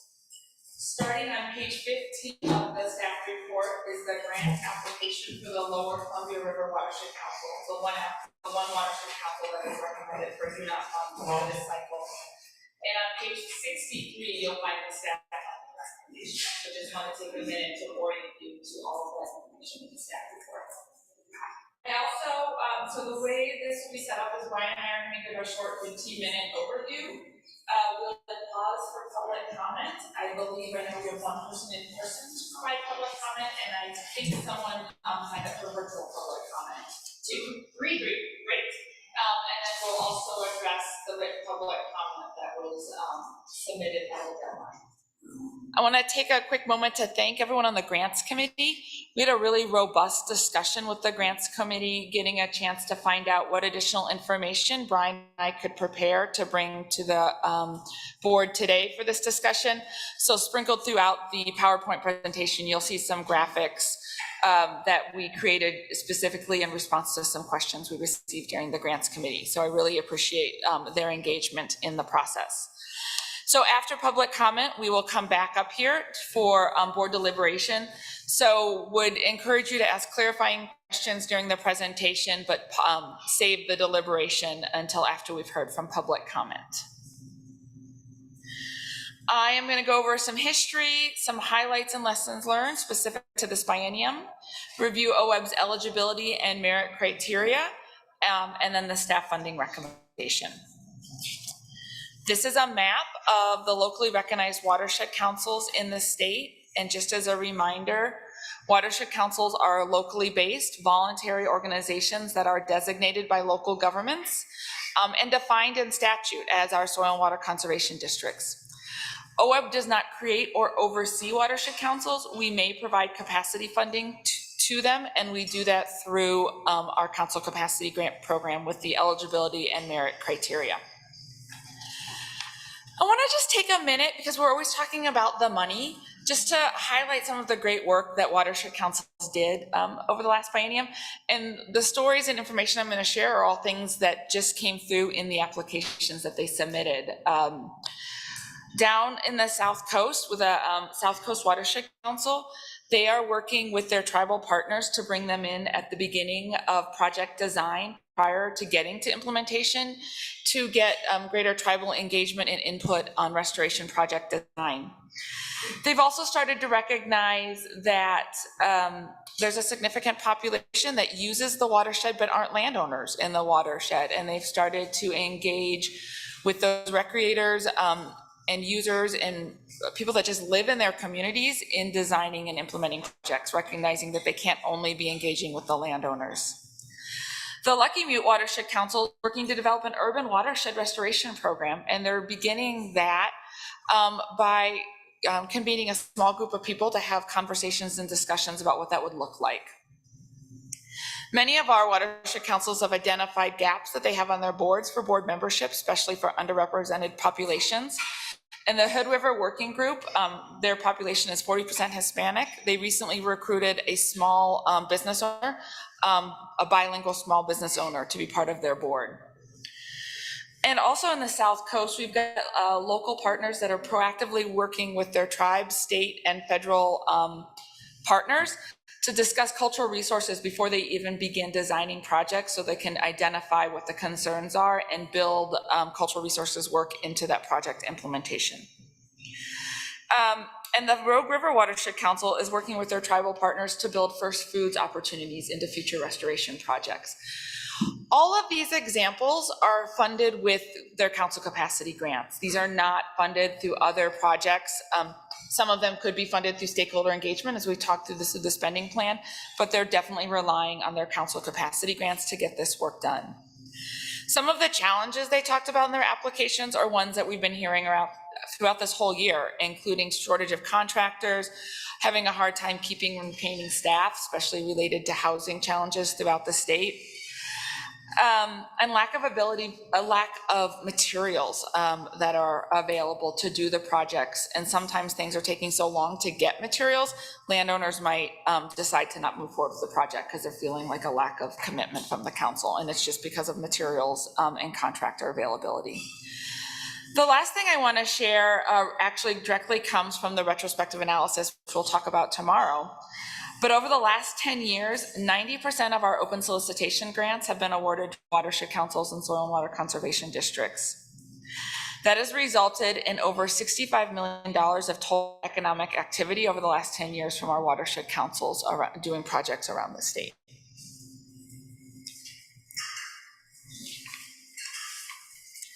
So OWEB has in rule eligibility criteria that help us ensure effective and accountable use of public funds and make sure that we're supporting watershed councils that are meeting the intent of watershed councils as defined in statute, and encourages collaboration to build local capacity. So the eligibility criteria don't limit the number of watershed councils that exist in the state. As I said before, we don't create or oversee watershed councils, but it does provide the sideboards for what we will accept from councils for applications. We review the governance documents, including bylaws and policies and procedures, looking for those things that are in our eligibility criteria as part of the review process. If a council for some reason is missing something in our eligibility criteria, there's an opportunity for them to correct those issues prior to us doing the merit review. What often happens is a new council coordinator comes in, they get excited, the board's excited, they'll update policies and procedures, and they'll take something out that is one of our eligibility requirements, not realizing it's necessary. And so we give them an opportunity to correct those issues prior to the merit review. We have 4 merit criteria that we use when evaluating watershed council applications. Again, we're ensuring accountable use of state funds. We're looking for continuous improvement across those 4 merit criteria, and ensuring councils are working to grow and strengthen their role in the communities. We also recognize that no 2 councils are the same. We're not comparing councils to each other, but we're looking that they're making progress and working towards meeting these 4 merit criteria. So we're looking at effective governance and management, progress in planning, progress in on-the-ground restoration, and progress in community engagement. And what would any board funding presentation be without our famous bubble diagrams here? So here you'll see our 4 merit criteria and the things that we look at under each one of those bubbles when we're evaluating the council capacity applications. So now I just want to walk through the process. So as I said before, the applications are submitted through our online system like all of our other applications. I do an eligibility review against our eligibility criteria. If there's any issues, we follow up with councils, give them typically 3 weeks to correct any of those issues. It's always just a couple councils that have a couple things to correct. We do an initial application review with OWEB staff, recognizing that for watershed councils, we are working really closely with these groups. There are open solicitations, small grants, focused investment partnerships, and all our other grant programs. When there are questions or concerns related to our 4 merit criteria, what we do then is invite those watershed councils for a secondary review. That's an interview with the council capacity staff and board members. Often we can resolve questions and concerns through that discussion versus just having it be a strict decision within application materials. And then we come here for board award. This graphic, again, is a direct response to some of the conversations we had with the grants committee, wanting to have a visual to help understand the secondary review process. So here you'll see are the watershed councils that went through the secondary review process and each of our 4 merit criteria. Red means that the council did not meet that merit criteria. Yellow means that we felt that they were showing some progress in that merit criteria, and green indicates that they did fully meet that merit criteria. Before I quickly move on to this one, I just thought I'd pause for a second and see if there's any questions. Okay. So I'm going to start with the staff funding recommendation for those councils that are recommended for full funding. So we have 54 watershed councils that staff are recommending for full funding based on the merit review. 53 of those councils are recommended for a little over $166,000. One of those councils is recommended for a little over $400,000. So some of you might ask, what's the difference? Why them? So back in 2019, the board adopted a policy to support ongoing additional funding for those watershed councils that go through a merger process. To date, we have one watershed council that has gone through a merger process. They merged with originally 3 other watershed councils. In the last year, they actually merged with a 4th watershed council. And so based on that policy, there is a calculation that we apply to the base award to provide them additional funding. That is 1.5 times the base award amount. And that is how we get to the little over 400,000. All of these councils here, all 54 of them did meet all of the merit criteria through the review process. I also want to point out that 2 of the watershed councils that did go through the secondary review process, Tillamook Bay Watershed Council and Elk Creek Watershed Councils, the review team determined that they did meet all of the merit criteria through the interview and discussion with the staff and board, and we were happy to recommend them for full funding. I'm now going to move on to touch on the 2 watershed councils that are recommended for reduced funding. These are the Greater Yamhill Watershed Council and the Umatilla Basin Watershed Council. Based on board adopted guidance that we put out with the council capacity grant applications each biennium, our reduced funding amount is 80% of the full funding amount. These evaluations and funding recommendations do include funding recommendations, special conditions, and benchmarks for these councils to meet going forward. The staff funding recommendation today for these 2 councils is to recommend 1 year of funding at $60,000 for each council. The reason staff are recommending that based on the technical review is there have been ongoing concerns with both of these councils for several biennia. And we feel like if we put some benchmarks on and conditions and meet with them regularly throughout this year, we would then come back to the board in July of 2024 with an update on their progress and how they have done meeting those benchmarks. And the board at that time would have the ability to make additional funding decisions to these councils. And so I have a graphic, again, based on the discussions with the grants committee that tries to describe this. So the staff recommendation today is for 1 year at reduced funding. The board can move forward with this staff funding recommendation or could move forward with full 2 years of reduced funding or 2 years of full funding. And the additional options that the staff would bring to the board would be if you did 1 year of reduced funding or 1 year of any amount of funding today, we would come back in July 2024 with essentially 4 options for the board. You could continue with the second half of the biennium with reduced funding. So the council's total award would be a little over 102. Each council's award would be a little over $132,000. Thank you. You could give them full funding for the second half of the biennium if they've hit home runs. So their total award would be $149,000 and change. You could decide to give them full funding for the full biennium. They're hitting a home run.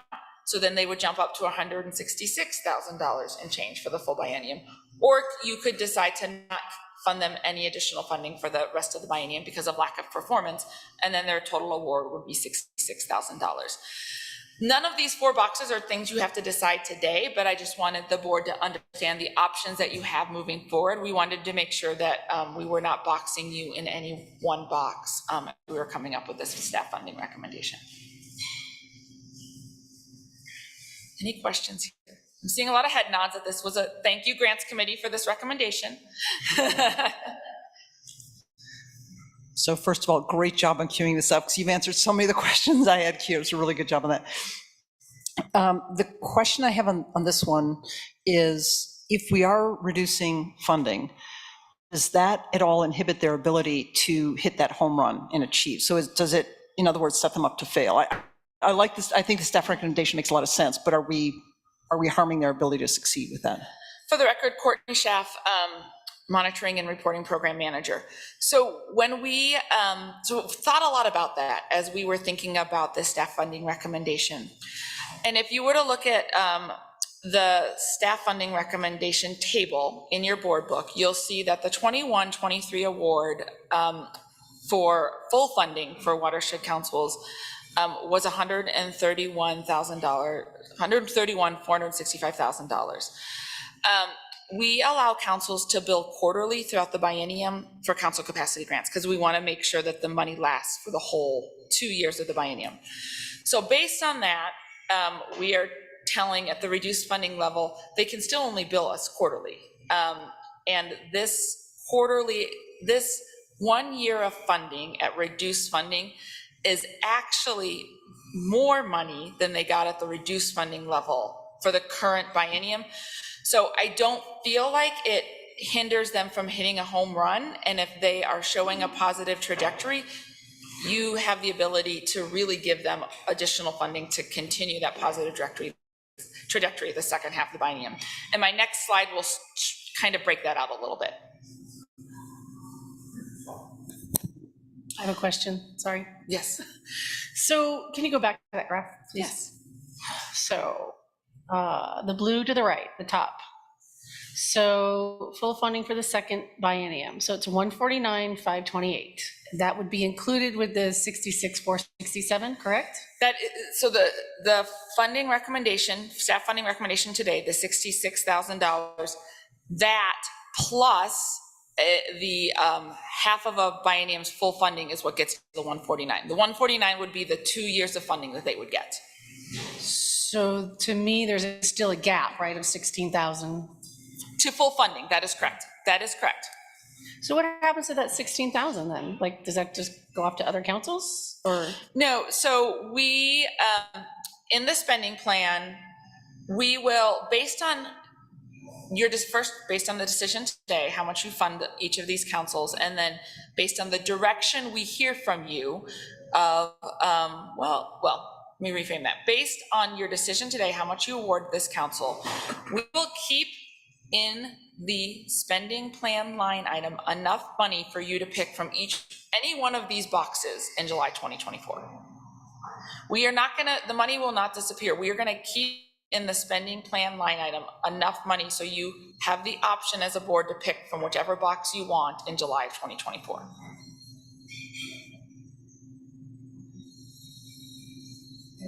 Okay.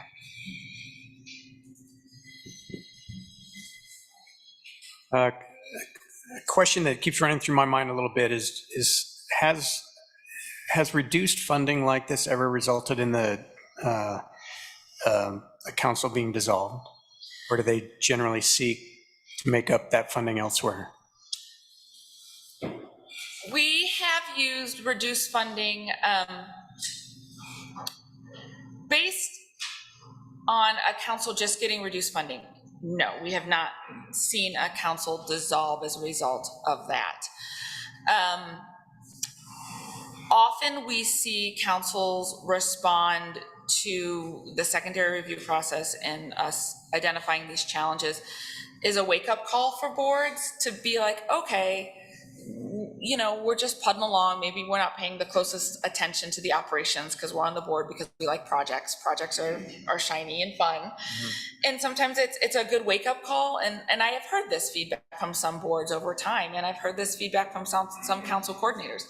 Thank you for doing a wake-up call for our boards. They needed to pay better attention to organization, or they needed to make sure we're doing better budgeting. Brian used to be a council coordinator, and so I think he's got something to share. Yeah, Brian Walcott, OWEB program manager to be for the council capacity program. Still mentoring, and this is part of my mentoring exercise. But a previous method that grants were awarded to council capacity funding was tiered levels of funding. If you had done an outstanding job, the council had met all the merit criteria, you could actually be awarded this higher amount. Most of the councils were in kind of a standard amount, and then there was also an option that if there were more problems in meeting the merit criteria, that council would then get that reduced funding. And so it was more of an incentive-based model to get to that highest level. And it was just another way that funding had occurred in the past. And I can't remember when things transitioned from that. 2014, when we adopted the new rules, we went from 5 merit criteria, 5 funding levels to 2, and then the reduced funding. So we definitely recognize that, you know, less funding is a challenge for when you're funding the operating capacity of an organization. But as staff, we also think, well, we have the merit criteria. They've been in place since 2014, and we want to make sure that councils are showing progress towards all those merit criteria. So this slide, again, it was in response to the grants committee, wanting to know a little bit of the history of these 2 watershed councils. So this shows from 17-19 to the current biennium, their award amount, how much they spent of that award amount, whether they submitted any grants or not, whether they completed any projects or not. And a couple of things I want to point out here are in 17-19, Greater Yamhill did have a reduced award amount, so that's the 94 versus the Umatilla received 118 in that same biennium. And it's staff's assumption based on reports received that the council did complete the Greater Yamhill Watershed Council did complete some projects in 1921. However, we didn't receive any final reports for those projects until 2023, and many of those, and so they were very late in reporting on project accomplishments. For the Umatilla, you can see that they have been submitting applications. One of those applications was awarded in 17-19, one was awarded in 1921, and both of those were awarded in 21-23.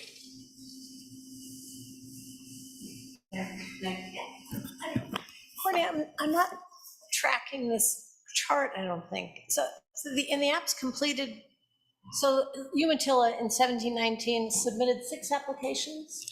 And only one of those was awarded. Okay, so the completed ones, that means they didn't get you. It means that one of the things we're looking at in the merit criteria is you're making progress in getting your projects done, restoration projects done. And so this shows that they had some projects, but they weren't getting them done. They weren't making progress on getting those projects implemented on the ground. So that they had 6 applications approved, they didn't? They submitted 6 applications, one was approved. One was approved? Yes. In 17-19? Correct. Okay. All right. I think I'm still confused, but I get the point. Okay. So I'm kind of looking at timing. Yeah. Public comment, how much more do you have? Just a few more slides. Okay, awesome, thanks. Now onto the do not fund recommendation. Again, a question from the grants committee, what was our history of do not fund watershed council recommendations? So you can see here from 15-17 to 21-23. You can see the Lower Columbia was a do not fund recommendation in the past. Tillamook was 2 biennia row of do not fund recommendation. They are recommended for full funding today, which is a great success story. This is the background information on the Lower Columbia River Watershed Council. I think Katie Duzick is on, hopefully, our Region 1 program representative. I'm seeing a nod from Nicole, so when we get to the discussion later, if there's questions on Lower Columbia, Katie Duzick is on. This battery's about to die. Okay. I'm like, please don't die now. So again, here's the history. The one thing Katie did ask me to point out is the 2 applications that the Lower Columbia currently has have been turned over to the district to manage at the council's request. They were not completing the projects. And as I said, I was almost there. We will now move to public comment. Thank you. All right, so we have 4 people signed up, 1 in person for public comment. And then at the close of the public comment, the verbal, I will mention the written public comment we received. So Greta Holstrom, you are up first with the Greater Yamhill Watershed Council.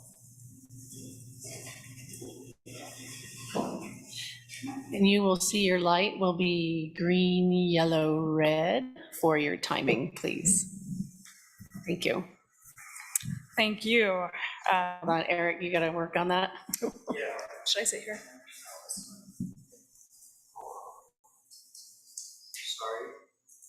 That's all right.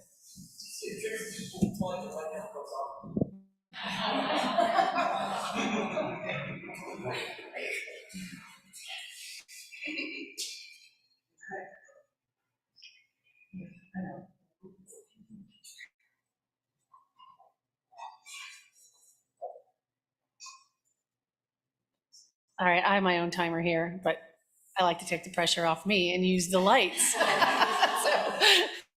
all right, Greta, for it. Thank you. Sure. I'm Greta Holmstrom. I'm the new executive director for the Greater Yamhill Watershed Council. I started 3 weeks before the capacity grant application was due, so this has definitely been a thrown into the frying pan situation. I'm here to advocate for full funding for the Watershed Council. We do appreciate staff's review of our operations and the recommendations they've made for benchmarks to be met, and we're entirely happy to meet those benchmarks. I'm confident that we can, but we would like, again, to request full funding for the 2-year biennium. We are on a positive trajectory and have been for several months. We were without an executive director for over a year and lost some board members during that time. But recently we've had a change in leadership. We've had 2 new board members come on in January and an additional one just this month. So we now have 7 board members total. We do use the capacity funding to develop projects. Those take a lot of time to develop, but I do have a list of a few that we're working on. The background to all of these include landowner outreach, building partnerships, making site visits, and pursuing specific grants for these projects. We have a riparian habitat restoration project that we're starting to work on near Yamhill, a groundwater monitoring project that we're working on in the Chehalem Mountain area, riparian habitat and wetland restoration in the Deer Creek, Muddy Creek, and South Yamhill strategic implementation area.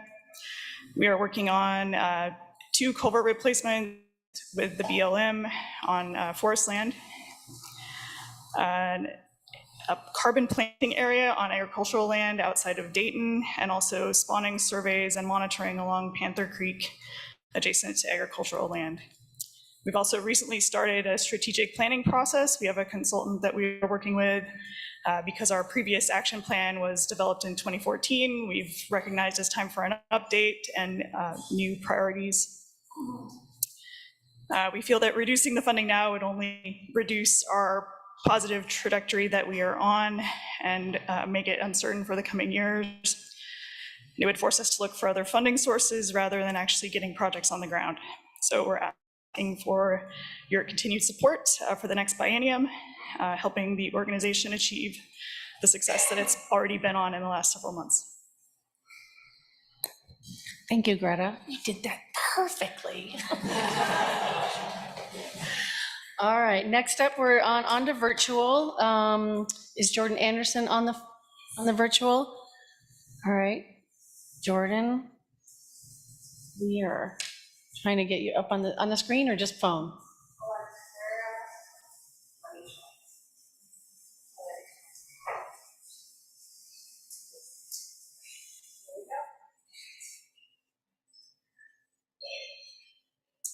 All right, welcome, Jordan. So we're going to give you 3 minutes today to give your public comment, please. Thank you. So my name is Jordan Anderson. I'm the board chair of the Greater Yamhill Watershed Council, and I'm here to advocate for the full capacity grant funding for this next biennium. We understand OWEB staff analysis and your concerns about our Watershed Council over the previous bienniums, and we are committed to meeting those special conditions and benchmarks that you've set forth. I want to take this opportunity to provide additional details about the progress we've made over the past year and do so through the lens of the merit questions themselves. So first is the governance and management. In May 2022, the previous executive director and board chair left the organization at the same time, and at which time I was elected new board chair.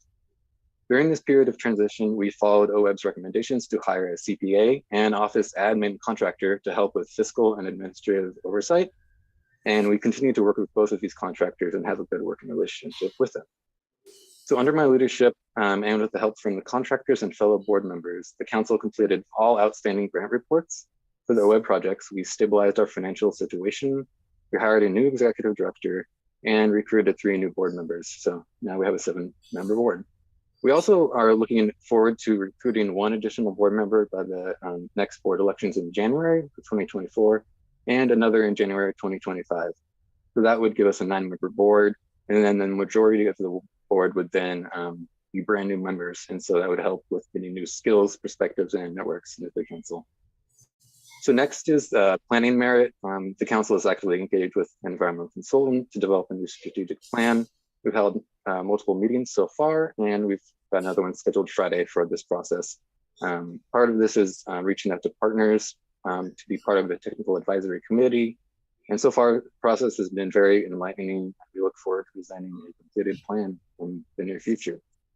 I just wanted to highlight again the restoration projects that we have been working on that Greta mentioned. So we have 1 to 2 culvert replacement projects with the BLM, 1 to 2 potential OWEB small grant applications for repair and restoration. A brand new one just yesterday, I talked with a consultant in the Newberg area that would like to put on forth a larger restoration grant for Hess Creek involving dam removals, oak restoration, and repair and restoration. And then lastly, the monitoring grants within the Chehalem Mountain groundwater monitoring areas. And so for community engagement, since hiring Greta in February, the council has worked to engage with partners, build new connections with private landowners, and provided volunteer opportunities, such as salmon spawning surveys, eDNA sampling and water quality monitoring, and camas seed harvesting recently. We also have a new partnership with our local Native Plant Society, which will bring speaker series events in this fall to bring to the community, which we're very excited about. I hope the information presented along with the letters of support and public testimony showcases the progress we've made at the council, community support for our organization, and the positive trajectory for the future. With our full capacity funding, we'll be supported to continue this momentum forward, complete our strategic planning process, initiate those on-the-ground restoration projects, and redevelop our niche within the watershed. Thank you. Thank you, Jordan. All right. Let's see, we are moving on down. Is Andy Fleckinger on? All right. Yes, can you hear me? Yes, Andy, welcome, and we'd love to hear what you have to say today. Thank you. Good afternoon, Oregon Watershed Enhancement Board. My name is Andy Fleckinger. I'm the district manager for Yamhill Soil and Water Conservation District. I'm thankful to have this opportunity to advocate for the Greater Yamhill Watershed Council as a strong partner. For nearly 3 decades, the Greater Yamhill Watershed Council has been an invaluable partner in collaborative conservation efforts, making remarkable impacts throughout the local watersheds. Their dedicated staff bring technical expertise that supports our own district initiatives. However, reducing funding for the council not only hampers their work, but also hinders our ability to implement collaborative restoration projects. Together, we have achieved significant milestones. In just the past year, our joint efforts have led to successful completion of 3 OWEB grants, from oak habitat restoration to fish passage improvements. The Greater Yamhill Watershed Council is a key partner in our aquatic weed survey, invasive weed outreach, and water quality monitoring. Yet the potential lies ahead for greater success through this partnership. With full capacity funding for the Greater Yamhill Watershed Council, we envision multiple transformative projects over the next couple of years. This includes riparian habitat restoration, groundwater monitoring, culvert replacement, and carbon planting areas, all aiming to enhance the well-being of Yamhill County and its residents. In the spirit of preserving this successful partnership and fulfilling our shared goals, I hope that you will consider fully funding the Greater Yamhill Watershed Council's capacity grant. Thank you. Thank you, Andy. And I think we have one more, right? One more. We have Margaret Magruder from Columbia County. 1 second as it goes through the system. That's right. My sand still needs to empty here.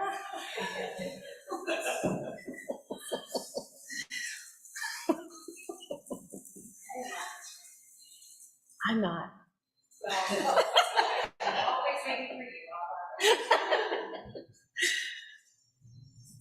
So is she on her phone or is she going to be on the video? On Zoom, but the camera. Oh, okay. All right. All right, Margaret. I'm stalling. All right, Margaret, we're ready for you. All right, thank you. Good afternoon, co-chairs, board members, Director Hansen, and OWEB staff. A few weeks ago, I learned that the Lower Columbia River Watershed Council was in dire straits and was not going to receive OWEB funding for their capacity grant. Having been the coordinator since 1996, I was the coordinator for 20 years, I have intermittently attended the meetings, and I found that it was difficult for me to attend those meetings because I always wanted to take over, and I knew that I wasn't supposed to be doing that. In hindsight, maybe I should have, huh? But we learned that they were not going to receive funding. So I immediately called Chip Bubel, OSU Extension, and some other folks, ODFW and Friends of Fox Creek, and our Columbia SWCD, and said, hey, let's get together and see if we want to make an effort to save the Lower Columbia River Watershed Council. So that's what we did. We had a nice meeting. And you know, the Lower Columbia River Watershed Council is the Lower Columbia River Watershed is a reasonably significant area in the Lower Columbia. Columbia County has 688 square miles with a population of 53,000 people, but the Lower Columbia watershed area is 288 square miles, which is nigh on half of that, the county, plus a little bit of Clatsop County, and we only have about 5,500 residents. So it makes it a little more challenging to get volunteers. So we have a small volunteer pool. But when we sat down and we called a few people who had previously been involved in the council and said, what do you think? Are you willing to step up to the plate? They said, yes, we are. I think part of the problem of the council was that the leadership was kind of not keeping up with things as they might well have better done. So we developed a plan forward, and the plan that we came up with was that if we could get the funding, the current funding extended, and I'm not sure of the exact number, but it's somewhere in the $35,000 to $40,000 that is remaining in the past capacity funding, that it would give us the time to rebuild the council, seek either a volunteer or a paid coordinator, start updating the strategic plan, improving our community outreach, doing all the things that we had previously done to have a vibrant council. So that's where we are now. We've had some people step up to the plate: City of Clatskanie, Friends of Fox Creek, Scappoose Bay Watershed Council, and ODFW to support us in this effort. So we're throwing ourselves at the mercy of the OWEB board and asking if we could have our funding extended so we could have an attempt to rebuild the council and get it on a better footing again, because there are lots of projects still out there that need to be done. So I'm happy to answer any questions that anyone might have. Thank you so much for the time. Thank you, Margaret. We appreciate your testimony today. We appreciate everybody that came forward. We hear you and appreciate you engaging with us today. I also want to acknowledge some of the written public comment we received. We received from Chip Bold from OSU Extension, Greg Hinkleman from City of Clatskanie, Rachel Myers, Scappoose Bay Watershed Council, Melissa Legg, Columbia SWCD. So thank you, everybody. And now we are up to board deliberations, please. Go ahead, Mark. Well, I'm a member of the Grants Committee, and I apologize I couldn't make that meeting, but Dan or Barbara, you're the co-chairs. Anything to add from the Grants Committee? What, since you did the due diligence behind, you know? I didn't attend either, but I listened to it. I listened, that's one thing I Okay, love about what came out of apologize, I COVID. is I didn't. listened. Dan, anything from the Grants Committee? I think the things that we talked about at that committee that we wanted to hear more about, we did hear more about from Courtney today. Thank you.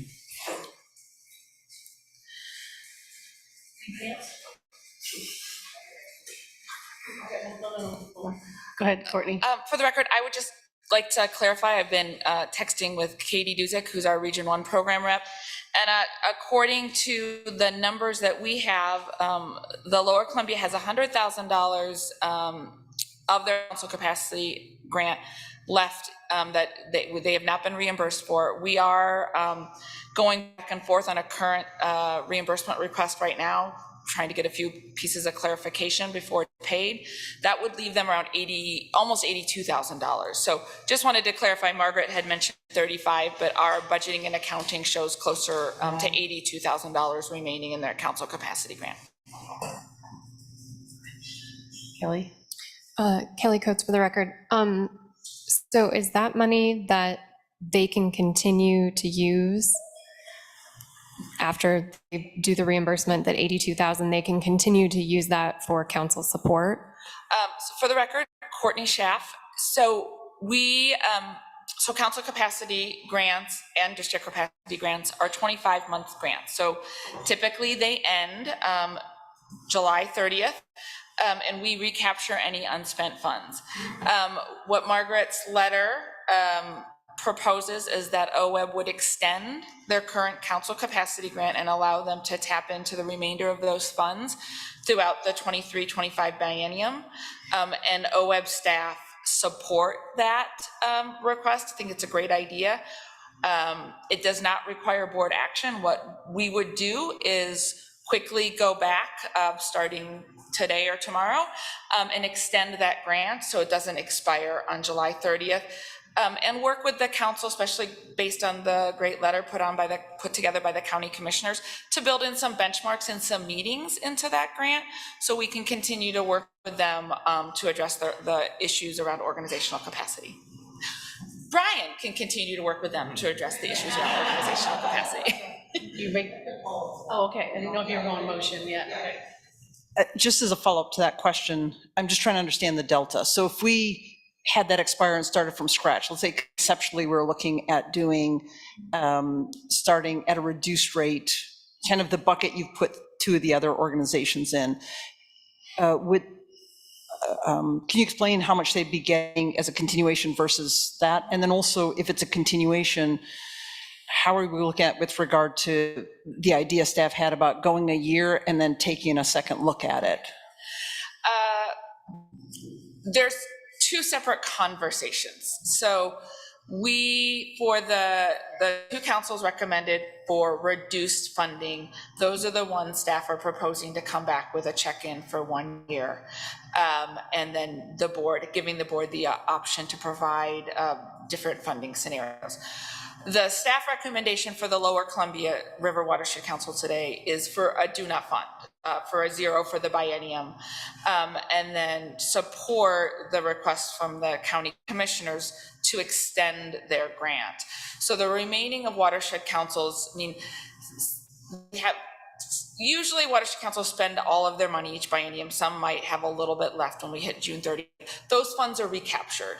So if the board decided that they wanted to provide some funding to the Lower Columbia River Watershed Council for the 23-25 biennium, in order to be fair and consistent across all watershed councils, we would then allow their 21-23 grant to expire July 30th and recapture those unspent funds. And I apologize, I wasn't clear in my question. If we went with just the continuation, how much, that sound like it was 86K, or how much is that? Around $82,000 is what our accounting shows. And then if we were, I think the rate is, what, at 80% for the others that we're looking at a reduced amount, how much would that be? I don't recall from the slides. 66 for 1 year 149. 132 for 2 years. Okay, so thank you. And then if we were to just have it continue on with that 82K, does that still allow us to take a look at it next July per the recommendation on the others, and then to consider an additional amount so that theoretically they would get a bit more, they'd get that 82 instead of the 60 some, but that we could still go back and potentially then extend for a second year? Because otherwise, with just a continuation, we miss that, they fall short. If that would be the board's desire, yes, the staff would come back in July 2024 and we could update you on the progress of the Lower Columbia River Watershed Council, and you could make a funding decision at that time. Katie's had her hand up. Yep. Katie. Hey, thank you. Katie Duzick. I'm the regional program representative for Region 1, which covers the North Coast, where the Lower Columbia River Watershed Council is located. I just wanted to add a little bit about the numbers, since I can see where we're thinking about that. The council has requested a portion of funds. They have $82,000 that they've not requested, but the last time they submitted a payment request was back in December.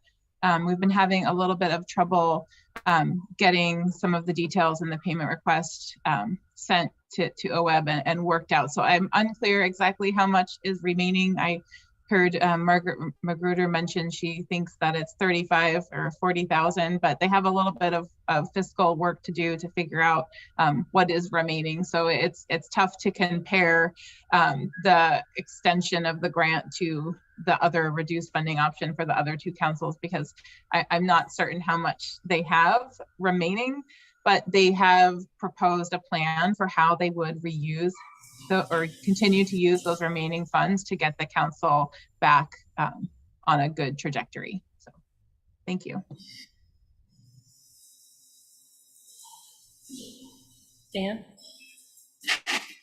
Jamie asked the question I was going to ask. Liza Jane? Thank you. Let's see.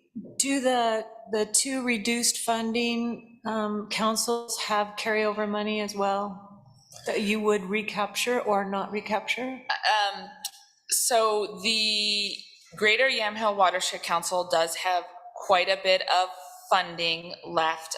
As Greta talked about, they're working on strategic planning and recently requested an advance to pay for some of that strategic planning. Anything unspent by July 30th would be recaptured. And Umatilla has regularly billed throughout the biennium, and so they have very little remaining and probably will spend it out in the next 5 days. Okay. So if we were to vote, can we consider an extension with Yamhill as well, so we don't recapture that? Or is that just the one? For the record, to be fair and transparent for all watershed councils across the state, because we have not allowed others to extend their grants, I would be uncomfortable with the board just extending theirs. I would ask that the board staff to extend all of them, to be fair to all watershed councils that are not here providing public comment today. Okay. Just to take that into consideration. Yeah. And then my comment is for Katie. I think you had the hero's cape on in helping Tillamook recover and working with their board and their issues. And I can remember being concerned, and they're flying high and doing great. And I have full faith under your support that you'll do the same for this group and their struggles. I think the desire's there, but they, at point have to grab the oars and go. So but you do give me confidence, and I know that was a lot of work, and you did great. So that's all I wanted to add. Go ahead, Jamie. So to Courtney, to your point about fairness to others, it sounds like it would be cleaner that if we want to consider based on the testimony on Lower Columbia River Watershed Council and that opportunity of the work they've done just between the discussion staff has had and this meeting, to recognize that it might be cleaner to have all funding expire and then start a new cycle of similar to the reduced funding that's recommended for the other two organizations, that it'd be cleaner all around in fairness to other organizations, not to grant the request to continue things on, because that would money things, but to actually stop that and then start a new, even after a reduced funding cycle for this year. The reason staff are comfortable are comfortable with the idea of extending one that is the Lower Columbia is because they are recommended do not fund, so zero funding. So that's where it was a little bit more comfortable recognizing that the council's coming in saying, hey, we recognize you're recommending us for no funding next biennium. We have some funding left. We'd like to put together a plan to address our organizational challenges, versus all the other councils around the state that are recommended for next biennium have not been given an opportunity to extend their current grants that are about to expire, and they're getting an award for next biennium. I don't think I'm doing a good job explaining it, but that's where staff felt comfortable with this request from the Lower Columbia River Watershed Council. So I appreciate that, and I always appreciate the incredible thought that staff puts into trying to support our partners and stay within parameters. But if conceptually the board were open to considering reduce funding for them, what I'm looking at is the 2-year biennium. And if it's just an extension, then they would get a little bit more in this conceptually in this first year, but it doesn't allow staff and the board to go back and look at it after year 1 and to do a consideration of have they essentially earned additional funding. So they would have less funding over the 2 years, and there wouldn't be that review opportunity. So shifting from where we were prior to the board meeting, if at this point the board was considering funding, would it make it cleaner and easier just to end that funding and then go into a new cycle with reduced funding and reviewing next year? Yes, to answer that specific question, that would be a lot cleaner. Thank you. If you wanted to take that approach. Sorry, I didn't understand it the first time. Kelly, you still have a question? And then you, Bruce. Okay. Yeah, he does. Okay. Bruce, please. I was very comfortable with the do not fund. I'm familiar with some of the people involved just upriver from Astoria, and I knew that they were in a state and having problems. So it did not surprise me with review and the technical review, and yet again, and was prepared to come to this meeting and this support do not fund. I too read the comments and felt there was enough support and know people like Margaret, that confident that she'll stay on that and that if the ship can be righted, there is commitment to do that, and there are people there who are fully capable of getting it done. But still, they'd failed the analysis, and this speaks to what my colleague Jamie was saying, but they failed the analysis, and the do not fund, I think, still stands. The solution of allowing them to keep the money that it was awarded to do certain things, they have not done them to date, and all we're actually doing by extending that is saying, all right, we're giving you a little more time to use the money, but you are on triple secret probation. But, so that's, I think, while I agree that Jamie's idea would be cleaner, I think this is the most equitable solution, gives credence to the support that the council is getting from the local governments and highly qualified people, and doesn't set a standard that we're going to have to come back and go, oh no, we did it there. So I think this one's okay. Kelly, am I waiting on you? Okay, Lindsay, and then Mark. Yeah, thank you. For the record, Lindsay McClary. I like what Bruce just outlined. And again, like Katie mentioned, because of the lag in billing, we're not exactly sure what the remaining funds are. And if the board decided to lump them in the bucket of reduced funding, they could actually lose out on money. If we're talking $80,000 to 66, there's a chunk of money that might be lost on that. So just some thoughts. Mark?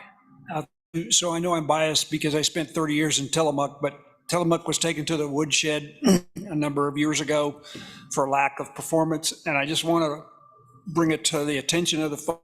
They got 4 green bars across there, and congratulations, Tillamook. Well done. Yeah, I just didn't want that to go without notice because we're not mentioning somebody who's really turned it around. Well done, Tillamook, if you're After listening. you left, Mark?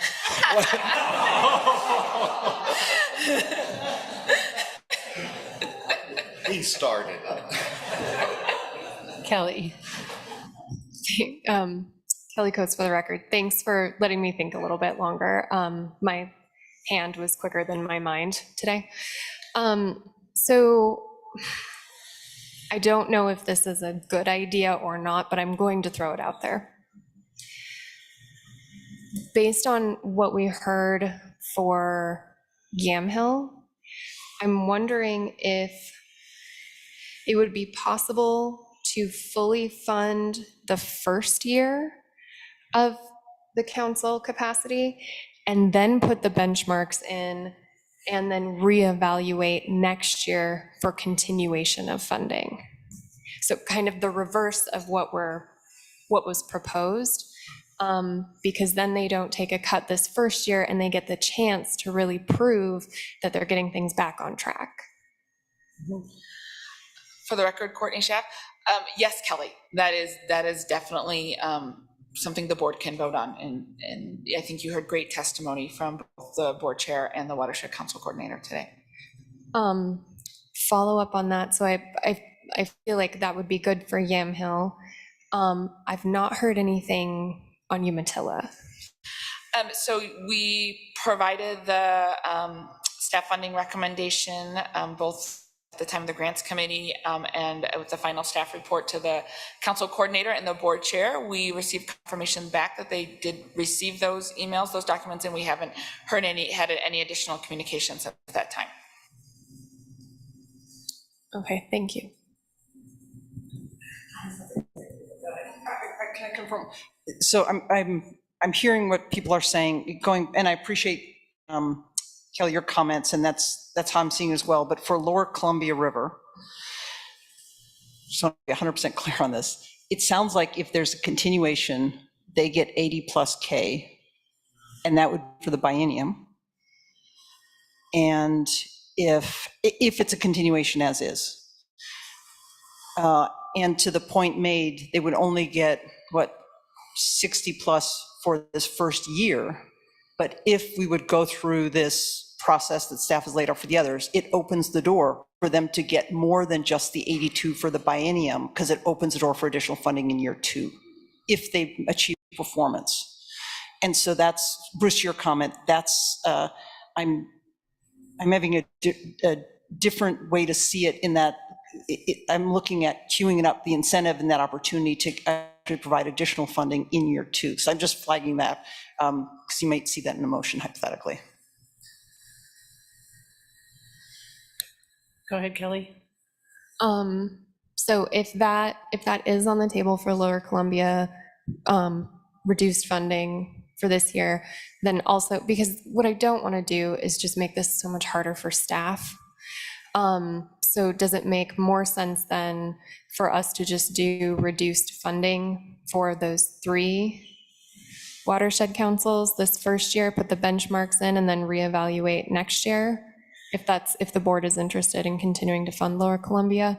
I mean, I'm just trying to figure out what's cleaner, but also trying to figure out how we can give them the boost that they need to be successful, but while also acknowledging like we haven't seen the performance. Katie has her hand up. You want her to go? Sorry, Katie? Thank you, Katie Duzick. For the record, just I wanted to remind everyone that the $82,000 is really an unknown number. I'm assuming that the council has incurred some expenses since they last submitted a request in December. And one of the reasons probably that the council is in the position it's in is because there's been challenges fiscally with getting all of their expenses in and submitted. So I think that it would be advisable to forget about the 82,000 number and instead consider that they've probably incurred some expenses since that time in December. So we shouldn't get too fixated on that number as you're planning your deliberations. And I also just wanted to add that the Lower Columbia River Watershed Council is in a little bit different spot than the other two councils. They currently don't have any staff, and many of the board members have resigned. So we are in a little bit different of a position with that council than, say, the other two that are recommended for reduced funding. Thank you. And to build off of what Katie said, I would just build off of that, and I could share the screen again and show the color pie chart. I want to highlight the fact that Tillamook Bay Watershed Council had no funding for 4 years and met all the merit criteria.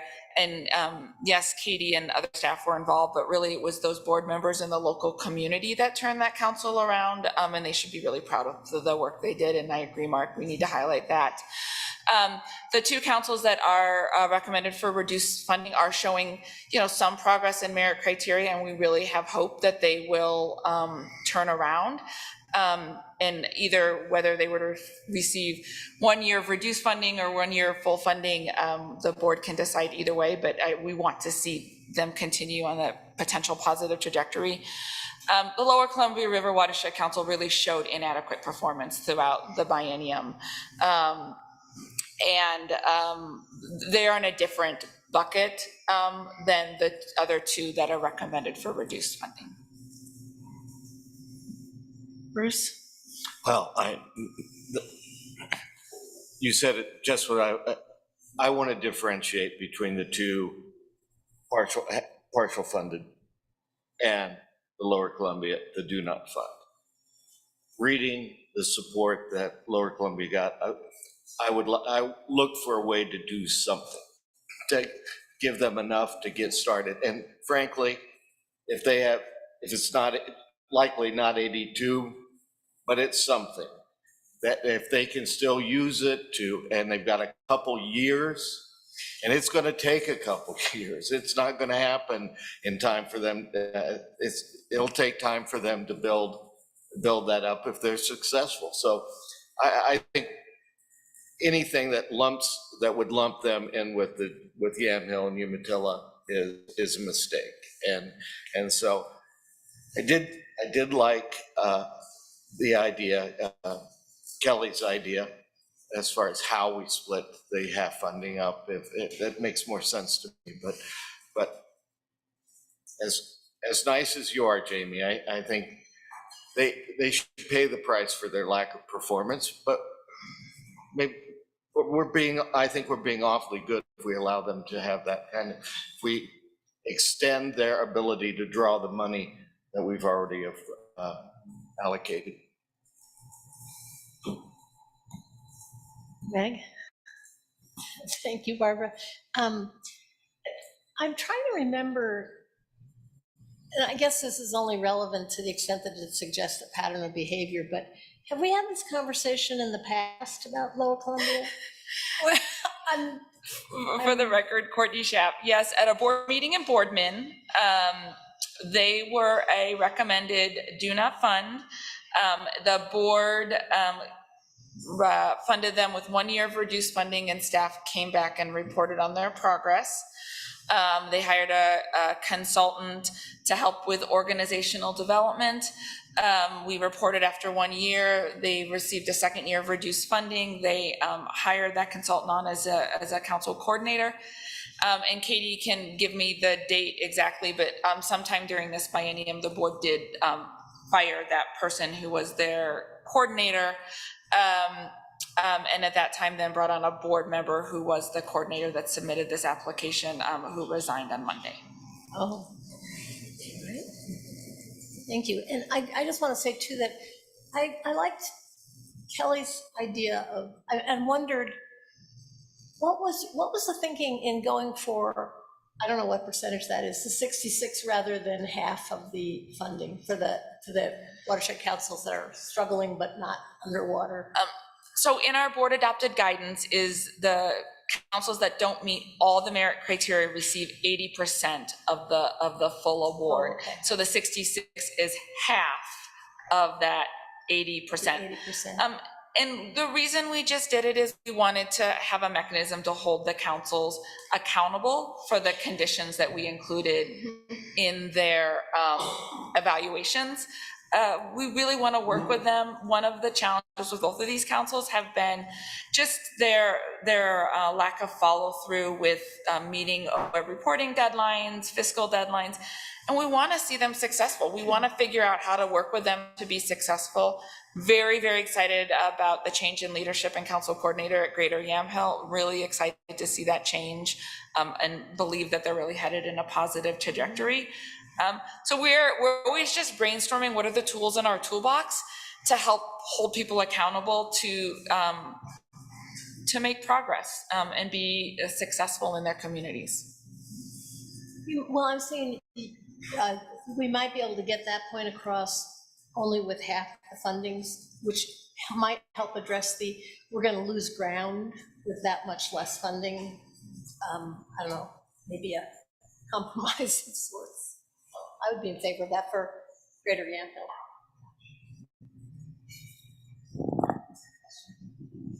Yes. Courtney, where is the board adopted guidance? Is it in rule? Was it captured in the minutes? Is it in a written document? It is a guidance document, so it's not in rule. It's a guidance document.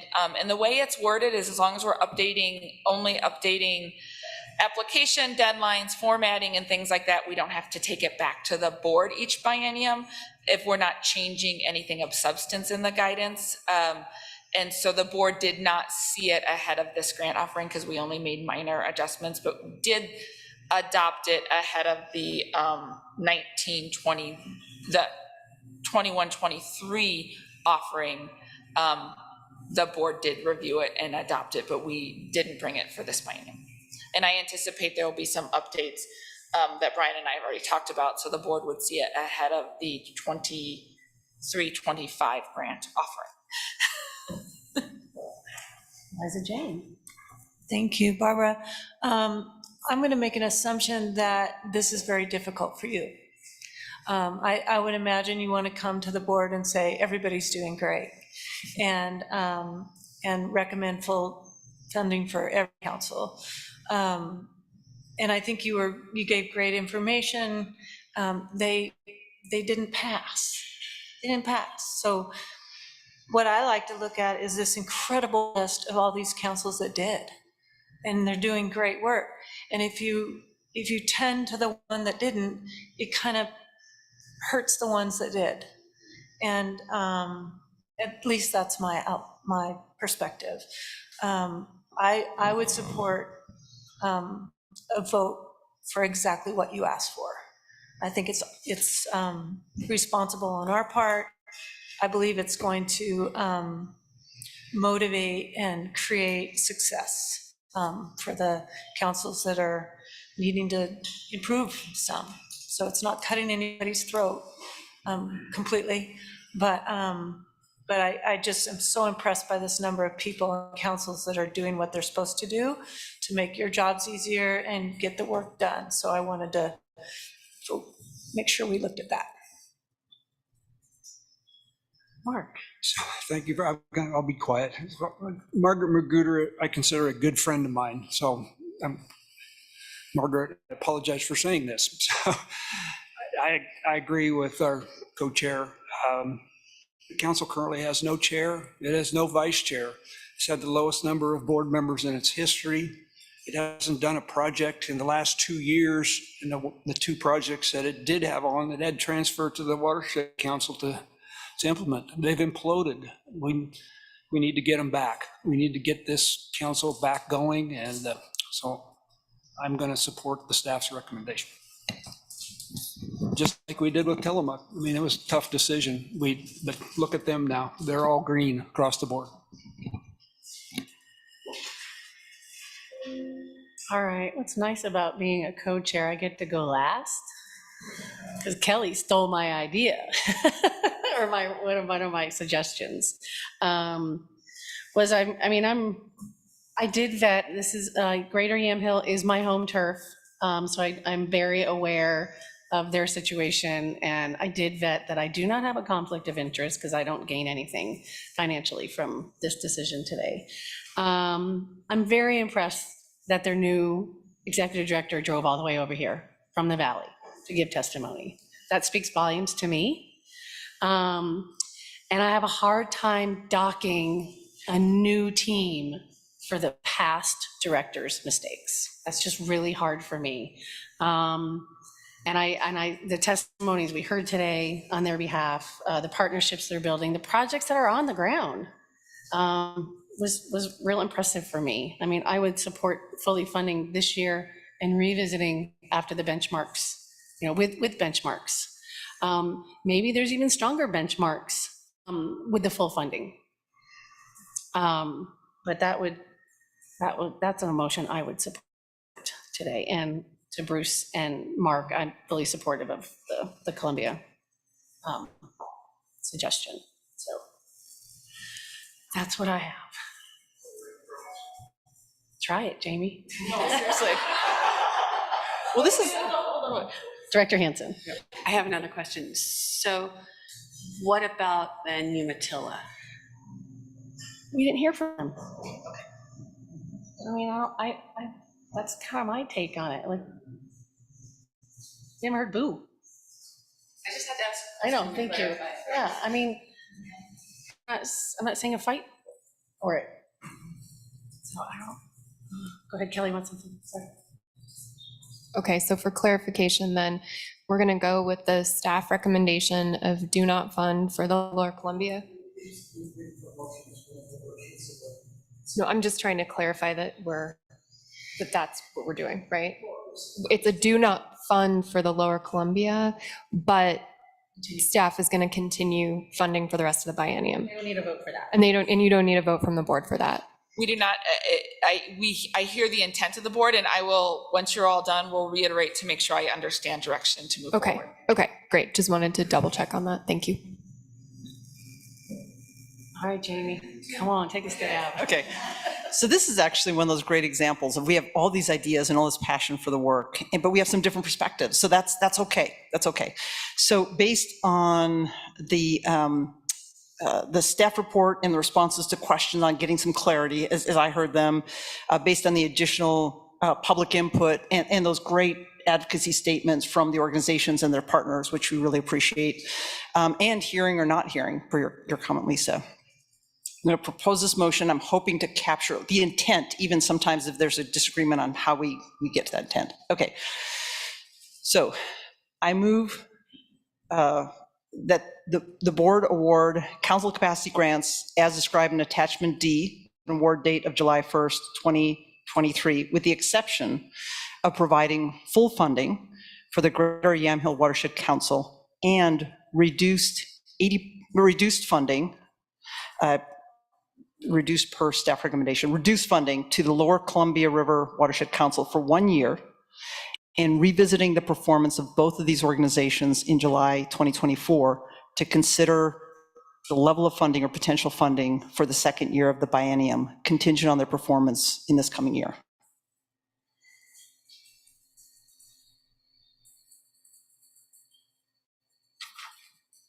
Can I clarify again? Please. So when you said full funding, I would take that half of the funding. Is that right? And so the full funding for the year, which is half the funding. 1 year. And setting aside the other. Thank you for that clarification.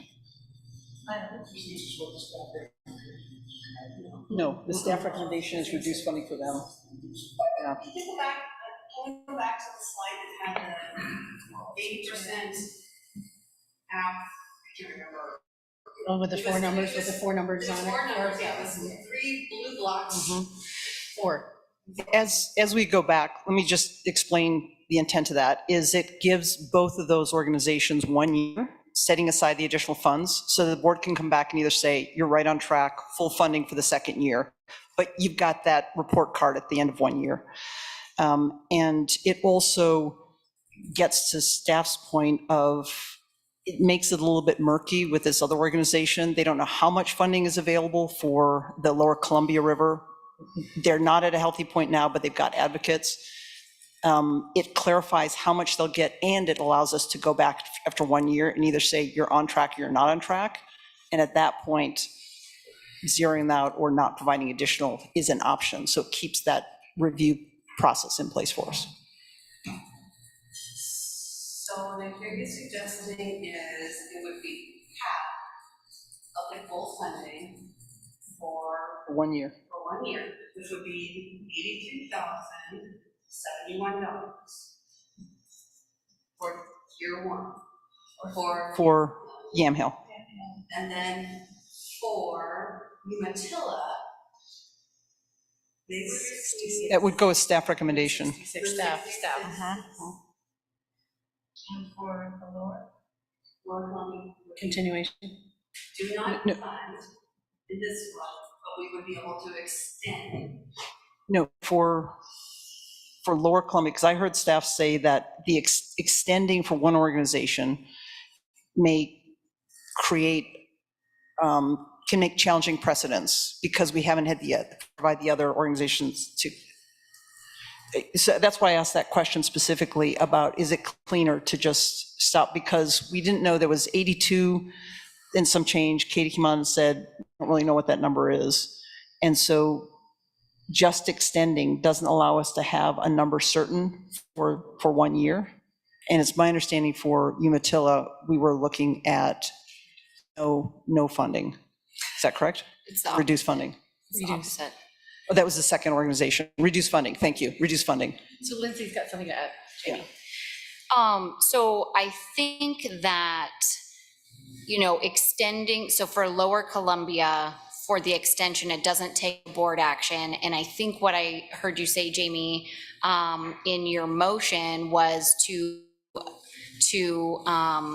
address, to bump up the Greater Yamhill Watershed Council, leave Umatilla as recommended, leave Lower Columbia as recommended, which is the do not fund, and I would actually second that motion.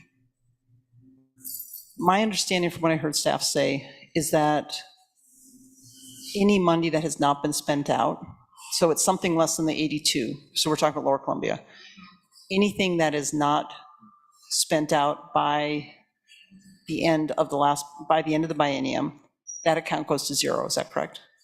It's assuming that the standard practice for everyone else. The standard practice is watershed council capacity grants are not extended past the end date of July 30th of each biennium, and any unspent funds are recaptured. I will add that it is a unique situation when we recommend a do not fund for a watershed council, and staff support the Lower Columbia River Watershed Council's request to extend their current grant and to stick with the staff funding recommendation. We think it's an appropriate use if it is a do not fund staff recommendation. But if we've already heard it's something less than 82, we don't know what that number is. And that would be the number for the entire biennia, right? If we do not fund. That is correct, yes. So let's say that they started a really bad place. We've got testimony that we're going to work on that, we're going to make it better. If they make it better in this year, they've got zero funds for the second year. That's my concern. So if they knock it out of the park this year, go from 0 to 100, all we can say is, good job, come back and visit us because you got zero funding for the next year of the biennium. That's my concern. And if I could just respond, sorry. Yeah, and I think that's been the struggle that we're kind of talking about, but some of the things that I've heard other board members say is, yes, that is true. And I think that's where a lot of us are at, is that is true, but I think we're willing to vote on keeping that as is, because they haven't performed you'd have to go back to your chart, but I think like in the last 3 biennia, so 6 years, they haven't completed a project. That one. I think you're right, and we heard someone come through public testimony and acknowledge that and say that they've now developed this coalition that's going to make a change. And so we provide them, either way, we'd be giving them some money. And it sounds like it's in the ballpark of the same amount of money, but we close the door on help on, if they do it well, to continue funding. We close that door. That's that Delta piece that I'm trying to get and keep the option open. Well, I did hear Margaret say, please continue the previous funding. It's really what I heard her ask was today. I didn't hear anything else from her, just like, please, can we spend the money we've already been granted? That's what I heard. Go ahead, Bruce. You heard that correctly. Margaret would be quite pleased to have the money that had previously been awarded. It wouldn't set a precedent of having somebody with straight zeros across the board be given a grant. If we do it for a lower, reading everything that was in the reports, putting Lower Columbia in with Umatilla and Yamhill is totally unfair. And I recognize that it'd be great if there were money, they could come in a year from now if they hit it out of the park. But if there's money, the fact that we would allow staff or support staff in the decision to continue on or to extend their ability to pull the money that has been awarded, to me is as far as I'm willing to go. And I love those guys, but I don't think this idea that they're going to take that amount of money and hit it out of the park and a year from now come back and say, we can't do anything for a year. Well, you haven't done anything for 10 years. And so let's get it together. You got to hire somebody. I love where your heart is. Well, my concern also, you touched on, is precedents. And that's something we've always been worried. So have we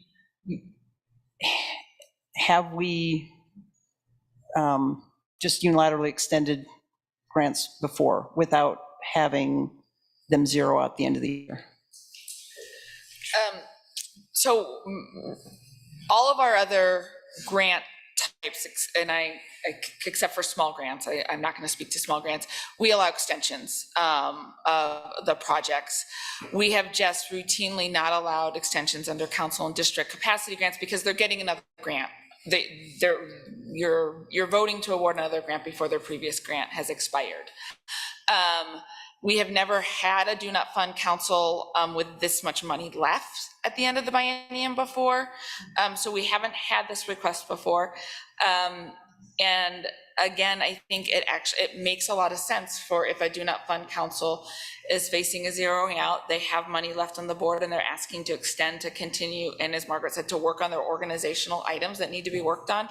I actually think it's a good precedent to be setting if you are a do not fund recommendation for a council, for allow them to carry on and continue with unspent funds. And you don't need, since that's been past practice, you don't need board action? We don't need board action on it. We just have the ability to extend grants and allow them. It's just been it's been an ongoing decision of staff that we've never allowed the extension of council and district. We can revisit that when we bring the guidance in 2023-25 to see if the board wants to build that into the guidance document. But it's been routine practice by staff throughout the history of the council capacity grant program. Okay, so that would not be included in the motion because we'd be silent on that one. Correct. Okay. But we would be taking that direction from the board to work with the Lower Columbia to extend their grant. Okay, so to that point, I will. Wait, Meg, yep. Will you withdraw first? You want to withdraw first? I would amend, actually, is what I do. Okay, that's true. Well, Meg, do you have a comment? This may be beating a dead horse, but if this is an extraordinary amount of money for a do not fund recommendation council to have unspent. And my concern is that by not acting, but allowing this expenditure of money, we're effectively giving these guys more money than Umatilla, for example. Because it potentially, we don't really know how much. Yeah, I think that's a good point. I think to Katie's point, we really don't know how much money they have in their account. They haven't billed for a while. We've been back and forth on multiple iterations on the current payment request because of multiple issues with the payment request. So we don't know. They don't have a coordinator in place right now. So I would imagine the county would work to find someone to help them with the organizational work. I don't think they have 81. I don't think they have 35. They have somewhere in between. And I guess, I mean, that comes to part of the problem is they don't necessarily know how much money they have available, but we'll be working with them to figure all this stuff out. Don't write them a blank check. Meg, why wouldn't, as a board, why wouldn't we suggest, if you're comfortable with it, suggest a maximum amount that we would extend? I mean, it's still in our bank account. We can say we'll extend up to a number. Margaret would seem to be happy with 35. And 82 doesn't seem to be realistic, and 66 would make it equal to what we're awarding to the half funded. So maybe somewhat under, 40, 50, whatever you think might make you comfortable. Okay, Kelly. But we don't know how much they have left because they haven't billed us since December. So I don't feel comfortable setting a number, because if we say, hey, you can't get more than 50,000, if they only have 32 in the bank, then it doesn't work. I wouldn't feel comfortable setting a number. Well, and we don't need to take a vote on it either. I mean, it's just. No, but we are committing to paying that, though. That's the thing is, well, if they haven't, just the point was just made. If they haven't asked for it, we haven't paid them. But what we're doing is we're saying there's this number for them that we have no idea what it is, but we're committing to our future budget. This is money that was awarded in July of 2023. It is in 2021. It's carryover. July 2021. This is their current 21-23 council capacity application. It's not money that you're allocating from the future. So I understand that, but also for bienniums, it's like Cinderella money. It goes away at midnight. And so it's really then becomes part of our budget in a sense going forward, because it will come out of this budget for this new biennium, right? No. Go ahead, Mark. Well, hopefully don't confuse the matter. That's not what we're voting on. We're voting on a council capacity grant to move forward, irrespective of what's already been allocated. So everything we're talking about here is mute. We're not voting on that. We're voting on the council capacity grants effective July 1, 2023, correct? Yes. Okay. So on to work. All right, so Liza Jane has a question too.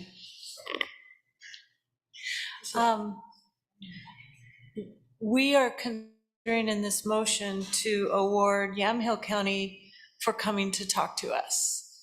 And Umatilla County didn't come. They're not mandatory to come and tell us what they're doing. And so it doesn't feel like I know enough to make that difference. I don't know if you can help with that, or if that's just out there for you to consider. It's farther away than Salem, but what? They got a screen. Yeah, but we don't tell people it's the value that they need to do that in order to get funding. That's not part of the game. So I don't feel comfortable. I really appreciate Yamhill coming, and I'm excited for what you have ahead of you, and I have full faith that it's going to happen. But I don't have enough information about Umatilla to make it different in the amount of funding. The only thing I would point out is I think the Greater Yamhill clearly articulated the work that they have done in the last 6 to 9 months to address the concerns over the last few biennia, and to work to change the trajectory of the council. We have not received any additional information from the Umatilla Watershed Council that they have worked to address any of our concerns and are working to change trajectory. We're still hopeful and are committed to working with them, but we have not seen them demonstrate to us through the interview process, letters of support or conversations that they are addressing any of our concerns. Thank you, Courtney. Meg? Yeah, thank you. On the point of this, the money that Lower Columbia may or may not spend, it's true, I see we're not voting on it, or at least I don't know how. I think we heard that your practice would normally be not to allow someone to spend the money past the end of the biennium, but we'd be kind of signaling that in this case, we want you to. And then I'm like, if Mary's River watershed comes along and says, oh, we'll spend the rest of what's in our accounts too, and our answer is, well, no, we let them do that because they're performing so poorly that we didn't fund them for the next biennium.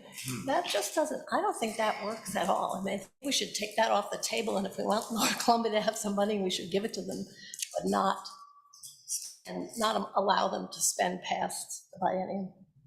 That would be my thinking. And I would be in favor of I'm not suggesting I'm in favor of giving more money to Lower Columbia. I'm just saying I don't think the spending after the end of the biennium is the cleanest way to do that. Lindsay? Yeah, Courtney, would you be able to put back your chart that has the green, yellow, red bars? Because what I heard you just say is that over the last 6 to 9 months, Greater Yamhill has been in pretty regular communication with you and answering some questions, demonstrating some capacity, and over that period of time, yes, thank you, Umatilla has not capitalized on the same maybe opportunities or followed up with you. And so I think this is a really good visualization to Liza's point of, yes, we don't mandate people to come, but there are opportunities. And what I'm seeing here is, we talked about Tillamook, who was not funded for a period of time, and now they've got all green stars. The only one close to that's having this conversation, Elk Creek was for full funding, is Greater Yamhill with the yellow across the board. So they're really close. And just to Meg's point, I definitely hear about the precedent, but I do support staff's feeling on it seems reasonable to spend out the money that's already been allocated over these next 2 years, because I do think it, yes, we could be seen as still allowing them to spend money. If there isn't that opportunity, they may dissolve. They haven't shown capacity over several years at this point, but I do think that it does seem reasonable from the staff's recommendation to let them spend out the money that's already been allocated as sort of a Hail Mary, you're on triple disqualification and you have this last chance. Mark. So this is why we get paid the big bucks. So I'll be the bad guy. I would move the board award council capacity grants as described in attachment D with an award date of July 1st, 2023. Well, Jamie already had a motion on the floor. There already was one. Yes. No, she added a bunch to it. This is a separate motion. She didn't get a second, so that means the motion died. Yeah, you did, but we were still in discussion too. But, okay. So I'm just waiting to see if there's a second, then we would discuss that, if there is a second. So Jamie's motion fails because we didn't get a second. I wanted that on record. Will you repeat yours, please?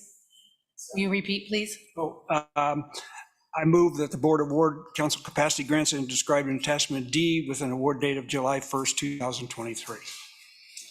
I'll second that motion. It's Gary. And in discussion, is that, I fully understand. Further discussion. So thank you. I fully understand. I'm hoping that Yamhill, thank you for coming, that you're going to move this ahead, and Yamhill's going to be all green next time, and we are going to partially fund them, and the rest of you, we've done the due diligence. We've had the grants committee review it. We've had staff give their presentation. We've had great discussion around the table, but I believe that we should stay the course. What you permit, you promote, and this is, we're staying the course with what we've done in the past, and the board is staying in alignment with where we are in the past, and so I think we ought to do that. So, and then I'll be quiet. Discussion? Lindsay? I thank you, Mark, for making the motion, and I would support it. Just wanted to say. I'm wondering if we need a roll call on this one. Nicole, can you do it? Oh, so any further discussion? I have a question in aid of figuring this out.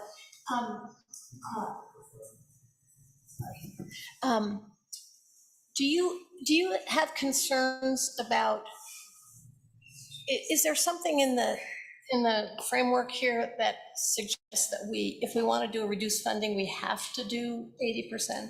Are you concerned about if we were to take the course of awarding Yamhill half of the $83,071, would that concern any of you administrators?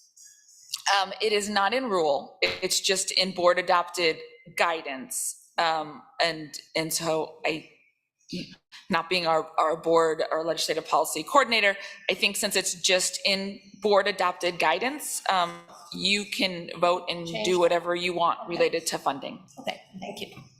Not being the expert, looking to the director. Do you agree with that? Bruce? So Kelly, your idea on not the amounts, but how to distribute, I liked. It doesn't change anything from the amounts in the original motion or that's on the table, does it? It does. Yeah, it does.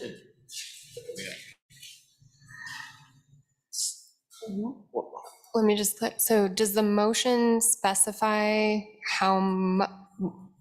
Staff The recommendation. staff recommendation does, yes. Yes.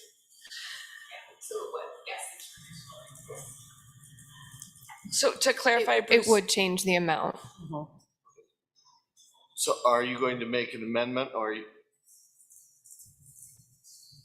do you still want to pursue that idea? Bruce, I have no idea what I want to do right now. That's what happens when you decaffeinate.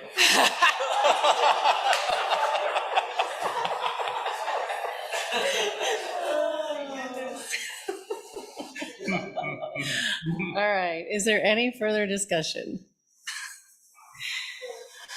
All right, Procedure question then. I mean, I would prefer to see Yamhill get $83,071. So. Then vote no. Am I voting no, or should I try to amend the motion? I mean, that Mark may prefer to have this motion. Make it $16,000. Right. Not much to us.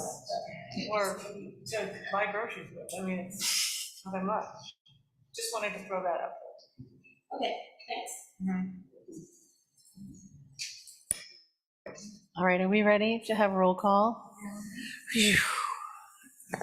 Good conversation. All right, Nicole, go for it. Okay, Bruce, Aye. Liz? Aye. Lindsay? Aye. Meg? No. Liza Jane? Yay. Barbara? Nay. Jamie? No. Kelly? Yay. Mark? Yes. Gary? Aye. Molly?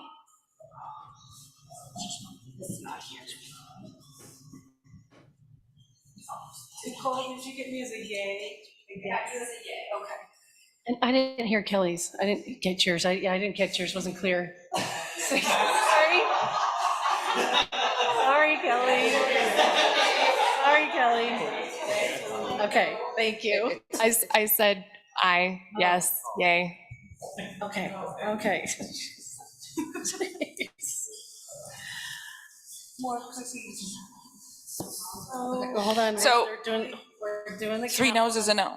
3 no's is a no. 3 no's is it doesn't pass. Right, right. Yes, we do. What do we do now? Do we continue to, So make another motion. okay, I'm gonna, Meg, gravy, I'm gonna try it. Me, Meg, and Jamie. So does somebody, Okay, I said no. I'm 3 no's. I'm gonna try a motion. We're gonna see where this goes.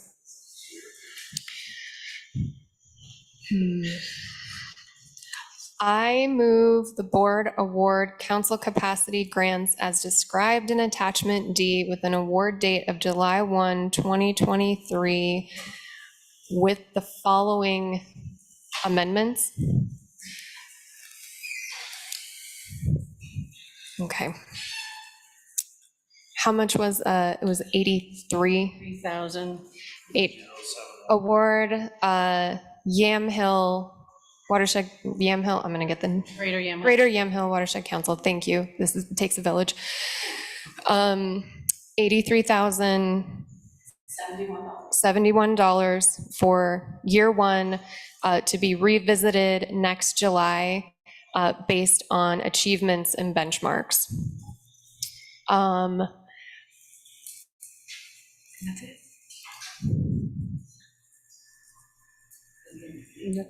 That's it. Yeah, and that's it. I'll second that. Do we want roll call, please? Oh, sorry, yes, sorry, it's been moved and seconded. Is there further discussion? So I just want to make sure, I know we got to get to a yes here, but so we're telling Umatilla that you still get your 66, Yamhill only gets it, Yamhill's going to get a bump. Mm-hmm. Okay. Mm-hmm. All right, any further discussion? Nicole, roll call, please. Okay, Bruce. Aye. Liz. Aye. Lindsay. Aye. Meg. Aye. Liza Jane. What? Barbara. Yippee. Jamie. Yes. Kelly. Yes. Mark. Yes. Gary. Aye. And Molly's gone. All right, motion passes. Thank you, everybody. That was great discussion. Good job. All right. And I want to thank you all for you know, new board members. This happens once a biennium. You will not have to do this again. Well, sorry, in July. It is usually this much conversation, and this is me officially passing the baton to Brian. I will not be back up here again. I will be his support mechanism. And thank you for an amazing conversation today. This is a really important discussion, and thank you for your engagement and ideas. It's really appreciated. Break time. Stretch it out, come back in.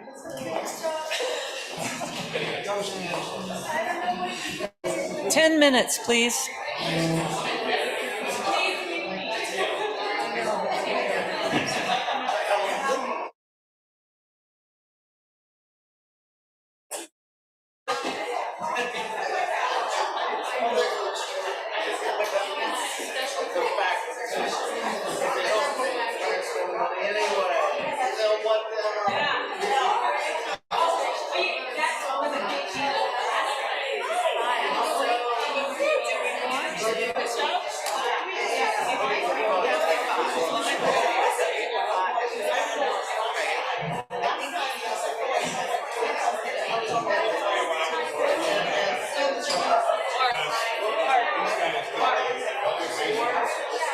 That was fun.